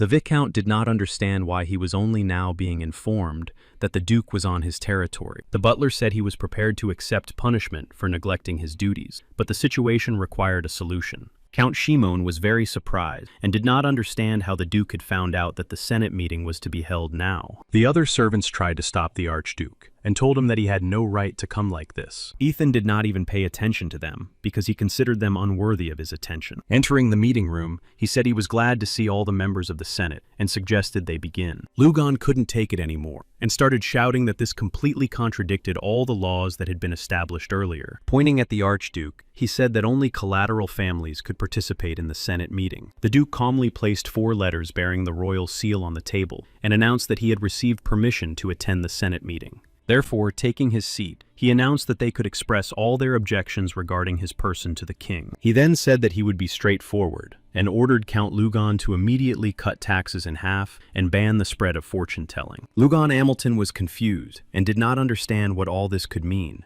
and where he had gotten such information. Ethan calmly informed him that if he refused to obey, he would have to start a confrontation. Lugon was very unhappy with such rude treatment, so he invited the captain of the knights, Zerit. Zerit simply activated his inner energy, and the entire hall was filled with darkness. All the members of the Senate present felt uncomfortable because the knight was too strong. Shimon understood that it was precisely because of the strength of the 7-star knight that he planned to use the Duke's forces against Lugon. Zerit Clemens was the captain of the Red Lion Knights of the Hamilton family, and had reached the 7th level of mastery. Ethan understood that he would have to demonstrate his strength, so he activated his inner 8 rings. Those present were confused because they could not even imagine that the Duke had so much power. Count Lugon immediately stopped his knight and did not understand why some boy allowed himself such behavior. The Duke said that he had used the coverage zone and most likely wanted to add treason to his list of misdeeds. Zerit himself was very confused and did not understand how the Duke had managed to block his coverage zone so easily. Everyone was very surprised because they understood that less than a year had passed since the Duke had come out of his coma. Lugon was confused and did not understand why the Duke said nothing to Count Shimon, who had started all this. Ethan just smiled and said that at the moment, he had no questions for the representative of the other faction. Besides, Count Shimon had already fully accepted all his conditions on reducing taxes and banning the distribution of books about dragons. Lugon realized that his rival Shimon had done a tremendous amount of work behind his back and had not even informed him. Meanwhile, the knights of each family were on the street, waiting for their lords after the meeting. Suddenly, they noticed that their former acquaintance Nirun was among the Duke's knights. Fons Ledival was the vice-captain of the Red Lion Knights of the Count's family, and laughed at Naren and his new uniform. Nirun asked him to behave more restrainedly and politely, but von Ledival continued to laugh at him. Von laughed that the Dragon Extermination Squad was based solely on techniques learned from the dragons themselves. Nirun was surprised that the man who was laughing at him was the same man who had groveled at their feet in order to learn these very techniques. Fons was furious and did not understand how a knight of another class could allow himself to insult the Order of the Red Lion. Nirun was very surprised that such an uncontrollable person held such a high position. However, he could no longer tolerate it, especially when his opponent called him a traitor and the Duke a real fool. Fons understood that all this was only part of his plan, which made him even more amused. Nirun said that he would not use very dangerous techniques on principle, so as not to cause problems for his master. Fons thanked him for his concern and said that there was no need to worry about his safety and well-being. Activating his energy, he said that he would make them fall into a 10-year coma, just as had happened to their master. Nirun replied that in that case, he would personally see to it that his opponent spent the rest of his life cleaning the boots of dragons. The knights began to attack each other, and a real confrontation ensued between them. Phonos was a little surprised because he saw the skill of the dragon tribe's sword techniques in his opponent's techniques. He was sure that Nirun would never use such techniques, but now he was using them. However, he was still completely confident in his abilities because he understood that he had long since mastered all these techniques. Nirun used the advanced techniques of the dragons that the young master had taught him. Phonos was a little confused because he did not expect to see such strange techniques. It was difficult for him because the enemy's attacks were different from the techniques he was familiar with. Nirun was very attentive and observant, so he skillfully copied his master's movements and put them into practice. Phonos did not understand what was happening, and everything seemed very strange to him. When the enemy grabbed his arm, he immediately threw his arm away, because he did not know how to behave in such a moment. Nehron did not want to change his decision, so he told his enemy that he would definitely pay for his insult. Phonos was really scared because his opponent was showing real bloodlust for the first time. At that moment, Nehron let go of his sword and attacked his opponent's face with his fist. The Duke didn't always notice that he was being watched the whole time with dark magic. Shimon understood that the Duke's level corresponded to the 6th level, and at the same time, the energy of the black flame was completely absent. They were a little surprised that at such a level of skill, the Duke could not use the power of the black flame at all. Count Shimon happily thought that most likely, the Count was simply unworthy of occupying the position of head of the family. Ethan, in turn, also used mana to analyze the level of everyone present. At the same time, he noticed that the senior knight was indeed at about the 7th level. Hiding his true power, he understood that his opponent was still rejoicing that they would be able to defeat him. Then Ethan turned to Count Lugan Hamilton and asked him if he was ready to obey his orders. The Count said he needed some time to think it over and asked for about 7 days. Ethan slammed his fist on the table and said he wasn't going to stand by for another week and watch him take the last of the peaceful citizens' money. Activating the red flame, he decided to clarify that he would then be forced to start a confrontation right here and now. Shimon thought for a moment, because he knew that the Duke was very arrogant, but he did not think that he would rush things so much. Lugan was confused, because he understood that even if he won the confrontation, he still had no right to take his life. However, he also understood that if he began to obey his orders, his faction would be completely destroyed. After thinking for a moment, he realized that he simply had no other choice, so he announced that he would obey his orders. All the representatives of the collateral families could not believe their ears and were confused, not understanding what was happening. Ethan announced that all orders must be dated and take effect from today, after which he said that other matters awaited him. Those present were greatly confused and silently watched as the Duke simply left the room. Shimon announced that all issues had been resolved, so he declared the meeting completely over. Count Lugan was furious and could not gather his thoughts together in any order to say anything. He understood that the Archduke behaved so arrogantly and insolently only because he had immunity. Leaving the room, he told his assistant knight that they must return immediately and prepare for an attack. Lugan was completely absorbed in his thoughts because he did not understand how the Duke had managed to accomplish all this. When he went outside, he was even more shocked because Nehron had easily attacked his deputy commander of the knights. He did not understand what was happening at all and ordered the deputy to immediately get up from his knees and not disgrace him. Lugan was furious, and his assistant tried to calm his boss down so that he would not do anything foolish. Approaching his deputy, he did not understand what had happened and thought that they had been ambushed, so he wanted to raise the entire order. However, to his great surprise, the knight bowed his head and reported that he had simply lost in a competition with the enemy captain. The knight simply could not believe his ears, because such a thing was simply not possible. He did not understand how knights gathered from different corners, who were nothing special, could defeat a knight of the Order of the Red Lion. Then the captain ordered his deputy to get up immediately and announced that they were returning to the main castle right now. He walked and couldn't understand how the Count's order could show any results at all. The Duke also laughed and didn't understand how an order with such a loud name as the Red Lions could be so weakened. Everyone was furious and couldn't understand how a man who had recently come out of a coma could demonstrate such high results. Lawrence waited for his master in the carriage, and judging by the fact that the Duke had returned, everything had gone quite well. He understood that now it was necessary to increase the number of spies in Lugan's territory in order to set a trap for him. Lugan was furious and did not understand why his right-hand man, Keston, had suddenly stopped communicating with him. He hoped that at least his subjects had reacted well, because taxes had indeed been reduced by exactly half. The informant began to say that the people believed in the tax reduction because they knew that the Count had lost in his confrontation with the Duke. Lugan was furious and ordered that all those who had begun to spread such terrible rumors be brought to him immediately so that he could punish them. The informant understood that his master was very angry, so he immediately ran away and said that he would find everyone and bring them to him right away. Suddenly, he heard someone tell him that he was in a difficult situation, and Lugan did not understand who was speaking. The man appeared behind him and said that he was the 8th spiritual leader of the Brotherhood and was associated with the Arcana Association of Magicians. Count Lugan did not expect a person to appear so suddenly next to him, so he simply fell to the floor in fear. Of course, he had heard of the Narakas Brotherhood, but he decided to clarify the information in more detail and listen to their proposals. The mage, who was hiding his identity, said that they had noticed that the Count was in a difficult situation because of the Duke, but they were ready to help. Count Lugon was slightly confused and did not understand why the representatives of the Brotherhood had decided to help him. The mage said that they had also encountered difficulties because of the Duke, so they wanted to remove him from their path. Then he handed the Count the emblem of the Kingdom of Rimdell, with which they often quarreled because they shared a border. After thinking for a moment, Lugon agreed to his proposal and said he was ready to assign his best people to the task. Opening a magical portal, the man thanked him for his decision and said he would contact him after preparations were complete. Count Lugon remained alone in his office and began to laugh loudly, realizing his superiority. He understood that he had an assassin on his side, which meant that Ethan's arrogance would soon be over. Meanwhile, the Duke and his advisor played chess and discussed current affairs that needed to be dealt with. Lawrence reported that they had managed to uncover 6 of the Count's spies, one of whom was definitely connected directly to the Brotherhood. The Duke knew he was on the right track because he had managed to uncover people who were connected to the secret Dark Brotherhood. The advisor reported that they had indeed managed to find out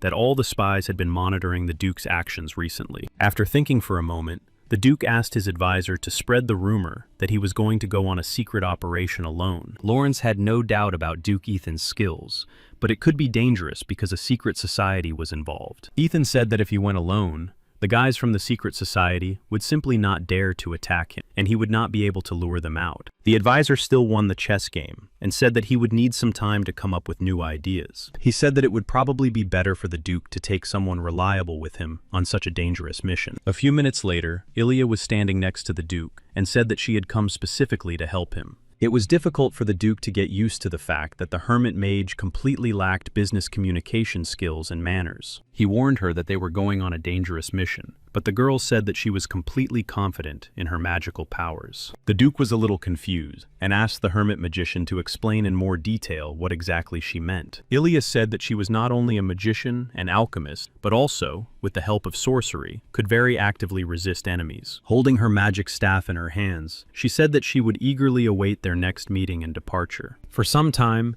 they rode around different cities on horseback and discussed their current tasks. The sorceress admitted that she was very tired because they had been circling each of the cities for a whole month but had not noticed any presence. At one point, she even began to doubt that the Duke was really being ambushed. Ilya suddenly focused intensely on a single point and fell silent because she sensed magic. Using a secret technique, she silently sent a message to the Duke to listen to her and keep going. She informed him that there was a magic circle of forbidden space directly in front of them, and that if they entered it, they would not be able to leave. The Duke confidently told her that they had been waiting for this for so long that of course they would go inside the magic circle. Once inside the magical space, they immediately noticed that magical walls had appeared around them. Unexpectedly, knights of high rank began to appear from different sides in this confined space. The knights began to surround the Duke and laughed at him, saying that he had fallen into a trap and was therefore not so strong after all. Ethan looked around carefully and asked them to tell him who they were and why they had captured him. Eric said that he was the 8th commander of the Brotherhood and hoped that he could guess why they had come here. Dismounting his horse, the Duke realized that he was facing the very magical secret society he had been waiting for. Looking around carefully, he noticed that among them was the captain of the Knights of the Order of the Red Lion.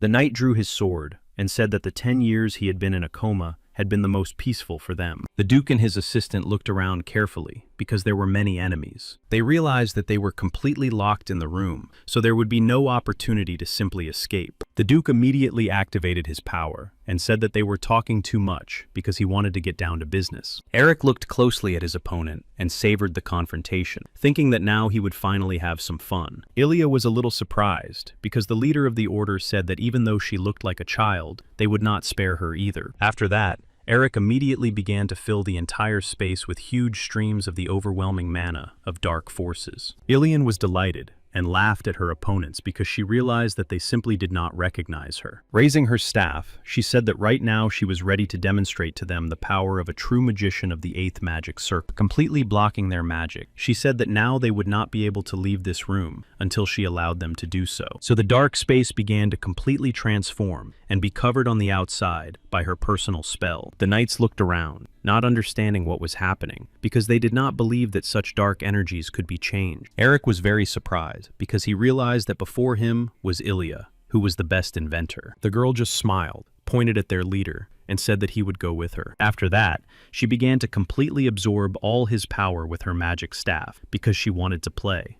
The knights were very confused and did not understand what was happening to their spiritual leader. Eric looked around and realized that he was completely trapped in a spatial pocket. He understood that he was now in a world that had been created entirely by the mage himself, and that this was not very good for him. After thinking for a moment, he activated his powers and decided to create his own personal space within this space. Suddenly, he heard someone clapping their hands next to him, so he decided to turn around to see who it was. Ilian sat and watched his actions, saying that she was even surprised that he had come this far and figured out what to do. Eric asked her to give him at least a minute, because they had been searching for her all over the world and across all continents. He said that if she joined his brotherhood, they would be willing to fulfill any conditions she proposed. The hermit mage said that their organization was pure evil, so she did not want to cooperate with it. Eric bowed his head and said that he was very sorry that she had refused to join him. After that, he fully activated all his dark power and said that he would take her to his world, simply by the power of darkness. The girl began to laugh because, first of all, they were in her space,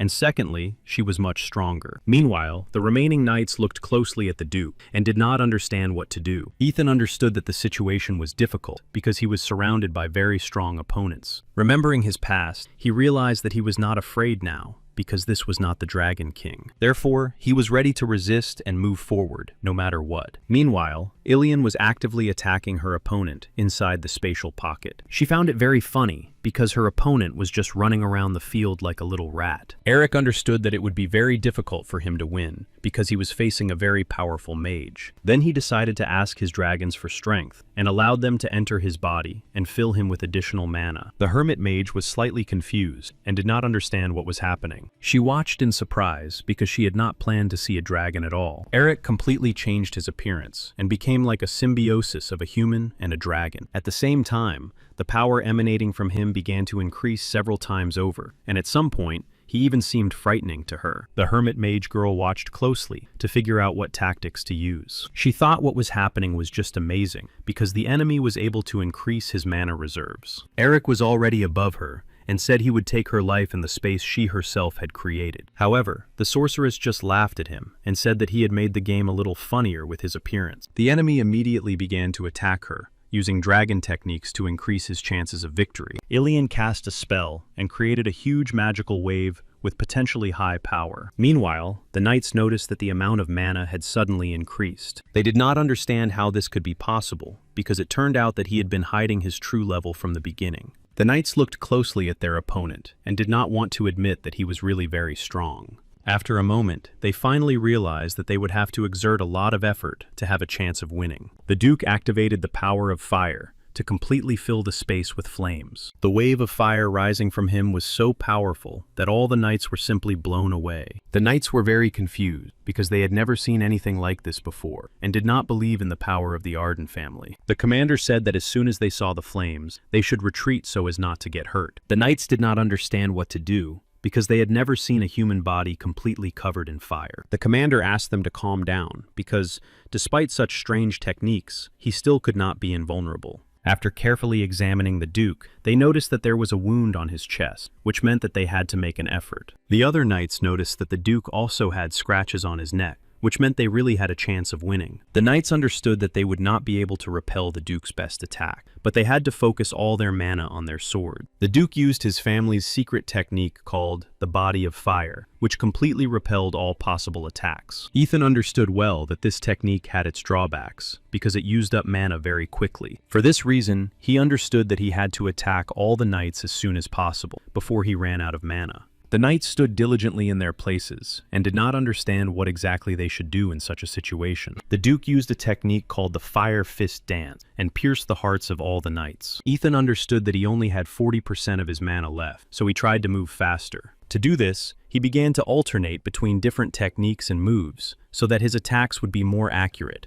and hit their target. Most of the knights were indeed attacked and could no longer attack. However, the 7th level knights and representatives of the secret society did not plan to surrender to the Duke. They saw that scratches were beginning to appear on the Duke's body and thought they could win. Ethan monitored his strength. He had 30% of his mana reserves left. At the same time, only 3 enemies remained alive, and they could not get close enough to him to attack. At the same time, the Duke actively changed his tactics and used different techniques each time. The magical space was completely destroyed, and the knights understood that they could not lose the Duke in the smoke screen. Thanks to this technique, the Duke managed to catch the penultimate knight and take him by surprise during the attack. The captain of the knights was confused. He did not understand where the Duke had gotten such abilities. Ethan looked him in the eyes and smiled, saying that there were significantly fewer of them left, and that they had not harmed him. Meanwhile, Ilya had won a complete victory over Eric and was moving forward, carrying his body with her. Stepping into reality, she was a little surprised by what was happening, so she stopped to the side. She found it very strange that the Duke had not yet defeated the remaining knights. Throwing their spiritual leader at them, she announced that he was a real weakling, which amused her greatly. The knights were confused because their spiritual mentor was stronger than they were. Some of them even refused to believe their eyes and thought that it was all a lie. One of the knights immediately headed towards the witch, who dared to harm their spiritual leader. Ilian snapped her fingers because she knew she was much stronger than all of them put together. She simply snapped her fingers, and immediately a new magical space began to open up. The knights were very confused and did not understand what was happening and how they should behave. She looked at the Duke and laughed, not understanding why he had kept the lady waiting so long. The knights' spirits began to fade, because they did not understand how she could defeat their leader, and they were overcome with fear. They understood that it was difficult for them to deal with one Duke, and now there were two opponents. Ilian smiled and said that she would just stand aside because she did not plan to interfere. The knight told his partner that he would take care of the Duke, and asked him to look for gaps in his defense and attack. He understood that he had no other options, because they could not simply run away. Phonos was very worried about his captain's condition, because he understood that they would not be able to win. The Duke prepared for their attack, and activated his protective field one last time. The captain of the Order of the Red Lion decided to use a secret technique that would drain his last reserves of strength. The Duke understood that the knights had agreed to act together, so he tried to keep an eye on each of them. He even found it very funny that his opponents were discussing their tactics right in front of him. The captain of the knights said that he would not miss the opportunity his assistants had given him. For this reason, he was ready to completely exhaust his mana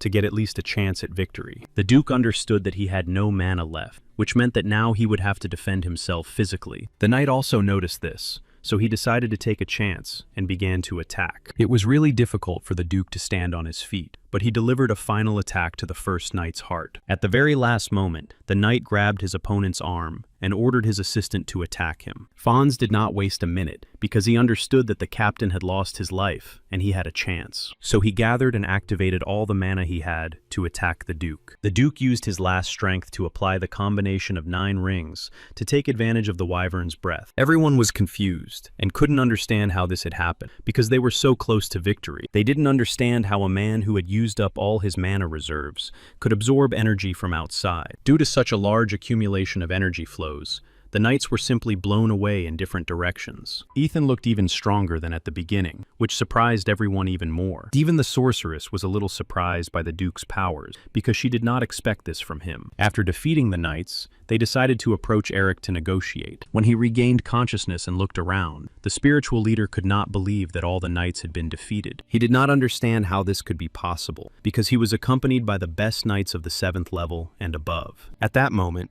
the Duke grabbed him and said that he would have to be punished for trying to harm the Duke of the Arden family. At first, he was curious to know where exactly he could find the chief spiritual leader. Eric began to laugh and said that they would get nothing out of him because, thanks to the seal, he would not say anything. Ilian was very surprised because she had already seen such a magical shift earlier and understood that he would not say anything. Therefore, she telepathically asked the Duke to be more careful because the enemy had used a phase shift. The sorceress tried to cast a spell, but realized that it was already too late. The enemy just laughed at them because they had wasted their time fussing over him. Ethan had no desire to let the enemies go just like that, so he began to fill him with his energy. Instead of dissolving into space, the mage began to experience tremendous pain and did not understand what was happening. After a short time, there was not even a trace of dark energy left in the Duke. The sorceress was very surprised by what was happening and did not understand how he could have done such a thing. Ethan was very knowledgeable about various advanced magical techniques used by dragons, so he explained to her that this technique belonged to Wyvern, and he was very familiar with it. The sorceress was puzzled because the Duke said that this technique had a vulnerability to the brain. The Duke explained that this technique was used for regeneration, and he focused his mana on it, and thus received the man's memories. Therefore, their opponent no longer had any memory and was a completely simple, harmless fool. Eric really was nothing more than a vegetable. The information agent reported to his leader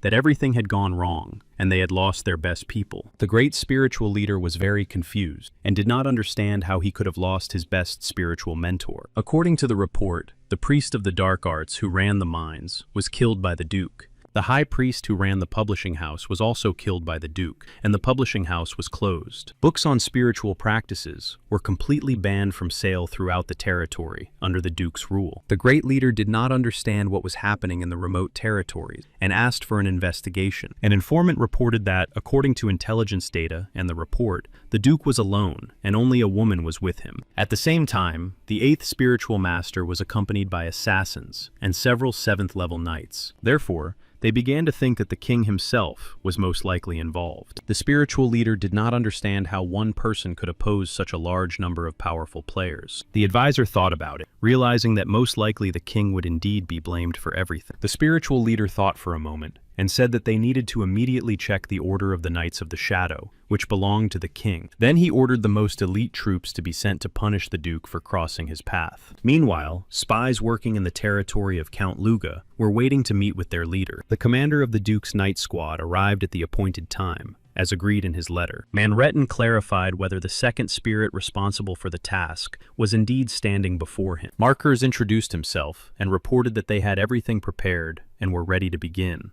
The captain was a little surprised, because this man was a member of Baron Karagas's organization, and this coincidence was strange. Marcus said that they had managed to obtain the required information, and asked that there be no unnecessary losses among the personnel. The captain of the knights said that the task would be completed with distinction, and swore on the honor of the knightly order. Meanwhile, information reached the civilians that Count Lugon had organized an assassination attempt on the Duke. Everyone began to worry greatly about the Duke's condition and well-being, but others said that everything was fine. However, the residents' conversations were suddenly interrupted by the arrival of the Knights of the Order of the Red Lion. They announced that the people had no right to spread rumors about their lord, especially since their taxes had been reduced. However, the civilians said that they knew that the taxes had been reduced solely by order of the Duke. The Knights were very angry, because they did not understand how the peaceful citizens could so quickly stop loving their lord. Unwilling to tolerate this any longer, they began to attack ordinary people to teach them to respect the Count and his decisions. They began to arrest people and put them in prison for spreading rumors. Suddenly, the knights heard someone order them to stop,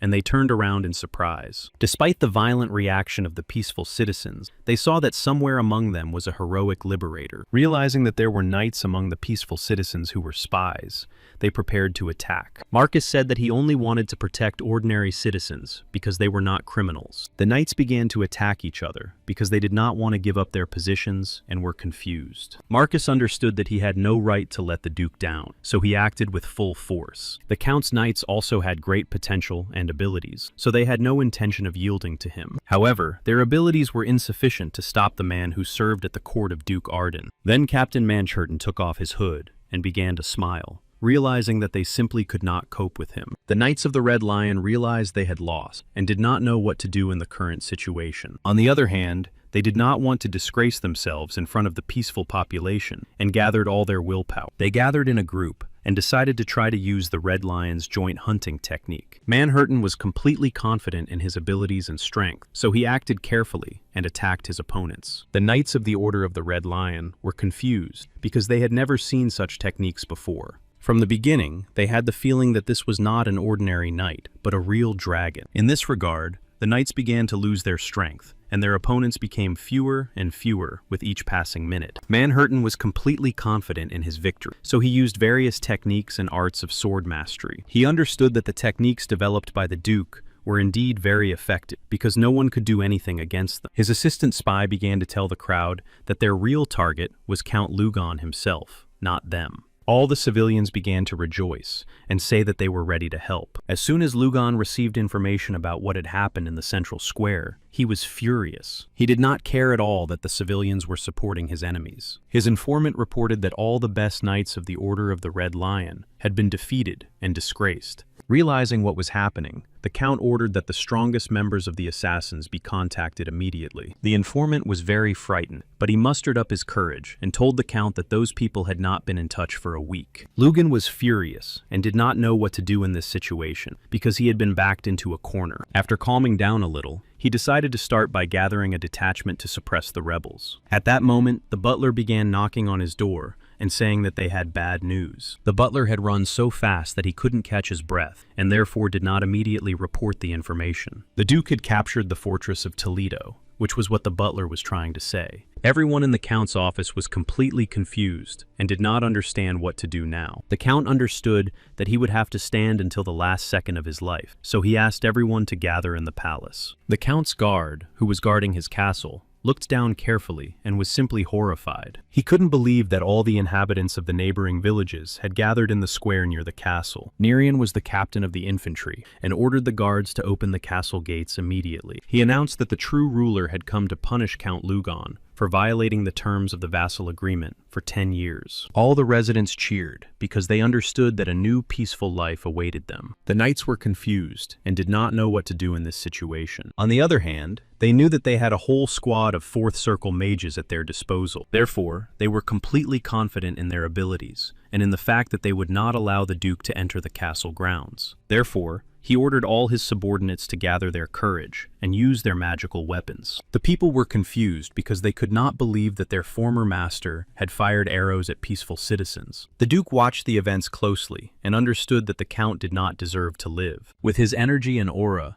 he easily stopped all the magic arrows. After restoring the magic arrows, he ordered all his knights to move forward. He headed to the top in order to quickly open the gates and capture the territory of Lugona Castle. The commander of the Count's knights was confused and did not understand how this could be possible. The Order of Magicians diligently built up a magical defense, but the Duke easily overcame it. Nerian had already begun to attack his opponents because he wanted to support the Duke in his actions and believed in his ideas. All the knights of the Grand Duke's order began to carry out the order because they trusted Ethan and were grateful that he had trained them. The commander of the enemy knights asked everyone to stay where they were until reinforcements arrived. The Duke ordered the captain to find the best men and capture the Count in order to take him hostage. The captain immediately accepted the Duke's order and said that everything would be done in the best possible way. Meanwhile, the Count, representatives of collateral families, and his family tried to save all the gold and jewels. During the run, his younger son accidentally dropped a golden cup because he was very upset about what was happening. Lugan ordered him to return immediately and pick up the cup. Otherwise, they would leave him there too. Count Lugan Almet realized that he had no choice but to try to escape. He knew that nothing good would happen to him if the Duke caught him, so he decided to hide at the Marquis's house. Carrying all his most valuable possessions in his hands, he hoped that no one was chasing him. The butler reported that everything was under control because he had been looking back all the time and had not seen anyone. His family members were very frightened because they heard the gates close and the civilians enter the castle. Count Lugan, the head of the first faction, understood that the Duke was already somewhere nearby, so he asked everyone to hurry. Besides, they understood that they were already almost at the exit and had to move quickly to reach the Marquis. Unexpectedly, to their great surprise, a man appeared out of the darkness on their path. They were representatives of a secret society of dark magicians who wanted to obtain information as soon as possible. The Count's eldest son was very frightened and thought they were Ardan's dogs, so he attacked. Using dark magic, the enemy quickly stopped him because he had no desire to waste his time. At the same time, he did not simply stop him, but took his life in front of everyone, including his parents, his mother, and father. Lugan was confused because he understood that these were people from the Brotherhood, but he did not understand why they had done this. The dark magicians said that they would leave the Count alive for Poros, but they were not interested in anyone else. One of the dark magicians began to use his energy and very quickly dealt with the Count's wife and children. When the Duke's knight reached this secret place, he was surprised to see a lot of blood around him. Looking around carefully, they did not understand what exactly had happened to Count Lugan's family on this road. However, they understood that the Count had ordered his knights to stand their ground to the end, while he himself had cowardly tried to simply flee. Looking around carefully, the advisor Lawrence realized that all of the Count's treasures were still there. Manchernet carefully examined all the people and realized that the Count was guarded by very strong knights, but someone was stronger. Lawrence was very surprised that only one person with dark magic could do such a thing. The captain said that it was definitely done by only one person, because they had all been killed in the same way. To the great surprise of everyone present, the sorceress said that there were two opponents. She explained that the count had been killed in a different way, and had first been tortured to obtain information. Lawrence pondered who could have done such a thing, and that dark magic was involved. At that moment, the Duke arrived and said that it was most likely done by people from the Brotherhood. The advisor agreed with him, because they most likely wanted to obtain information about who was responsible for the death of the spiritual leader. The Duke understood that the Count was not at all to blame for what had happened. The advisor suggested that the people from the Brotherhood most likely believed that the king had set him up. The Duke said that it was probably even better that the people from the Brotherhood were following a false trail, and that he had recovered the artifact himself. Lawrence said that it was probably necessary to take advantage of the situation to pit the kingdom against the Brotherhood. He said that he was ready to do everything so that the king would have no choice but to start opposing the Brotherhood. Marquise Blossom listened carefully to the story about how the Brotherhood had attacked the Count and how strange they were. The Duke said that the people of the Brotherhood were confident because they had 7 families behind them. Ethan said that he planned to expel those people who were associated with the Brotherhood from the kingdom. The Marquis thought for a moment and realized that this was a wonderful idea, so he said that he would obtain all the information. Meanwhile, Myers had already learned how to use black flames and was training hard. He was getting stronger every day, and his progress was really fast and impressive. He was doing really well in training and getting good results. His teacher was making his training harder every day and teaching him more complicated techniques. Myers did sometimes experience difficulties during training, but he did not give up. He remembered how the butler reported to him daily on his older brother's progress. However, sometimes he felt very bad, which frightened the butler Hans, who did not understand such a reaction. He understood that he had indeed become stronger because he had just mastered the art of black flame. He was upset that he was learning techniques while his brother was acquiring new lands and conquering states. The teacher was sometimes confused and did not understand why his student was distracted during an attack. In order to cheer up his student, he used a raid technique to get his attention. Myers began to envy his brother very much, so the black flame that was forming in his blood began to grow. When the teacher saw such an ominous aura, he was confused and did not know what to do. Myers reached a new level, and his strength increased in both quantity and quality. During training, he mastered the technique and skill of destructive victory. He did not want to fall behind his brother, so he decided to train at full strength. His teacher was very frightened and asked his student to stop because he would not be able to handle him. Myers listened to his teacher because he was not to blame for everything that was happening and really did stop. Count Shimon watched his training, clapped his hands, saying that he had trained really well and decided to give him a gift. Myers said that he had assessed himself too and understood that he still had a lot to learn. The Count asked his new adopted son not to be modest because his black flame was becoming pure. As a gift, the Count decided to present him with a miraculous fruit that increased strength. Myers thanked the Count and said that he had recently heard that his older brother had done something bad to Count Lugan, the head of the first faction. Shimon said that according to his information and reports, his older brother had never learned to control the pure black flame. The Duke's younger brother was very surprised and did not understand how this could be possible. The Count said that he had already begun to think that it was time to start preparations for the black flame ceremony, at which Arden would choose his patriarch. Myers understood that the Duke would not allow them to do this, because he himself had not yet mastered the black flame. Shimon smiled and asked him not to worry about anything, because he had decided to settle everything on his own. The Duke was very surprised that he was forbidden to participate in the fire opening ceremony. Shimon said that there was nothing to worry about, as the Duke would soon be almost 20 years old, and this was just a ceremony. The Count said that he would eagerly await the Duke's arrival in the capital of the duchy in a month's time. Ethan gathered all his people to consult with them about what was happening. His sister understood that he could not summon the black flame, so he could not take part in the opening ceremony. Prexian also said that, unfortunately, he had never seen the black flame. The advisor was a little confused because he also saw no prospect. However, to everyone's surprise, Ethan smiled and told them to smile because soon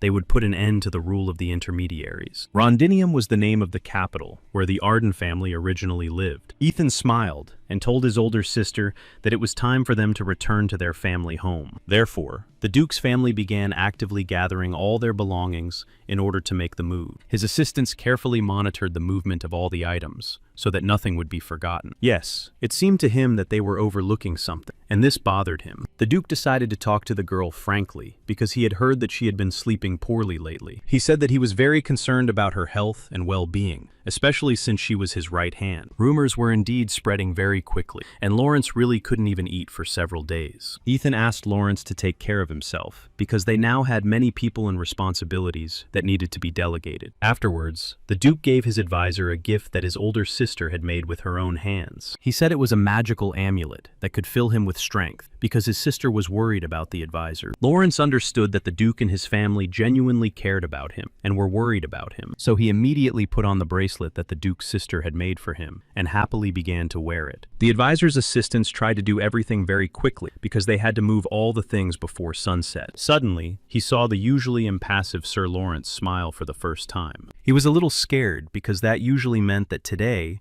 the advisor would be torturing people in the dungeons. The Duke was in the common room, carefully inspecting the room to make sure they hadn't forgotten anything. Left alone with himself, he tried to understand what a pure flame was and to recreate it. At the same time, he remembered the words of the Lord of Fire, that black flame was imperfect. Then he decided to try not to experience any painful feelings in order to create a pure flame of fire. However, unexpectedly, the Duchess, who was his older sister, entered his room. She kindly informed him that all the preparations had been completed and all the belongings had been packed. Ethan told her that he was also completely ready, so he was starting to move towards the family home. His sister looked intently at her older brother, because she believed that they could return to their ancestral home. All this happened on the very day of the fire opening ceremony. The residents of the duchy's capital noticed that the young lord had finally returned to them. They welcomed the Duke and could not hold back their tears because they had been waiting for him for so long. The sorceress looked around carefully because, in reality, everything was much worse than she had imagined. The advisor was also very surprised and did not understand how the half-breeds dared to ruin the young lord's hometown. Unexpectedly, the Duchess took the advisor by the hand, and he was even a little frightened. He did not understand what she wanted to show with this gesture, but she looked out the window and said nothing. The Duchess looked intently out the carriage window and hoped that her older brother would be able to teach everyone a lesson. She believed that only he could fix everything, and that the people would stop suffering and start living a normal, proper life. Shimon came out to meet the Duke and, extending his hands to him, said that they had been waiting for him for a long time. Ethan looked at him and asked if everything was ready for the ceremony and the election of the patriarch. The Count reported that everything had been prepared and that the ceremony would be held in the arena in the main square. The Duke did not want to waste any time, so he said that they should begin immediately. Shimon was a little puzzled and did not understand where the Duke got such courage, since he did not know how to summon the black flame. Count Shimon said that they had organized a large banquet in honor of the revival of such a grand ceremony. Ethan said that he did not want to spend a single extra minute with the traitors who had trampled on his lands and turned them into a desert. Shimon did not respond because he knew that he had prepared very well. The Duke, his family, and representatives headed toward the arena to see how everything had been prepared. The stands were filled with a huge number of invited guests, who were waiting for the ceremony to begin. Ilya warned the Duke that there were magical seals in the center of the arena. The Duke replied that he was not surprised, because he did not expect them to conduct the ceremony honestly. The people in the stands greeted the young Duke, because they understood that they had not seen him for a long time. The wealthier aristocrats among the guests decided to place bets because they did not know which of the two brothers would win. Myers also began to take the stage, and another part of the audience began to applaud him. The Duke looked with surprise and kindness at his younger brother, who was artificially carrying out his plan. Myers was also very attentive and looked at his brother to assess his abilities. Count Shimon announced that everyone was present and they could begin the ritual and ceremony of the Black Flame. Ethan decided to find out where Terran was, because there were 3 contenders for the position of head of the family, and all of them had to participate. Count Shimon said that he had tried very hard to contact him, but,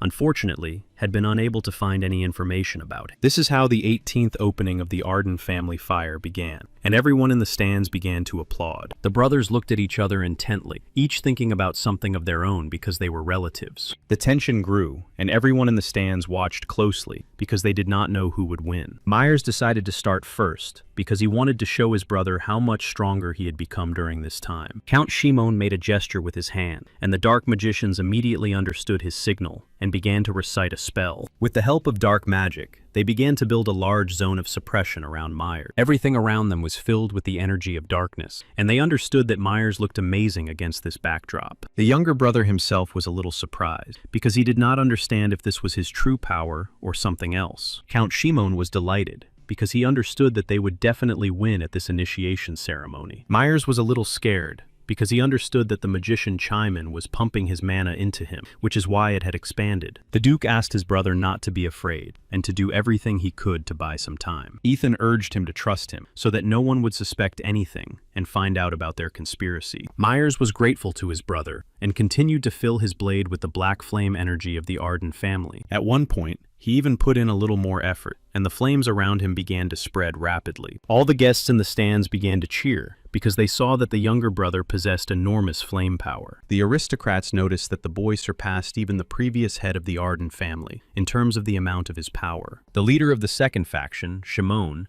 was already completely confident of his victory, and even began to celebrate it internally. Ethan took a few steps forward, because he realized it was his turn to demonstrate his powers. Shimon was confused, because he did not see black flames in him, so he did not understand the confidence in the Duke's steps. Realizing that black flames are born only through negative emotions and pain, the Duke began to activate them. After that, he easily demonstrated a stable, even stream of black flame to everyone present. All those present were very surprised because they were sure that the eldest son was not capable of this. Count Shimon was confused because he did not understand how this could be possible. It was very difficult for Atan to hold the black flame because it was an imperfect and unstable type of flame. Therefore, he turned to everyone present and said that black flame was an unstable type of magic and that he would demonstrate the future with Arden. Looking intently at the sword, he began to concentrate all his power on it and accumulate mana. In this way, he managed to uncover the secret of the pure flame technique, which had always been stable. A large stream of energy flame began to fill the space around him. It looked so incredible that even the knights of his personal order were very surprised. Count Shimon could not believe his eyes, because he had never seen a white flame before. Those in the know understood that the eldest heir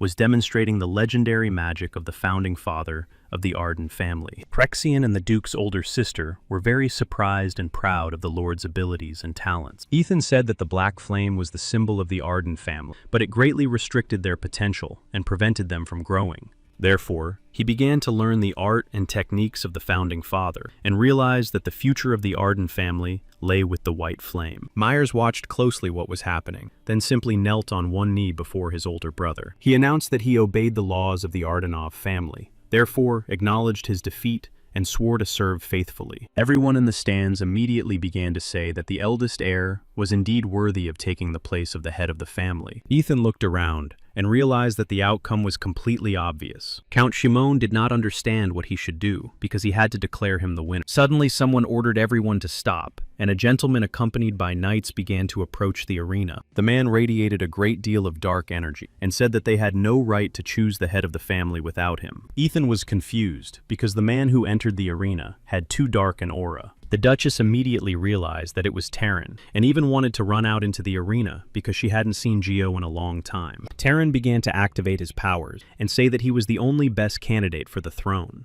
The Duke was confused because in the past his brother was completely different and not like he was now. However, Terran was already heading in his direction and saying that he deserved to become the head of the Ardenov. Ethan was completely unprepared for this turn of events, so he braced himself for attacks from his brother, who was wielding two swords at once. He analyzed his brother's field and realized that his aura was very unstable, which meant he was under a lot of pressure. This meant that Terran was not himself, and therefore his mana was very dirty, and his movements were too fast but not coordinated. He understood that the 7 great families were most likely involved in this, but he did not understand why they had done so. The Duke decided to use a combination of black and white flames to completely wipe his brother's mind. The black flame cast a curse on the enemy with its impure and very destructive energy. The white flame, on the other hand, was supposed to completely cleanse the darkness that covered the mind. Terran was truly unaware of his action and did not understand what was happening to him at all. The people in the stands watched what was happening with surprise, because all the heirs possessed great power. The Duke was very careful in his attacks, because he did not want to harm his younger brother. He wanted to cleanse the young lord of the dark influence, so that he would understand what was happening around him. However, to his great surprise, the attacks did not work as planned, and Terran continued to dodge. All the spectators present were confused, because instead of the younger Duke, another man appeared on the stage. It was the commander of Count Ratzian's knights, who unexpectedly found himself under attack by the Duke, and looked at him confidently. Commander Marlik was a transcendent knight, so he was resistant to almost any attack. Count Shimon watched the arena intently because he did not understand what was happening. Marlik was a very strong knight because he had already reached the 10th level of his development. He easily lowered the Duke's sword and said that he did not expect him to attack him at such an inconvenient moment. The Duke was confused and said that a true knight would not interfere in someone else's confrontation.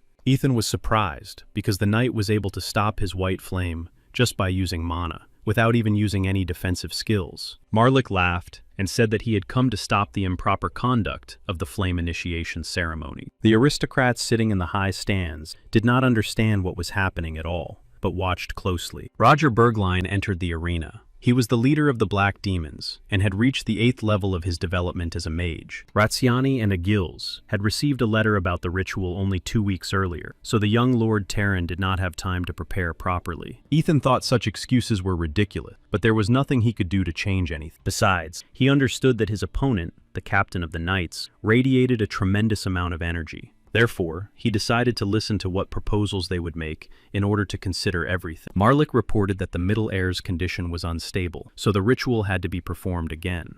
The Duke himself understood that something was wrong with his younger brother, so he asked to be told exactly what they had done to him. The opponent began to smile and pretend that he did not understand anything because he was simply teaching his brother, Duke Terran, his techniques. After that, he said that they would prepare a new ceremony and inform all participants of its start in the established order. The Duke had no desire to put up with all this, so he decided to attack the captain of the Knights, here and now. Marlik was confused because he did not expect such a strange action from the Duke. He was very upset by what was happening, so he also decided to draw his sword and demonstrate his strength. A confrontation ensued between them, and all the people in the stands watched intently. Ethan realized that his strength was not enough to defeat his opponent. Marlik began to surround his body with real black flames, which were a secret of the Arden family. Myers couldn't believe his eyes. He didn't understand how such a thing could be possible. The Duchess was also confused. She didn't understand how someone who was not a member of her family could master such a technique. Prexian was very surprised because the black flame was only available to those who were related to the Arden clan by blood.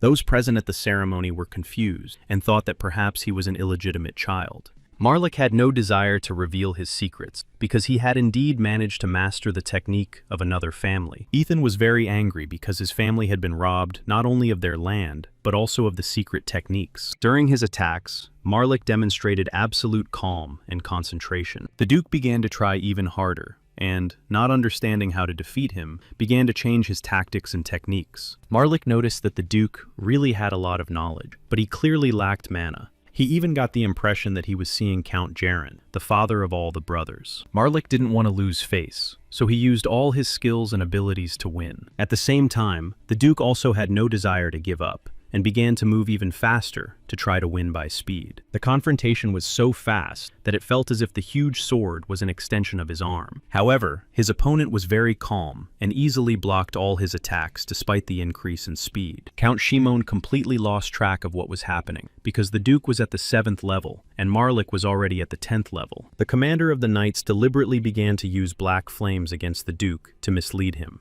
Ethan realized that with each passing minute, it was becoming more and more difficult for him to withstand his opponent's attacks. However, after analyzing his abilities and techniques, he realized that they were playing along with him. Then he realized that representatives of another family had learned the secret technique of black flame from his younger brother. He felt very sorry for his younger brother Terran, so he did not stop and wanted to avenge him. He saw his brother's aura and understood that he had been tortured in various ways, because an 18-year-old boy could not have so much darkness within him. These thoughts drove the Duke into a state of absolute and uncontrollable rage. Memories of his past life, in which his younger brother was present, began to surface. Terran tried very hard during the confrontation with the dragon, and believed that they would win, so he was active. He asked his brother to hold on a little longer, because the Dragon King would soon arrive. However, despite his professionalism and attentiveness, there were moments when he simply missed the enemy's attack. The Duke was always by his side, helping him defend against the dragon's attack, because he was worried about his family members. He loved and cherished every member of his family, especially his younger brothers, so he always took on the role of a father. On the last day, the Dragon Commander, who possessed great power, appeared before them. Ethan asked his younger brother Turan to be more attentive and careful so that nothing would happen to him. Tehran was confident in his abilities and wanted to be useful, so he went ahead himself and sent his brother to the Dragon King. He told his older brother that he would stand until the very end, no matter what happened, and asked him to rely on him. He understood that only his older brother, who was supposed to save humanity, could defeat the Dragon King. That is why, knowing about his brother's heroism, it was very difficult for the Duke to see his condition in this reality. Ethan had to win and take his brother away to clear his mind of darkness. The more his anger grew, the colder his mind became, and the smoother his movements became. Marlik turned all his attention to the fact that the power of the Duke's attacks began to increase exponentially. Ethan wanted to show his opponents that they could never change his decisions or break his resolve. Then he decided to use a new technique, the body of white flame, which cleansed the space of darkness. The enemy knight was confused and did not understand why the Duke had lost his composure, since he had deliberately attacked him weakly. At some point, Marlik was able to attack the Duke. The sword touched his body and even scratched him a little. Myers was confused, realizing that his brother simply lacked mana and could be weak for that reason. The Duke was in great pain, but he tried not to show it to his opponents. His older sister was frightened and did not understand what was happening because she was afraid of losing her younger brother. She saw that her younger brother had been wounded and began to worry even more. However, the Duke gathered all his willpower and launched a final decisive attack on his opponent. The knight was very surprised because it was the first time he had been attacked and suffered damage. The invited spectators, who were ordinary citizens, were convinced that the Lord could win. The Count was very angry because, according to his logic, the Duke could not attack such a strong 10th rank knight. Marlik became very angry because he only wanted to calm the Duke who had rushed at him, but now he was ready to do everything in his power. Ethan was ready for such a turn of events because his opponent did not want to show his true face. He was completely confident that the white flame he had developed and was able to unleash would defeat the black flame. Marlik decided to put the young gentleman in his place so that he would no longer behave so arrogant. Suddenly, a man stopped them and told everyone to stop because their actions were pointless. The gentleman said that he had come with a message from His Majesty the King and did not want to see any confrontation. Since the Duke and the other knight had stopped, the gentleman began to address everyone. Marlik understood that according to the rules, when His Majesty's words were conveyed, everyone had to kneel. All those present immediately began to kneel on one knee in honor of the king and in recognition of his importance in society. However, to the great surprise of the knight who conveyed the message, the Duke remained standing and did not even plan to bow his head. The king's advisor announced that the Archduke's eldest heir had won the right of opening fire. However, he said that the preparations for the ritual had been made too quickly, and this was acknowledged by representatives of all the great families. For this reason, the eldest heir would be appointed acting patriarch of the family. The king also signed a decree stating that this term would last exactly 1 calendar year. At the same time, in a year's time, the ceremony would be held again to finally choose the patriarch of the Arden family. The Duke was confused and did not understand how the king could interfere in matters of succession to the head of the family. The advisor telepathically conveyed to him that the king was on his side, but he had to wait a little longer. Ethan was a little surprised and decided to clarify how exactly the king planned to reward him for his patience. Farwater reported that the king was ready to allocate large sums of money for the restoration of cities. The Duke said he would be willing to discuss this later and thanked him for his understanding. After the negotiations were over, the advisor announced to everyone that Ethan was being appointed head of the family. The Duchess was very happy with this decision and even decided to hug her accompanying knight standing next to her. Everyone present was very happy with this news because they understood that the Duke had truly won. Shimon and his advisors did not know what to do in this situation because they did not understand how they would now serve Ethan for a whole year. Shimon realized that the king was not on their side at all when he made this decision, and even sent his representative to the ceremony. He simply could not believe what was happening, because now the Duke could easily punish him for all his actions. For this reason, he quickly called for a carriage so that he could simply escape and return to his estate. He could not understand why the king had recognized Ethan's legitimacy and interfered with his plans, which now could not be realized. All the knights of the other families began to gather in columns for a briefing. They did not understand what would happen to them now. Before, they had to oppose the Duke, but now they had to honor him. The captain of the Blue Eagle Knights told everyone to be attentive and listen to him. The knights were attentive and immediately stood at attention because they wanted to understand how to behave. They were unhappy that the young Duke had been chosen as head of the family through various tricks and intrigues. Their commander informed them that they would have to temporarily relocate to another estate in order to resist the Duke. Shimon wanted to join forces with the remaining families in order to defeat the Duke. However, they did not have time to finish their meeting when suddenly something around them began to destroy the retaining wall. Count Shimon was very confused and did not understand what was happening and who dared to invade them. Looking around, they realized that it was the Knights of the Order of the Holy Duke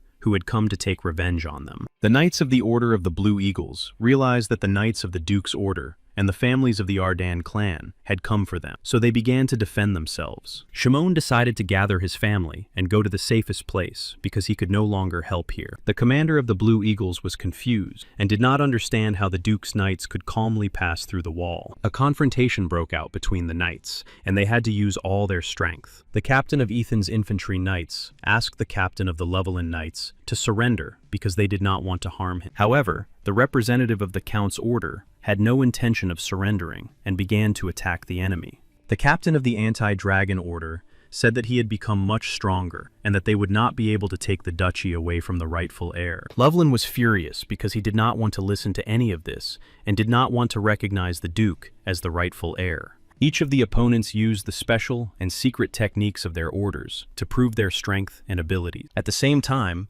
each of them was determined to win and did not plan to give up until the very end. Loveland decided to use a very cunning technique of the Blue Eagles, so he was even able to damage his opponent Naren. However, to his great surprise, after receiving damage, his opponent became stronger. Naren attacked his opponent and ordered him to surrender, otherwise he would be killed. He also said that the Duke had never been stingy with those who were willing to be loyal to him, and that this was an excellent offer. Loveland did not plan to surrender, even in such a state, because he was in the Order of the Blue Eagle. Everyone present was very surprised because they realized that they had defeated the most important commander of the Order of the Blue Eagle. Naren began to use the Thunder technique and ordered all the other knights of the Count to simply surrender. Shimon began to cry because he understood that now nothing could be fixed and he had really just been taken hostage. Meanwhile, Marlik in the county of Rarian asked him for forgiveness because he could not stand alone against the Duke. He also reported that during the confrontation with the Count, he had managed to study the white flame and its power. Jaren Rashin said that he was very pleased to receive this information, so he asked for an extraordinary meeting to be convened. By decree of the king, Ethan became the official 18th patriarch of the Arden clan. Therefore, he had to undergo the ceremony of appointment as patriarch in order to receive the title. Ethan said he was grateful to everyone who helped him during this difficult time and stood by him. The peaceful residents held their breath, and tears flowed from their eyes, because they understood that tyranny would end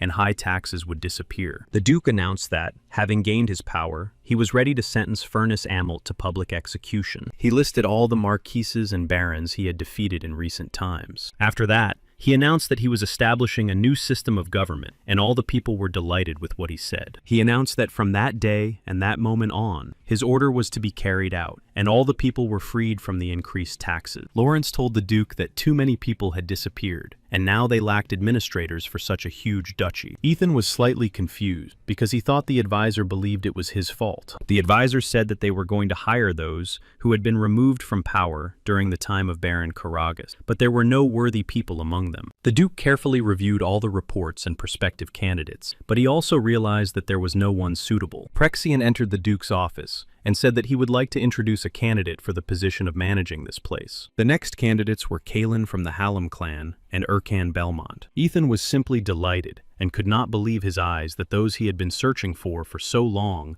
had come to him themselves. The advisor opened the list of questions for the interview and began the interview. The candidates said they wanted to create an industrial and cultural city, so they were looking for places that could attract the residents of the duchy. Kalen was well known to the Duke as a talented young man who had shown extraordinary entrepreneurial skills in the past. Belmont was also well known to him because he was skilled in agriculture and had prevented people from starving to death during the conflict. For this reason, the Duke immediately decided to appoint these two young men to the position of administrators. The gentlemen were delighted with this decision and thanked the Duke for his generosity. Meanwhile, the 7 great families also organized an extraordinary meeting to resolve current issues. Romanton said that he had a report on everything the Duke had done, and that they had to decide what to do with him. The Marquis of Turian was surprised that the Duke was such a capable man that, without any help, he had proven himself stronger than the other heirs. Marlik said that the Duke was indeed very strong, so he was not sure that anyone could deal with him at all. Marquis Sage simply could not believe his ears, and said that he did not even want to listen to such reports,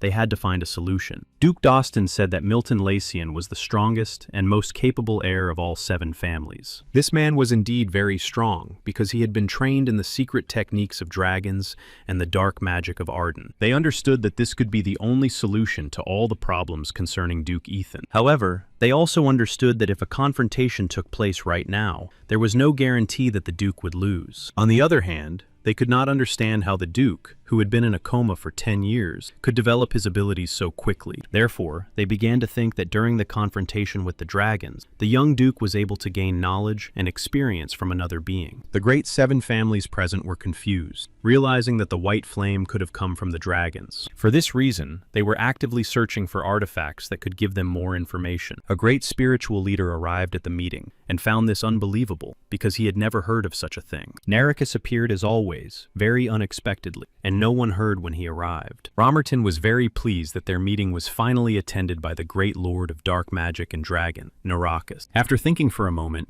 he said that Rotterdam had never been associated with magic, so there was something else going on here. He understood that the Arden family could not be connected to dragons because they themselves were connected to dragons. Therefore, the elder stated his conclusion that, judging by the speed of his development, the Duke was definitely an outstanding personality. He decided that the first thing to do was to solve the problem with the king, who had completely eliminated all his spies from the territory. The Lord of Dark Magic said that they must completely deprive the younger Duke Terran of his sanity in order to win. He also said that he very much hoped that the 7 clans would not forget the generous gifts they had received from the Brotherhood. Romerton asked his guests to refrain from negative, oppressive energy and said that they all agreed. He suggested depriving the Duke's younger brother of his sanity in order to recreate his flesh and fill it with dragon technology. According to his preliminary analysis, such actions would ensure their victory over the Duke within a year. Marlik felt a little sorry for Terran because he would have to endure great suffering and would simply pass away. Count Romerton, on the contrary, was delighted with the idea and said that they would begin to implement it immediately. They began to conduct experiments on Terran's body in order to completely deprive him of his mind, and it was very painful and frightening for him. The Duke remembered the Baron's words before he took his life, that his family's sacred sword had been broken. Finding himself in his ancestral estate, he decided to search all the rooms and possible storage areas. Looking around inside, he realized that everything his family had in the way of artifacts or amulets had simply been stolen. However, he did manage to find the very piece of the sacred sword that looked like a simple handle. He remembered well his ancestors' words, that the hilt of the sword was made from the branches of the world tree. It was this sword that had once withstood the onslaught of the purest white flame without being destroyed. The Duke was very sorry that only the hilt remained of such a great sword. He was even curious to know what had happened during the confrontation with the Dragon Lord that had left nothing of the sword. Ethan knew that in order to master such a sword, he would have to work very hard and try to restore it. At his new estate, knights trained daily on the training ground to become stronger and better. Niran proved to be much more agile than the future deputy of the Blue Eagle Knights, and demonstrated his strength to him. Others also noticed that this knight was developing very quickly and becoming better. They all used the same technique, but only the captain of the infantry could demonstrate it so quickly, albeit more perfectly. Raymond did not want to lose to his rival, so he began to use other techniques. He was curious to see how his opponent would react, in order to carefully study all his secrets and actions. Nerun blocked his attacks with his sword and began to laugh, saying that their training was over. Raymond dropped his wooden sword and was simply horrified because they had already had 30 training sessions and he still couldn't move on to the attack. Everyone present was also surprised because the black flame was becoming much stronger than before. Myers, although he was the younger brother of the Duke, still trained on an equal footing with everyone else. His older brother taught him the secret techniques of black flame because he wanted his brother to become stronger and able to defend himself. Myers understood that his brother was still much stronger than he was, and that it was difficult for him to resist him. Ethan corrected his actions and asked his brother to focus so that he could produce more black flame. His younger brother understood that they were simultaneously using the powers of purification and blackening, but he did not expect it to be so powerful. The white and black flames were like justice and dishonesty, purity and corruption. Looking at his older brother, he wasn't sure he could learn the white flame from him, but he liked it all. When they finished training, his older brother said that in the evening, he would give him his notes on developing the white flame. Myers was very surprised and didn't understand why his older brother couldn't teach him personally, which meant he was going somewhere. Ethan said that he needed to restore the divine sword as quickly as possible, and as soon as his younger brother unlocked the white flame, he would give him a gift. Ilian carefully examined the hilt, which was made from the world tree, because it was simply exquisite. The second mage argued with her and said that this hilt was just another wonder of the world. The Duke asked them not to argue with each other and said that he had invited them to restore this sword. Ardenite was now impossible to find because this precious metal had been lost for 200 years. Ilian said that this metal could not even be found in the Emperor's reserve, so it was necessary to change tactics and come up with something else. The Duke said that he was ready to consider all options and asked them to think about what could replace this metal. Ilian suggested Manian alloy because it contained about 40 different types of metals and had its original form. She didn't like that the new assistant mage was always trying to take things from her hand, so she hid him. Ethan thought about it and decided to turn to the dwarves, who had large quantities of metals of different types and properties in their reserves. The sorceress said that they could also turn to the elves, because they might also have particularly rare metals in their reserves. To the surprise of everyone present, she said that she happened to have an elf acquaintance who could share some with her. When the Duke was left alone in his office, thinking about his future plan, there was a knock at his door. Marquise Blossom announced that he wanted to come in person to congratulate the Duke on his appointment as head of the Arden family. It so happened that, despite their alliance, this was the first time they had been able to talk in person, and the Marquis wanted to present a gift. So, sitting down for tea, the Marquis asked what exactly the Duke would like to receive as a gift. The Duke showed him a whole scroll with a list of various items he needed to find. Looking carefully at the list, the Marquis realized that these items would be needed to make two things. Ethan also asked the Marquis to help him find a Manherian alloy that could be found in the kingdom of the dwarves. Marquis Blossom was very surprised, because such an alloy was very expensive and rare. The Count explained that his sword could no longer withstand his pure white flame, so he needed to find a more durable alloy. The Marquis said that it would be very difficult, but he agreed because their two families had agreed to trust each other. The Red Moon worked for the king, and was guarded by Shadow Knights, so they could easily obtain any verified information. Lawrence said that they had to use their services directly in order to build up the strength of their units. Ethan asked him to find out everything about the lawless city of Carmen, and then be sure to report the information he obtained to him. Lawrence said that he would definitely carry out this order, because he understood that it was simply necessary. Ethan thought that while they were on the road, he had time, so he decided to continue his meditation. However, Ilian suddenly started yelling at him, saying that he was not alone here, and that she was also very bored. She said that according to the rules of etiquette, if a person was sitting in front of him, it was necessary to start a conversation with them. For this reason, she said that she was now ready to tell him how she had met the elves. Ethan was not very happy, because he was not interested in this, and had planned to just read a book and relax. She said that she had been able to befriend the elves because she had saved the tallest elf. The Duke didn't quite understand what she was talking about, so he asked her to explain in more detail. The sorceress explained that the elves who lived near the World Tree were called tall because they developed faster. Then the Duke thought that the World Tree was just an ordinary tree, and that nothing would happen if he took one small twig. That is why he was very hopeful that creating a new hilt for his sword would not be too difficult. As soon as their carriage approached a certain place, they were immediately attacked with arrows. The elves who were defending the territory immediately began to attack them because they were not expecting guests. Ethan was a little surprised because the sorceress had initially said that she was friends with the elves. The elves said that they had to do everything they could to defend their territory and not let uninvited guests in. The sorceress began to activate a protective field and said that they had misunderstood her and that she was their friend. The Duke decided to simply demonstrate his power, realizing that this would make negotiations much faster. The elf defenders immediately turned their attention to him, realizing that they had to attack him. So they decided to fire all their arrows from different sides at once to defeat him faster. Suddenly, the mother of the elves came out and said that they must be punished for wanting to take the tree. The Duke immediately lowered his sword and asked everyone to stop being afraid, because they had come for another reason. Using his special technique, he said that he had simply destroyed the elves' weapons so that they could talk to him. The sorceress happily began to run towards Irina, waving the handkerchief she had given her as a sign of their friendship. Irina stopped attacking them and realized that before them was the one who had protected them from the dragons. She apologized and said that people had come to these lands who wanted to destroy the World Tree. Ethan was a little surprised and decided that she should tell him in more detail exactly which people wanted to capture the tree. She reported that 6 months ago, some people near them had begun to build a castle that emitted an ominous energy. Irina explained that this dark energy was draining all their strength, and every day it became more difficult for them to protect the World Tree. However, to her great surprise, the Duke asked her for forgiveness and swung his sword. The elves watched his actions closely and did not understand why he had destroyed one of the roots of the world tree. The sorceress herself was confused. She did not understand why he was doing such strange things. He asked them to look closely, and then everyone saw with horror that there were dark growths on the root of the world tree. Irina was the guardian of the world tree. She was terrified and did not understand what it was. Ethan said that those people were trying to use dark energy to change the world tree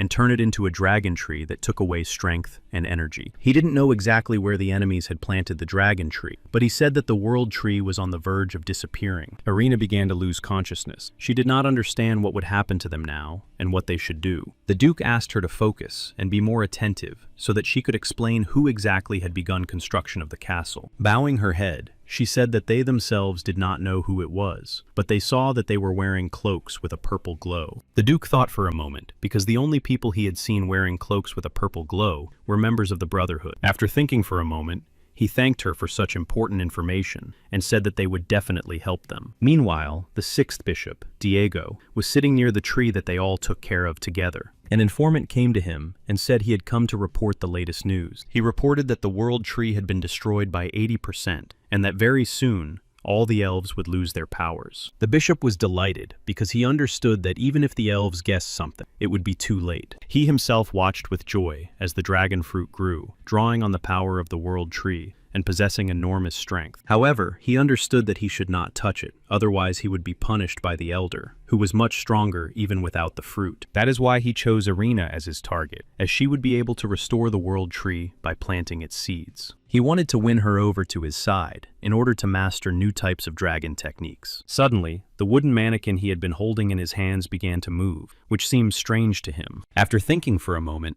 the bishop realized that it was most likely the work of the invader. To check everything, he immediately summoned the knights who belonged to the silver level of general magic. He told him that the elves had come to his castle again, and therefore wanted to take them alive to obtain information. Immediately after talking to the elves, the Duke and Elijah went to the castle with dark energy to check everything. It was not difficult for them to find its location because it emitted too much dark energy. Ethan sensed that someone was approaching them, which meant that they were able to detect their presence on their territory. The Knights of Darkness immediately began to surround the people and did not understand why they were not elves, as previously stated. The Duke asked the sorceress to step aside, because he didn't want her to get hurt. The Knights of Darkness didn't really care who they attacked, so they immediately went on the offensive. Using dark magic, they immediately began to direct large streams of evil directly at their opponents. Ethan decided to use a second-level red flame for his own protection. In this way, he began to create a fiery serpent that contained all the dark energy.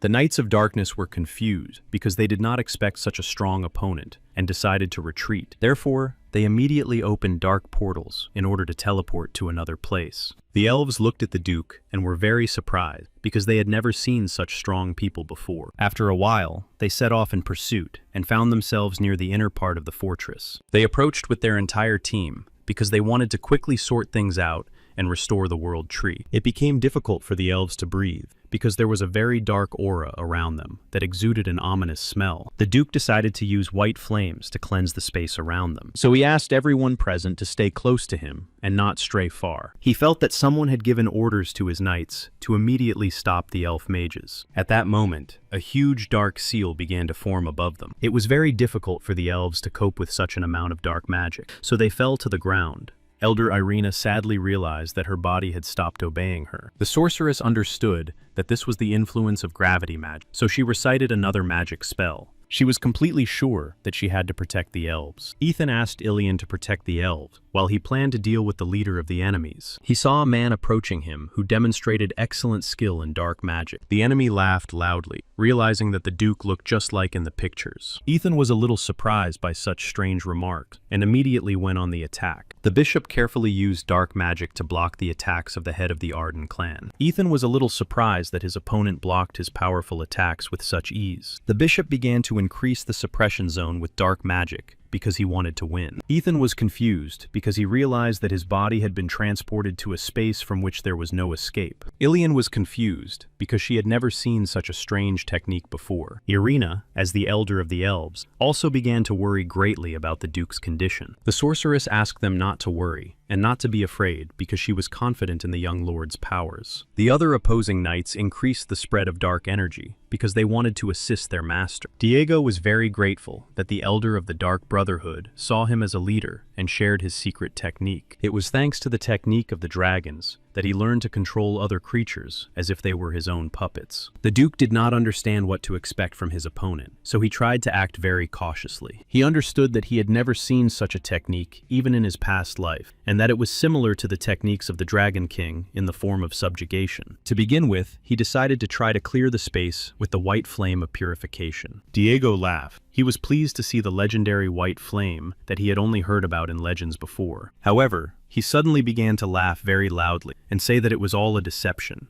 After that, he activated the power of the Great Eye of Death and directed the stream towards the famous Duke. Ethan understood that only dragons possessed such power, and that even very strong people could not resist it. Diego was completely confident in his victory because he knew he could defeat his opponent. The Duke had seen such techniques before in his past life, so he resolutely continued his attacks. Bishop Diego was very surprised and did not understand why such a powerful technique did not work. Ethan said he was surprised that the dragons used such cheap tricks as the eye and the magical thread of body control. The opponent was surprised that a man with so little mana could so easily resist such powerful techniques. However, he announced that this place was completely under his control, so he began to summon the dragon. The Duke decided to stop and observe the enemy's actions in order to choose the right tactic. Right before his eyes, the man's body began to transform into a real dragon of enormous size. Ethan was a little surprised that such people had learned to use techniques to change their own bodies.